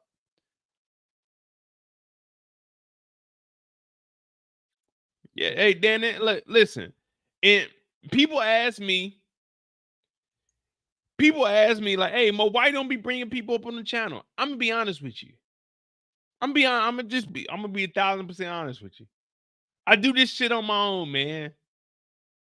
When I had 1-2 people watching my live shows, where was everybody at that point? I've never had anybody help me get to where I'm at. Yeah, I mean, when Ghost comes around, we got 300-400 people in the chat. It's just BMF. Like, for me personally, now I've had, not saying that I had a woman working for a pimp, but matter of fact, hold on. We got Brillo, y'all. We're gonna talk about Meech with Brillo. Hey, Brillo, we're gonna send you the link. I got like 20 minutes because I do gotta dip up out of here. So make sure you guys subscribe to my brother Brillo's channel, man. This is my brother. Like, this is when I was at like 15,000 subscribers. Brillo reached out to me. That was the first person that ever reached out to me and said, hey, I like power content. I like what you got going on, man. I want to reach out to you. Brillo is my brother. No matter what, if you ever hear me, you're never going to hear me say anything negative about Brillo. Unless we joking around talking about, man, you remember that nigga Brillo was talking. But you're never going to hear me say anything negative about Brillo. Brillo is my brother. I respect this man. This is the first person that ever reached out to me. And for me, I appreciate that, because I feel like anyone that reached out and was like actually listening to my shit, don't get me wrong. If I'm being honest, not being cocky or anything, but I can point out 10 to 15 different niggas with different YouTube channels that were in my chats before they started their channel. Facts. I can go and screenshot niggas in my goddamn chat, but I don't call nobody out like that because I appreciate everybody. But Brillo is the only person that can call me and say, hey, Mo, I need you on a live. And if I'm up, I'm up. I'm going to get on that nigga's live. Brillo, that's my brother. And I respect this man. Like, if I ever get picked up by any network, I promise you, Brillo, I'm going to bring on. And Pretty Girl Loves Trap, that's my family right there. Because Brillo, he was the first person to introduce me to Pretty Girl Loves Trap. And that's the first woman I ever collaborated with. So those two are always going to be in, like, that's family for me. So whenever you see Brillo on my channel, always subscribe to his channel, because I'm always going to make sure that Brillo is involved in what I got going on, because he wasn't on no fuck shit. He literally hit me up like, hey, man, I like your content. He wasn't on no, hey, let's collaborate. He was like, man, I like your content. And for me, I appreciate that shit. It's like, man, it's no different than me. The first time I talked to Mark Dark, I hit him up. I told that nigga straight up. I said, hey, man, I enjoy your content. I made my channel because of you. I used to be stationed in Germany. Like, nigga, I watched your channel, bro. So if you're not respecting the people that you like came up under, then, man, who the fuck are you, bro? That's how I look at it. Like, man, even if niggas don't fuck with me, even if Movie Bot don't ever respond, okay, cool. Like, hey, nigga, I respect your channel. But I'm about to bring Brillo up. We're going to talk about Meech, and we're going to get this thing cracking. So just know, if you ever see Meech, if you ever see Brillo, if you ever see Mo, just know we go together. We the three-headed monster. Oh, no. Matter of fact, we the four-headed monster. We forgot about Terry. But Terry, yeah, hey, you know what I'm saying? Meech, Terry, Brillo, and Mo. That's what it is. What's What good, up? my brother? What's good? Oh, I'm right on time to talk about the GOAT. Hey, Talk about for me. real, Hey, for real. I'm off the porch with it, man. I appreciate you for bringing me on. Look, when I tell you this, man, I'm from the Meech. They making him look like a superhero. I know he's not moving perfectly. Nobody is. But when you listen, when you pound the rollies just to pay your crew, don't that just make that? I mean, come on, man. After the robbery, that just ingratiates you with your crew, as opposed to Terry, who's charging a fee, a late fee. This is disgusting. He don't know how to hustle, J. But that boy Meech is like a highlight reel, man. That was a beautiful thing. He didn't have to pawn them Rolexes. The birds are coming. They on the way, Hey, bro. He got money. He pawned the Rolexes so his crew wouldn't lose faith in what he hey, got going on. what And did that's what did love, Payne say? man. Payne said, "Hey, are we rolling with Meech?" And then old boy said, "You never pawned nothing." But real quick, Brillo, what I want to point out to you real quick, because we actually did a little bit of deep diving. You hit me up on Discord. Now, I'm not disagreeing with you. Initially I agree with you on Dr. Maurice being a simp. But if you look at the check, Dr. Maurice, he wrote it to the church. This nigga didn't pay Lucille. This nigga had a $10,000 tax write-off for his private. This nigga has a 10. That's why I asked you what you thought, because I wasn't gonna jump off the porch with it. I No, gotta see it play out. initially, look, I got you know me, I got all the evidence. So initially, I thought it was to Lucille. Hold on, watch this. Look at this. This nigga just played the game, y'all. If you haven't been paying attention, listen. This is Cornerstone Church 10,000. This is a tax write-off. This nigga did not pay for it. This nigga got a $10,000 tax write-off to charity. Dr. Maurice is not a simp. This nigga is a player. Hey, you know my theory, man. I'm gonna go ahead and break it on Modot's Jay's channel, man. Hey, we call it the old dash and pass. I mean, the old, you know, what do I call it? Dash and pass. But he hitting it and quitting it, man. Hey, Brillo, I can promise you that. What would J. Cole say? We got a good thing. Don't know if I'm gonna see you again. I'm telling you, and the red flags are there. Yeah, I had a lot of them, but you know what I'm saying, they wasn't you. You had a lot of them, Dr. Maurice. Once Lucille not about to come up and people Lucille said, and he's successful. Why should that? Why you throwing that out there, Lucille? And he's success. What you trying to say? You want that cheese? You want a successful man, bro? But, he's not. You can't offer him anything, Lucille. You're done. You work at Wendy's.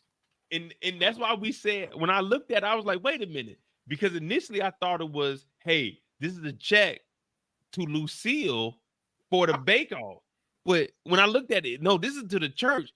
This is just a $10,000 tax write-off. This nigga got, if he got money to donate $10,000, this nigga's like, hey, you know, I'm about to be, because we remember when we first met him, he said, I know a lot of women. I met a lot of women. So he's like, this 10,000, this is just a tax write-off for him. He ain't even tripping off of this.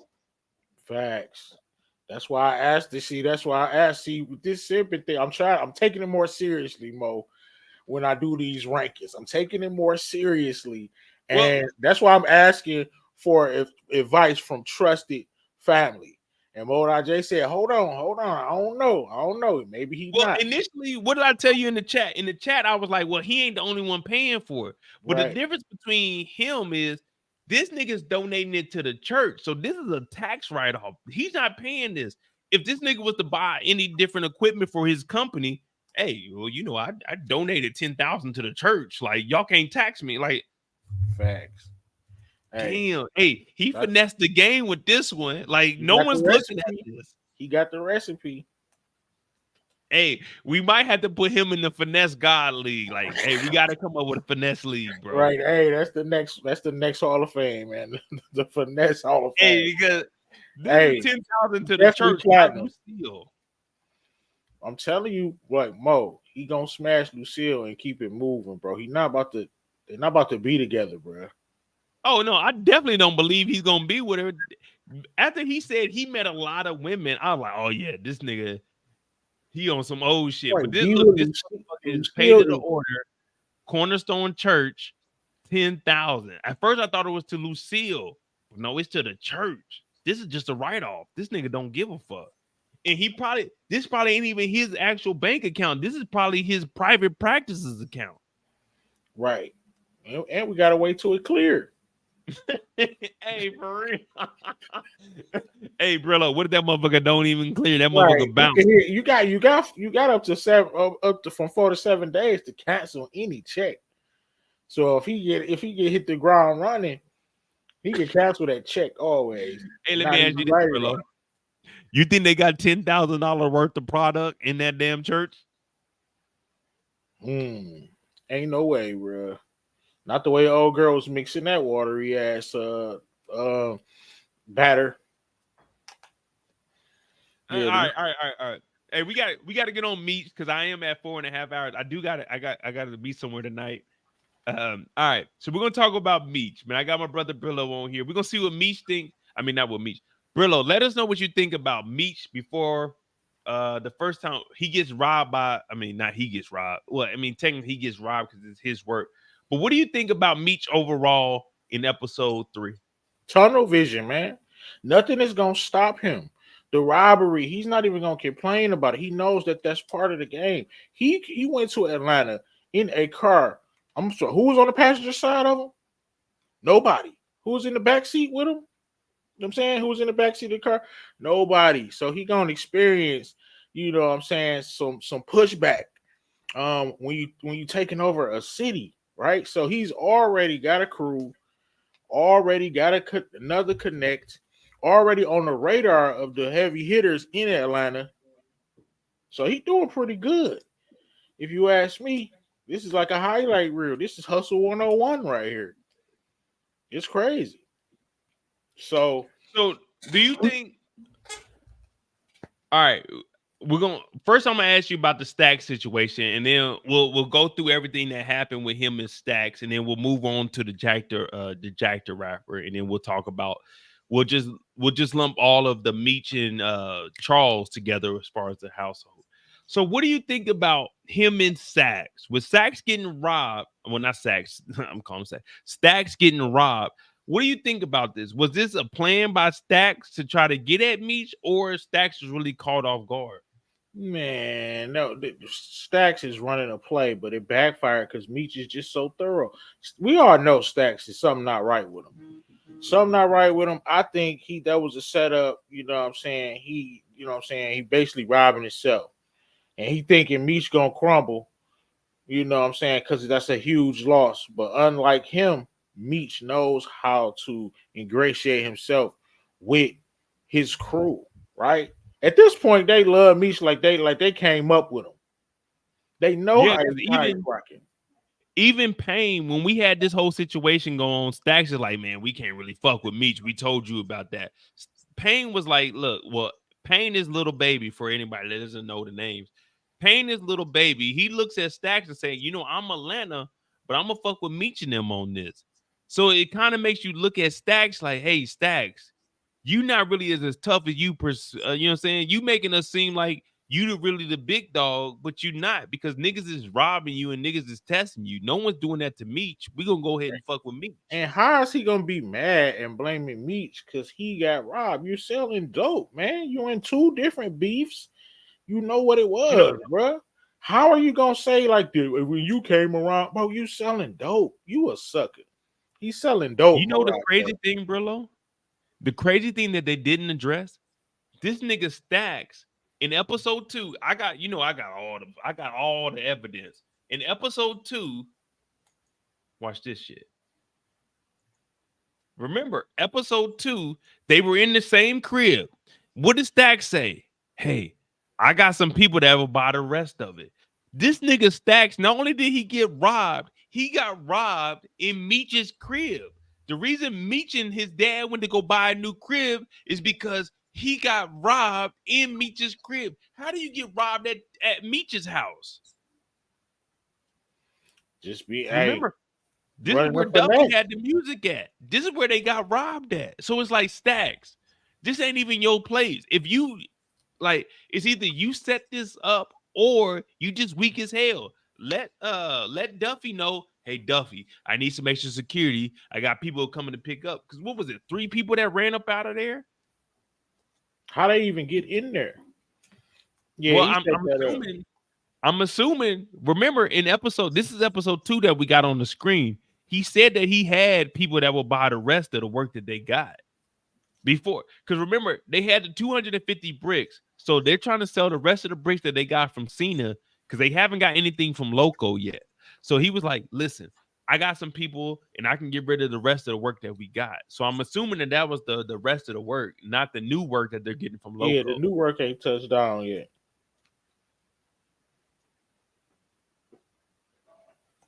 Yeah, I mean, Oh, what the hell? Modai Jaden took himself off the line. I don't know what happened. But we're here talking about Meech, man. I call him the hey man, he's running a highlight reel on dudes, man. This is Brillo the Big Review.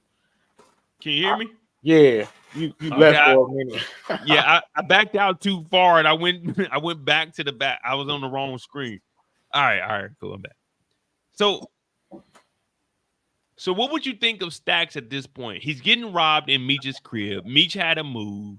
He already said that he's not about to be fucking with Meech. So do you think he's with Techwood? If you had to choose Techwood or Miami Killers, what would you put Stacks at?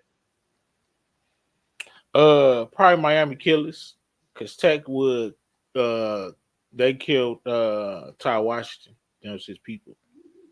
True. See, I'm waiting to see how it happens. Let me ask you, because we're on Meech. Do you think that? I mean, we went through it wasn't really like a legit survey, but a lot of people said that the whole situation with Solomon, aka Glock, talking to what's his name, Charles, was a play to get at Meech. What do you think about that? Yeah, of course. I mean, but I mean nothing's gonna come of that because Charles right back to Detroit and Glock bring Well, up. I mean, I know that, but what we're saying is, do you think?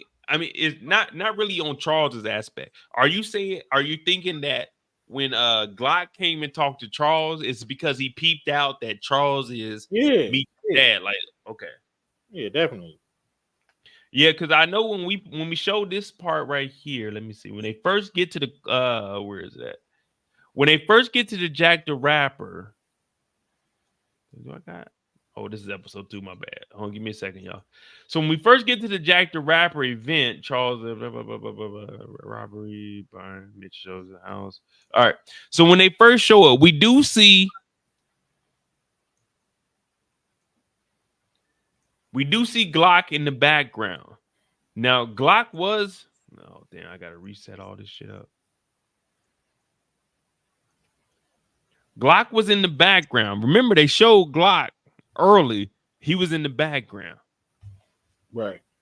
Now, we did a little bit of research, and we found out that Pac was there in 92 and in 93. We got pictures, like we got confirmation that Pac was there in 92, 93.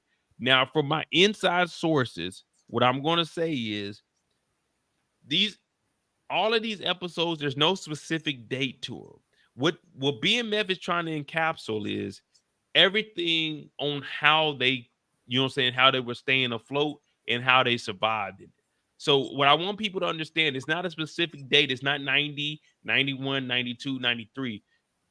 Everything that's going on with BMF right now is just showing what was going on in the 90s. So it's going to be different stories mixed in. So we really can't come up with an actual date.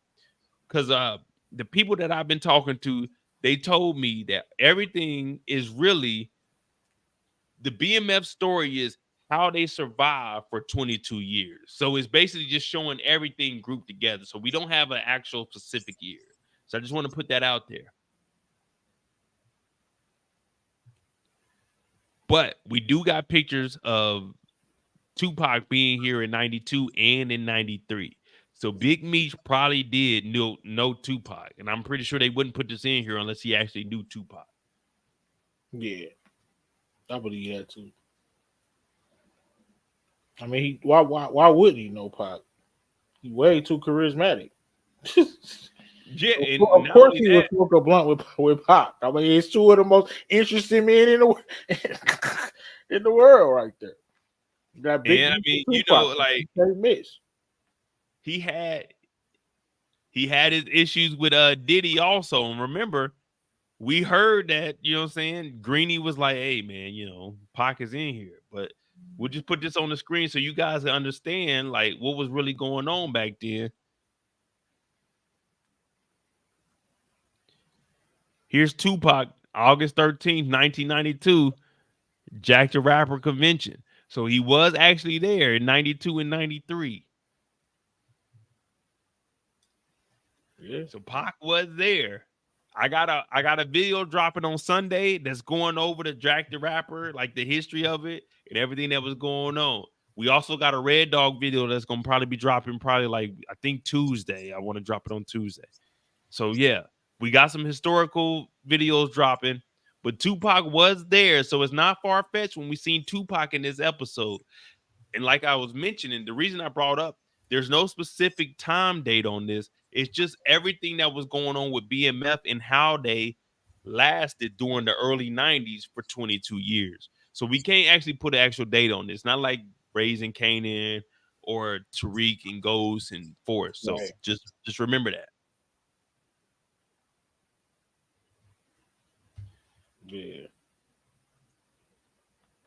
Yeah, so you know, hey, you know me, Brillo. I'm gonna do a little bit of research. I was doing some digging. I was like, wait, was Pac really out at these events? But he definitely was. And we know that Meech, you know what I mean? Like allegedly, Meech had his things going on with Diddy, and he was trying to extort him, and that's when the security guard ended up getting popped and all that other. So it's a lot of shit that's going on. Big Meech was really involved in everything. All the like when it comes to rap. Mo. From the West Coast to the South to the East Coast, Mo. this nigga Big Meech was involved. He's really a boss, man. Bosses Yeah. do what they want to, man. When people gonna learn this, man? This is why last week when everybody was, oh, he shouldn't have said that to Greenie. He shouldn't have said it to Greenie. He should have never said she was. No, bosses do what they want to do. It's different rules for different players. That's just my humble opinion, bro. I'm just saying. Hey, I gotta give props to that nigga Sterling. That nigga Sterling told Meech, hey man, why are we waiting? That nigga picked up a bottle and got on Greenie like, nigga, fuck it, nigga. Hey, hold on. All right, what we got? I got like 15 minutes. All right, we got for like 15 minutes. Let me knock this shit out. Hold on. Let's bring it back.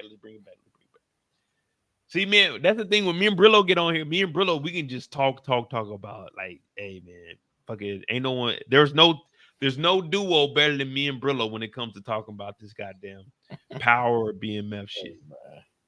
All right, so we're gonna run through this motherfucker. We got 15 minutes. What you think about Meech and Angel? He thinking that Angel he got a soft spot for her, of course, because of her story. You know what I mean? She serving a purpose or whatever. But I mean, she only one on the list. I feel like her mind's too gone for Greenie. You know what I'm saying? She brainwashed, so she gonna eventually cross, you know what I'm saying, cross Meech or whatnot for the Greenie dude, because she brainwashed. But you know, Meech, you know, he got a soft spot for the chick. I ain't gonna lie. So from with him coming up to talk to Angel and saying, hey, you set me up, and she basically denying it. What did you think about Greenie when Greenie was like, hey, well, you got some more money for me to set up? It was kind of like, hey, man, like you a little too friendly. You never been this close to me, but I just got set up. Like, what's going on?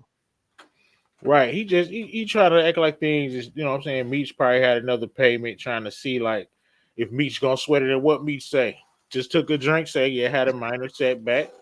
It's nothing. It'll be coming to you. He's never worried, bro. He always know he's just under control all the time. He just told him he minor setback.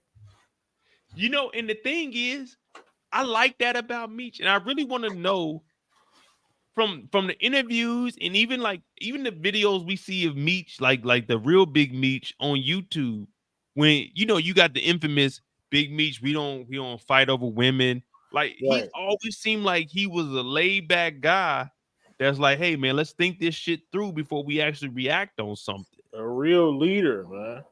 A real leader. And that's what I'm saying. Like, no disrespect to like the 50 boys or anything, but I'm always like, in my mind, the only thing I know is Meech down in Atlanta being Meech. You know what I mean? So that's why I'm like, this Meech that we're seeing here, I'm entertained with this. I'm like, okay, cool. I joke around with what he got going on with Angel, but we got to remember the times that they're in. And like, I'm gonna be honest with you. A lot, like, you know what I'm saying? I know you got your situation going on, so I can't speak on behalf of Brilla. I'm speaking on behalf of me. I'm a single black man right now. But listen, I fucked with strippers in my life, and I know how strippers can get. There's 99% of them I can't fuck with or trust, but there's a couple of them that you like, hey, you know what I'm saying? Here's the play. This is what I'm trying to make happen. You know what I'm saying? So for Meech, when we joke around and say, okay, Meech is tricking off, we know initially that Meech is only doing this to make sure that everybody else falls in line. Remember when he meets Jay Pusha, he telling him like, man, yeah, I'm spreading love. I want to make sure that everybody's eating. So yeah, Meech is going to be paying off people, but this is a part of the game, man. Right. This isn't your regular corporate 9 to 5. This is the real game right here. And this nigga Meech, it's unfortunate that he ended up getting jammed up, but I mean, if this brother would have put his mind to like some legitimate shit, this nigga probably could have been like a CEO of 500. But that money wasn't available at the moment. You know what I mean? It's not like it's 2024 where Meech can just get in the game and start his own company. This shit was different back then. Facts. And to me, I get excited about that. I'm like, I don't give a fuck what nobody say. Man, free Big Meech. This nigga did his thing, bro. I ain't gonna lie to you. This is what I've been waiting to see. And I ain't gonna lie. Hey, bro, you need to close your ears right now. But Angel, that man, I ain't gonna that motherfucker bad. I ain't gonna lie to you. Hey, boss's move ever. Did he cover her up with the mink? Oh, hey, did he throw the mink on her? Stop, Brillo, you already know what it is. You already know I got it. You know I got it. You grabbed the mink. Oh man, this boy right here, man. I swear. You know, hey, Brillo, you know I got it. Crazy thing is TVC want him to be perfect. They want him to be a cartoon character and not make no mistakes. Yeah, I'm saying. No. Hey, this is one move. This is one effective move. Like, hey, like, you know what I'm saying? To all my brothers, to all my single brothers out there, you know what I'm saying? Ain't to the married niggas. To all my single brothers out there, you know you got to keep that one. Like, it's kind of have a heavy blanket, but it's bigger than your regular. I got throw blankets on my couch, but then I got one big, nice white blanket. Like that motherfucker. Ooh, you throw that on, it's a. This fool. That nigga Meech, she talking about, oh, Meech, I'm gonna stay here for one night. He already knows she's coming back for the rest of it. It ain't gonna be one night. She's coming back forever. She's coming back forever. Or at least until he go to St. Louis or wherever. Hey, she's sticking around forever because remember, Greenie had her ass in the car talking about, say you ain't shit. Right, gorilla pimping. Yeah. Hey, low key, I was kind of mad with Angel when she was like, Meech, what are you doing? Leave him alone. Like, hey man, I'm sticking up for you. She brainwashed, man. No, she gonna leave. Greenie got her brainwashed. She gonna double cross Meech. That's just my. Hey, if anybody is brainwashed by a nigga named Greenie that ain't on shit, then I gotta look at you like a little different. You know what I mean? Facts. Greenie, like, hey man, hold on. I know we jumping around, but I mean we pretty much summed up what Meech got going on. I mean, everybody knows what Meech got going on. We didn't went over Charles and him being introduced to goddamn what's the nigga Solomon, aka Glock, aka the new K9. Hey, pretty much. Like, hey man, come on, man. We already know where this is going. don't even remember where the fuck it. Oh, here we go. So, all right. You remember when they pulled up? Say you ain't shit. She's like, I ain't shit, Greenie. I'm in charge, D. This nigga, yeah, I run this shit. Yeah. Hey, what was security doing? Security was up there rolling up a blunt. Them niggas ain't helped this nigga Greenie out at all. Bro, Meech probably paid them. You see Meech when he beat my man up in last week, what he turned around in one swoop before he where did he get the money from? This is how much in one full motion he pulled out a couple hundred from his wallet with 2 fingers and handed it to security for the inconvenience. This is what I'm talking about with Meech.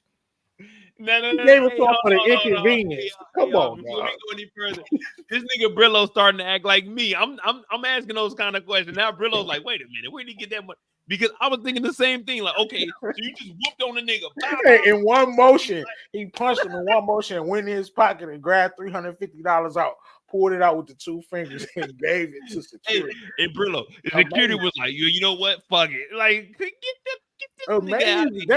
That's the stuff. See, I can't wait. I'm about to go live in 5 minutes. I'm gonna talk about Terry and Meech and the difference, man. I gotta school some folks, man. I'm actually about to get up out of here, man. But man, hey, Modot, spring break is coming up, man. And I got an idea. I got an idea for one of these lives, man. All I'm gonna say is I'm gonna get me some cognac. And I'm gonna come a little earlier. I told them, I only had that one live where I ever hit Brillo up, and that's why I respect Brillo. I hit Brillo up. Y'all know I got drunk on one live, but it was really me celebrating that I got here. I was like, hey, Brillo, take that off your live. He's like, all right, cool. Look, me and Brillo got a lot of stuff coming down the pipeline, and then I got the studio and shit together, Brillo. So I'm gonna have my homeboy coming over, and on Saturdays we're gonna start reviewing like real movies. So I would definitely like to bring you on for like maybe like an hour segment on them. Sure. Also, subscribe to Brillo the Big Reviews channel. That's my brother. We're gonna have a lot of stuff coming in. Brillo, before you get off of here, what do you think about Ghost canceled? What do you think? Come on, community. We gotta stop crying, man. I'm cool with it. I mean, it wasn't gonna last forever, and they're giving us 20 episodes. This really is a huge finesse for ratings and everybody thinking it's the last. If you do the math, man, they actually gonna have only 8 less episodes than the original Power. Season 1 of Power was, I believe, 8 episodes. 8, yep. So they're gonna have 8 less episodes from the OG Power. They're giving us 5 seasons because this season has been confirmed. 20 episodes. What's 20 episodes? 10 divided by 2 has always been. 20 divided by 2 has always been 10. So we get the whole thing is we don't know, like between part 1 and part 2, there might be a year time jump. We don't know like if they're gonna get rid of the Hadas in season 1 because all they showed was the part 1 teaser. So we don't know where it's gonna go. But at the end of the day, that's cool. We understand this business, you know what I mean? But everyone's saying, well, it might not be the end of it because nigga, it's over with. So like when we were talking about like how long could we go with these niggas running through the school? But they introduced an origin. It's just cheaper to let's get 7 to 10 new characters and we're gonna do origins. And hey, let's just do that because people want to know that. Once Raising Kanan is over with, like Raising Kanan, you can only go 5-6 seasons. We're going into season 4. Yeah. So it's like, okay, give us season 4, maybe season 5, and then we bring in season 5, and then we do. They could possibly bring Kanan over to Origins. Yeah, and that's what I'm saying because he'll start getting older. Because right now he's playing as a 16-year-old. So in 2 years, 2025, that'll put him at like 18 years old. So we'll start to see him older, and you can put him in like 2-3 seasons, have him leave, go to jail or whatever, and then.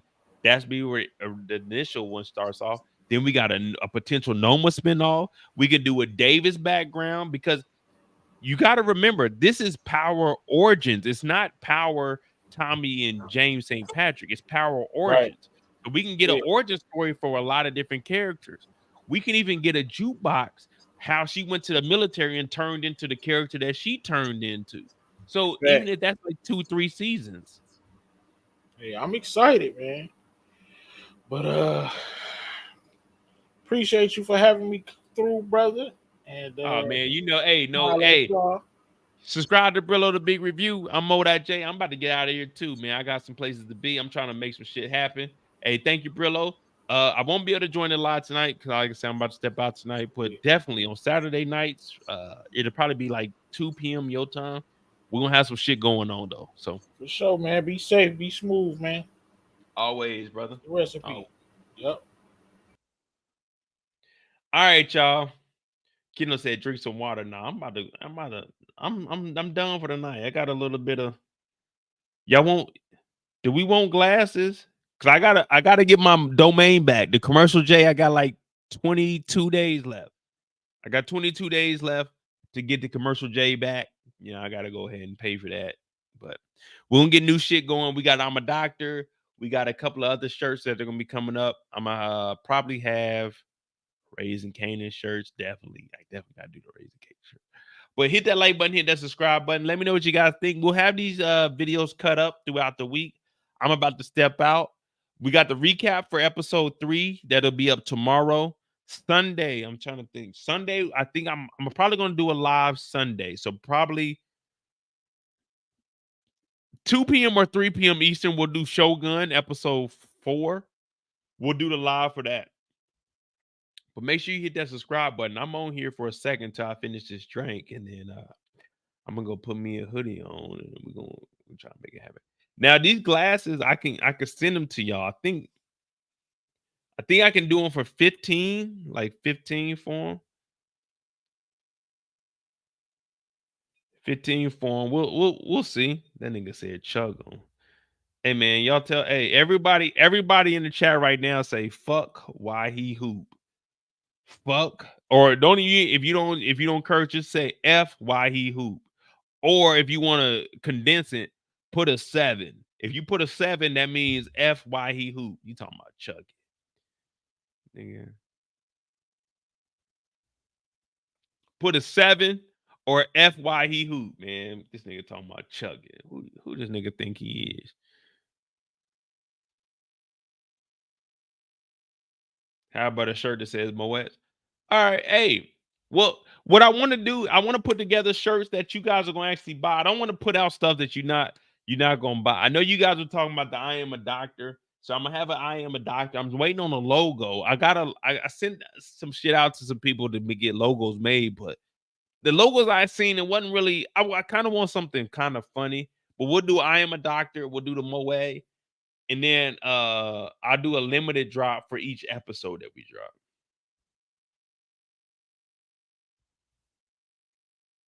We'll figure it out. Right now, what we're trying to do, we do have a copyright strike on the channel. Tubi did knock a lot of videos off that got hit with copyrights. So I had to remove them from my channel because I was like, man, don't give me a copyright strike. So everything that had Tubi in the title, I had that shit removed from my channel. We lost 1.5 million views, but I appreciate you guys. I love you guys. We're going to probably do Tubi's on Rumble. I got 30 days. So that's what? March, April, May, June. April, May, June. So I got till June. Unless they respond to these emails, we'll figure it out, man. Hit that like button. Hit that subscribe button. My name is Mo.J. We're on the road to 50,000 subscribers. Mozzie said I could do it. Mozzie, hit me up on Instagram. MOEDOTJ. I got the Cash App pin in the chat. Yeah, if you have any talents or if you know anybody, hit me up on Instagram. I respond to everybody on there. It might go into my request, but hit me up on Instagram if you have anything or any articles that you want me to break down. I definitely will go over it. I respond to everybody. You know what I mean? Or hit Kindle up, join the Discord, hit Kindle up, and Kindle's going to let me know. So I definitely want to be more involved. I did, 3 articles this week? We got, 8,000 views off of just 3 articles. So I'm going to get back into articles. I'm trying to get situated, man. I got the new job. I'll probably start in April. We good. But I'm about to get on out of here. We got 5 hours. My name is Mo.J. Make sure you hit that like button, hit that subscribe button. We're going to go ahead and listen to some tunes that should have been for Shogun. But you know what I mean? Fuck it. We beefing with FX right now. So, nigga, we going to play that motherfucker on this motherfucker. You know what I'm saying? Fuck that motherfucker. We going to play that motherfucker on this motherfucker because fuck that motherfucker. You know what I mean? We going to play that motherfucker on this motherfucker.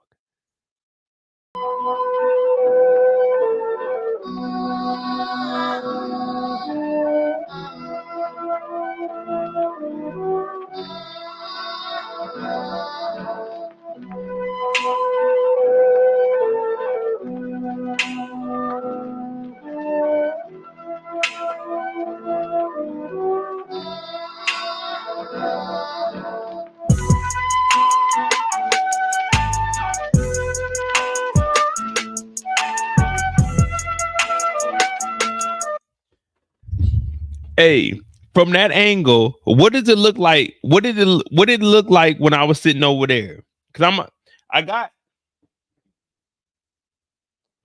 What did that look like from over there? Was that clear or would I need it closer? Because I have a cord. I got 2 cords for the microphone and everything. I was just trying to see how it looked because I'm gonna look back at it in the morning.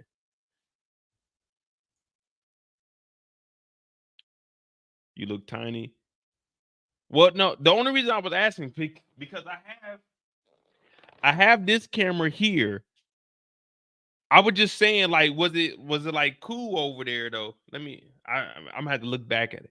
But I'm gonna put this camera and I got the extended. So I have 2 9-foot cords that I'm gonna have this camera over there right in front of the couch. I was just seeing how it looked from, you know what I'm saying, so I can get the like a perspective of how, you know what I'm saying, how everything pans out. But yeah, I'm gonna have a camera that's gonna be directly over there. I'm gonna take one of these lights and put it right in front of there. We got the microphone, and then we have. So I got it's a 6-foot microphone stand. So I'm gonna put the microphone on here, and then I'll have the cord go up under the carpet, and I'll have the microphone. Well, I got the microphone cord that'll go up under this way over here. So I was just seeing, like, could you guys see me on the couch though? Could you see me on the couch? Because I'm trying to figure out how we're gonna do it. Like, I'm probably have like a split screen and then have the other camera over there. Why? Because I'm definitely not gonna use like, so the camera that I got right now, that's this camera right here that I use for the this is just a 1080 camera that I use for, you know what I'm saying, for the board. But I just put that over there. But like I said, I got 2 9-foot cables. I'm gonna put the other 4K camera over there because this is the 4K camera that we have here. But I'm really risking losing the channel at this point because we had some shit going on with the Tubi shit. But once I got hit with that, I got multiple copyrights. And then I got hit with a copyright strike. It's like, man, I just removed everything from the channel. November 2022, man, I got the reused content. I'm like, reused content? All I did was take a goddamn trailer. Lost fucking. So I lost 1.5 million views now. I lost fucking 2.5 million views then. Ah, man, it fucking sucks, bro. It's YouTube, man. It's YouTube, but it is what it is, man. Hit that like button, hit that subscribe button, man. We're gonna start this music from the beginning. I'm out this thing. Hold on real quick before Kendall said, Mo, you might need to hire a production staff, cameraman, lighting, boomer. Oh, I ain't got that kind of money. I ain't got that kind of money, Kendall. I can handle everything. I'll get on YouTube, figure it out. Hell, I figured out how to put all this shit together. Trust me. I'm getting me a new computer probably. Goddamn my birthday. I got like 3,000 I'm gonna spend on a computer and we're gonna figure it out. But we'll figure it out. We'll see. Hit that like button, hit that subscribe button. I'm about to get the hell up out of here, man. I got some shit to move. Man, shout out to my brother Torian Rain Reloaded. Go subscribe to this channel. Educated brother, very articulate. He knows everything that's going on. If I don't know it and it ain't on the Mo You Know, go to Torian's channel, man. I show love to everybody and I'll never ever be a hater, man. I was a hater when I was younger, but I realized that being a hater don't get you anywhere in life. So hit that like button, hit that subscribe button. My name is Mo.J. 50,000 subscribers. We on the way. And we'll probably end up getting there one of these days. But hit that like button.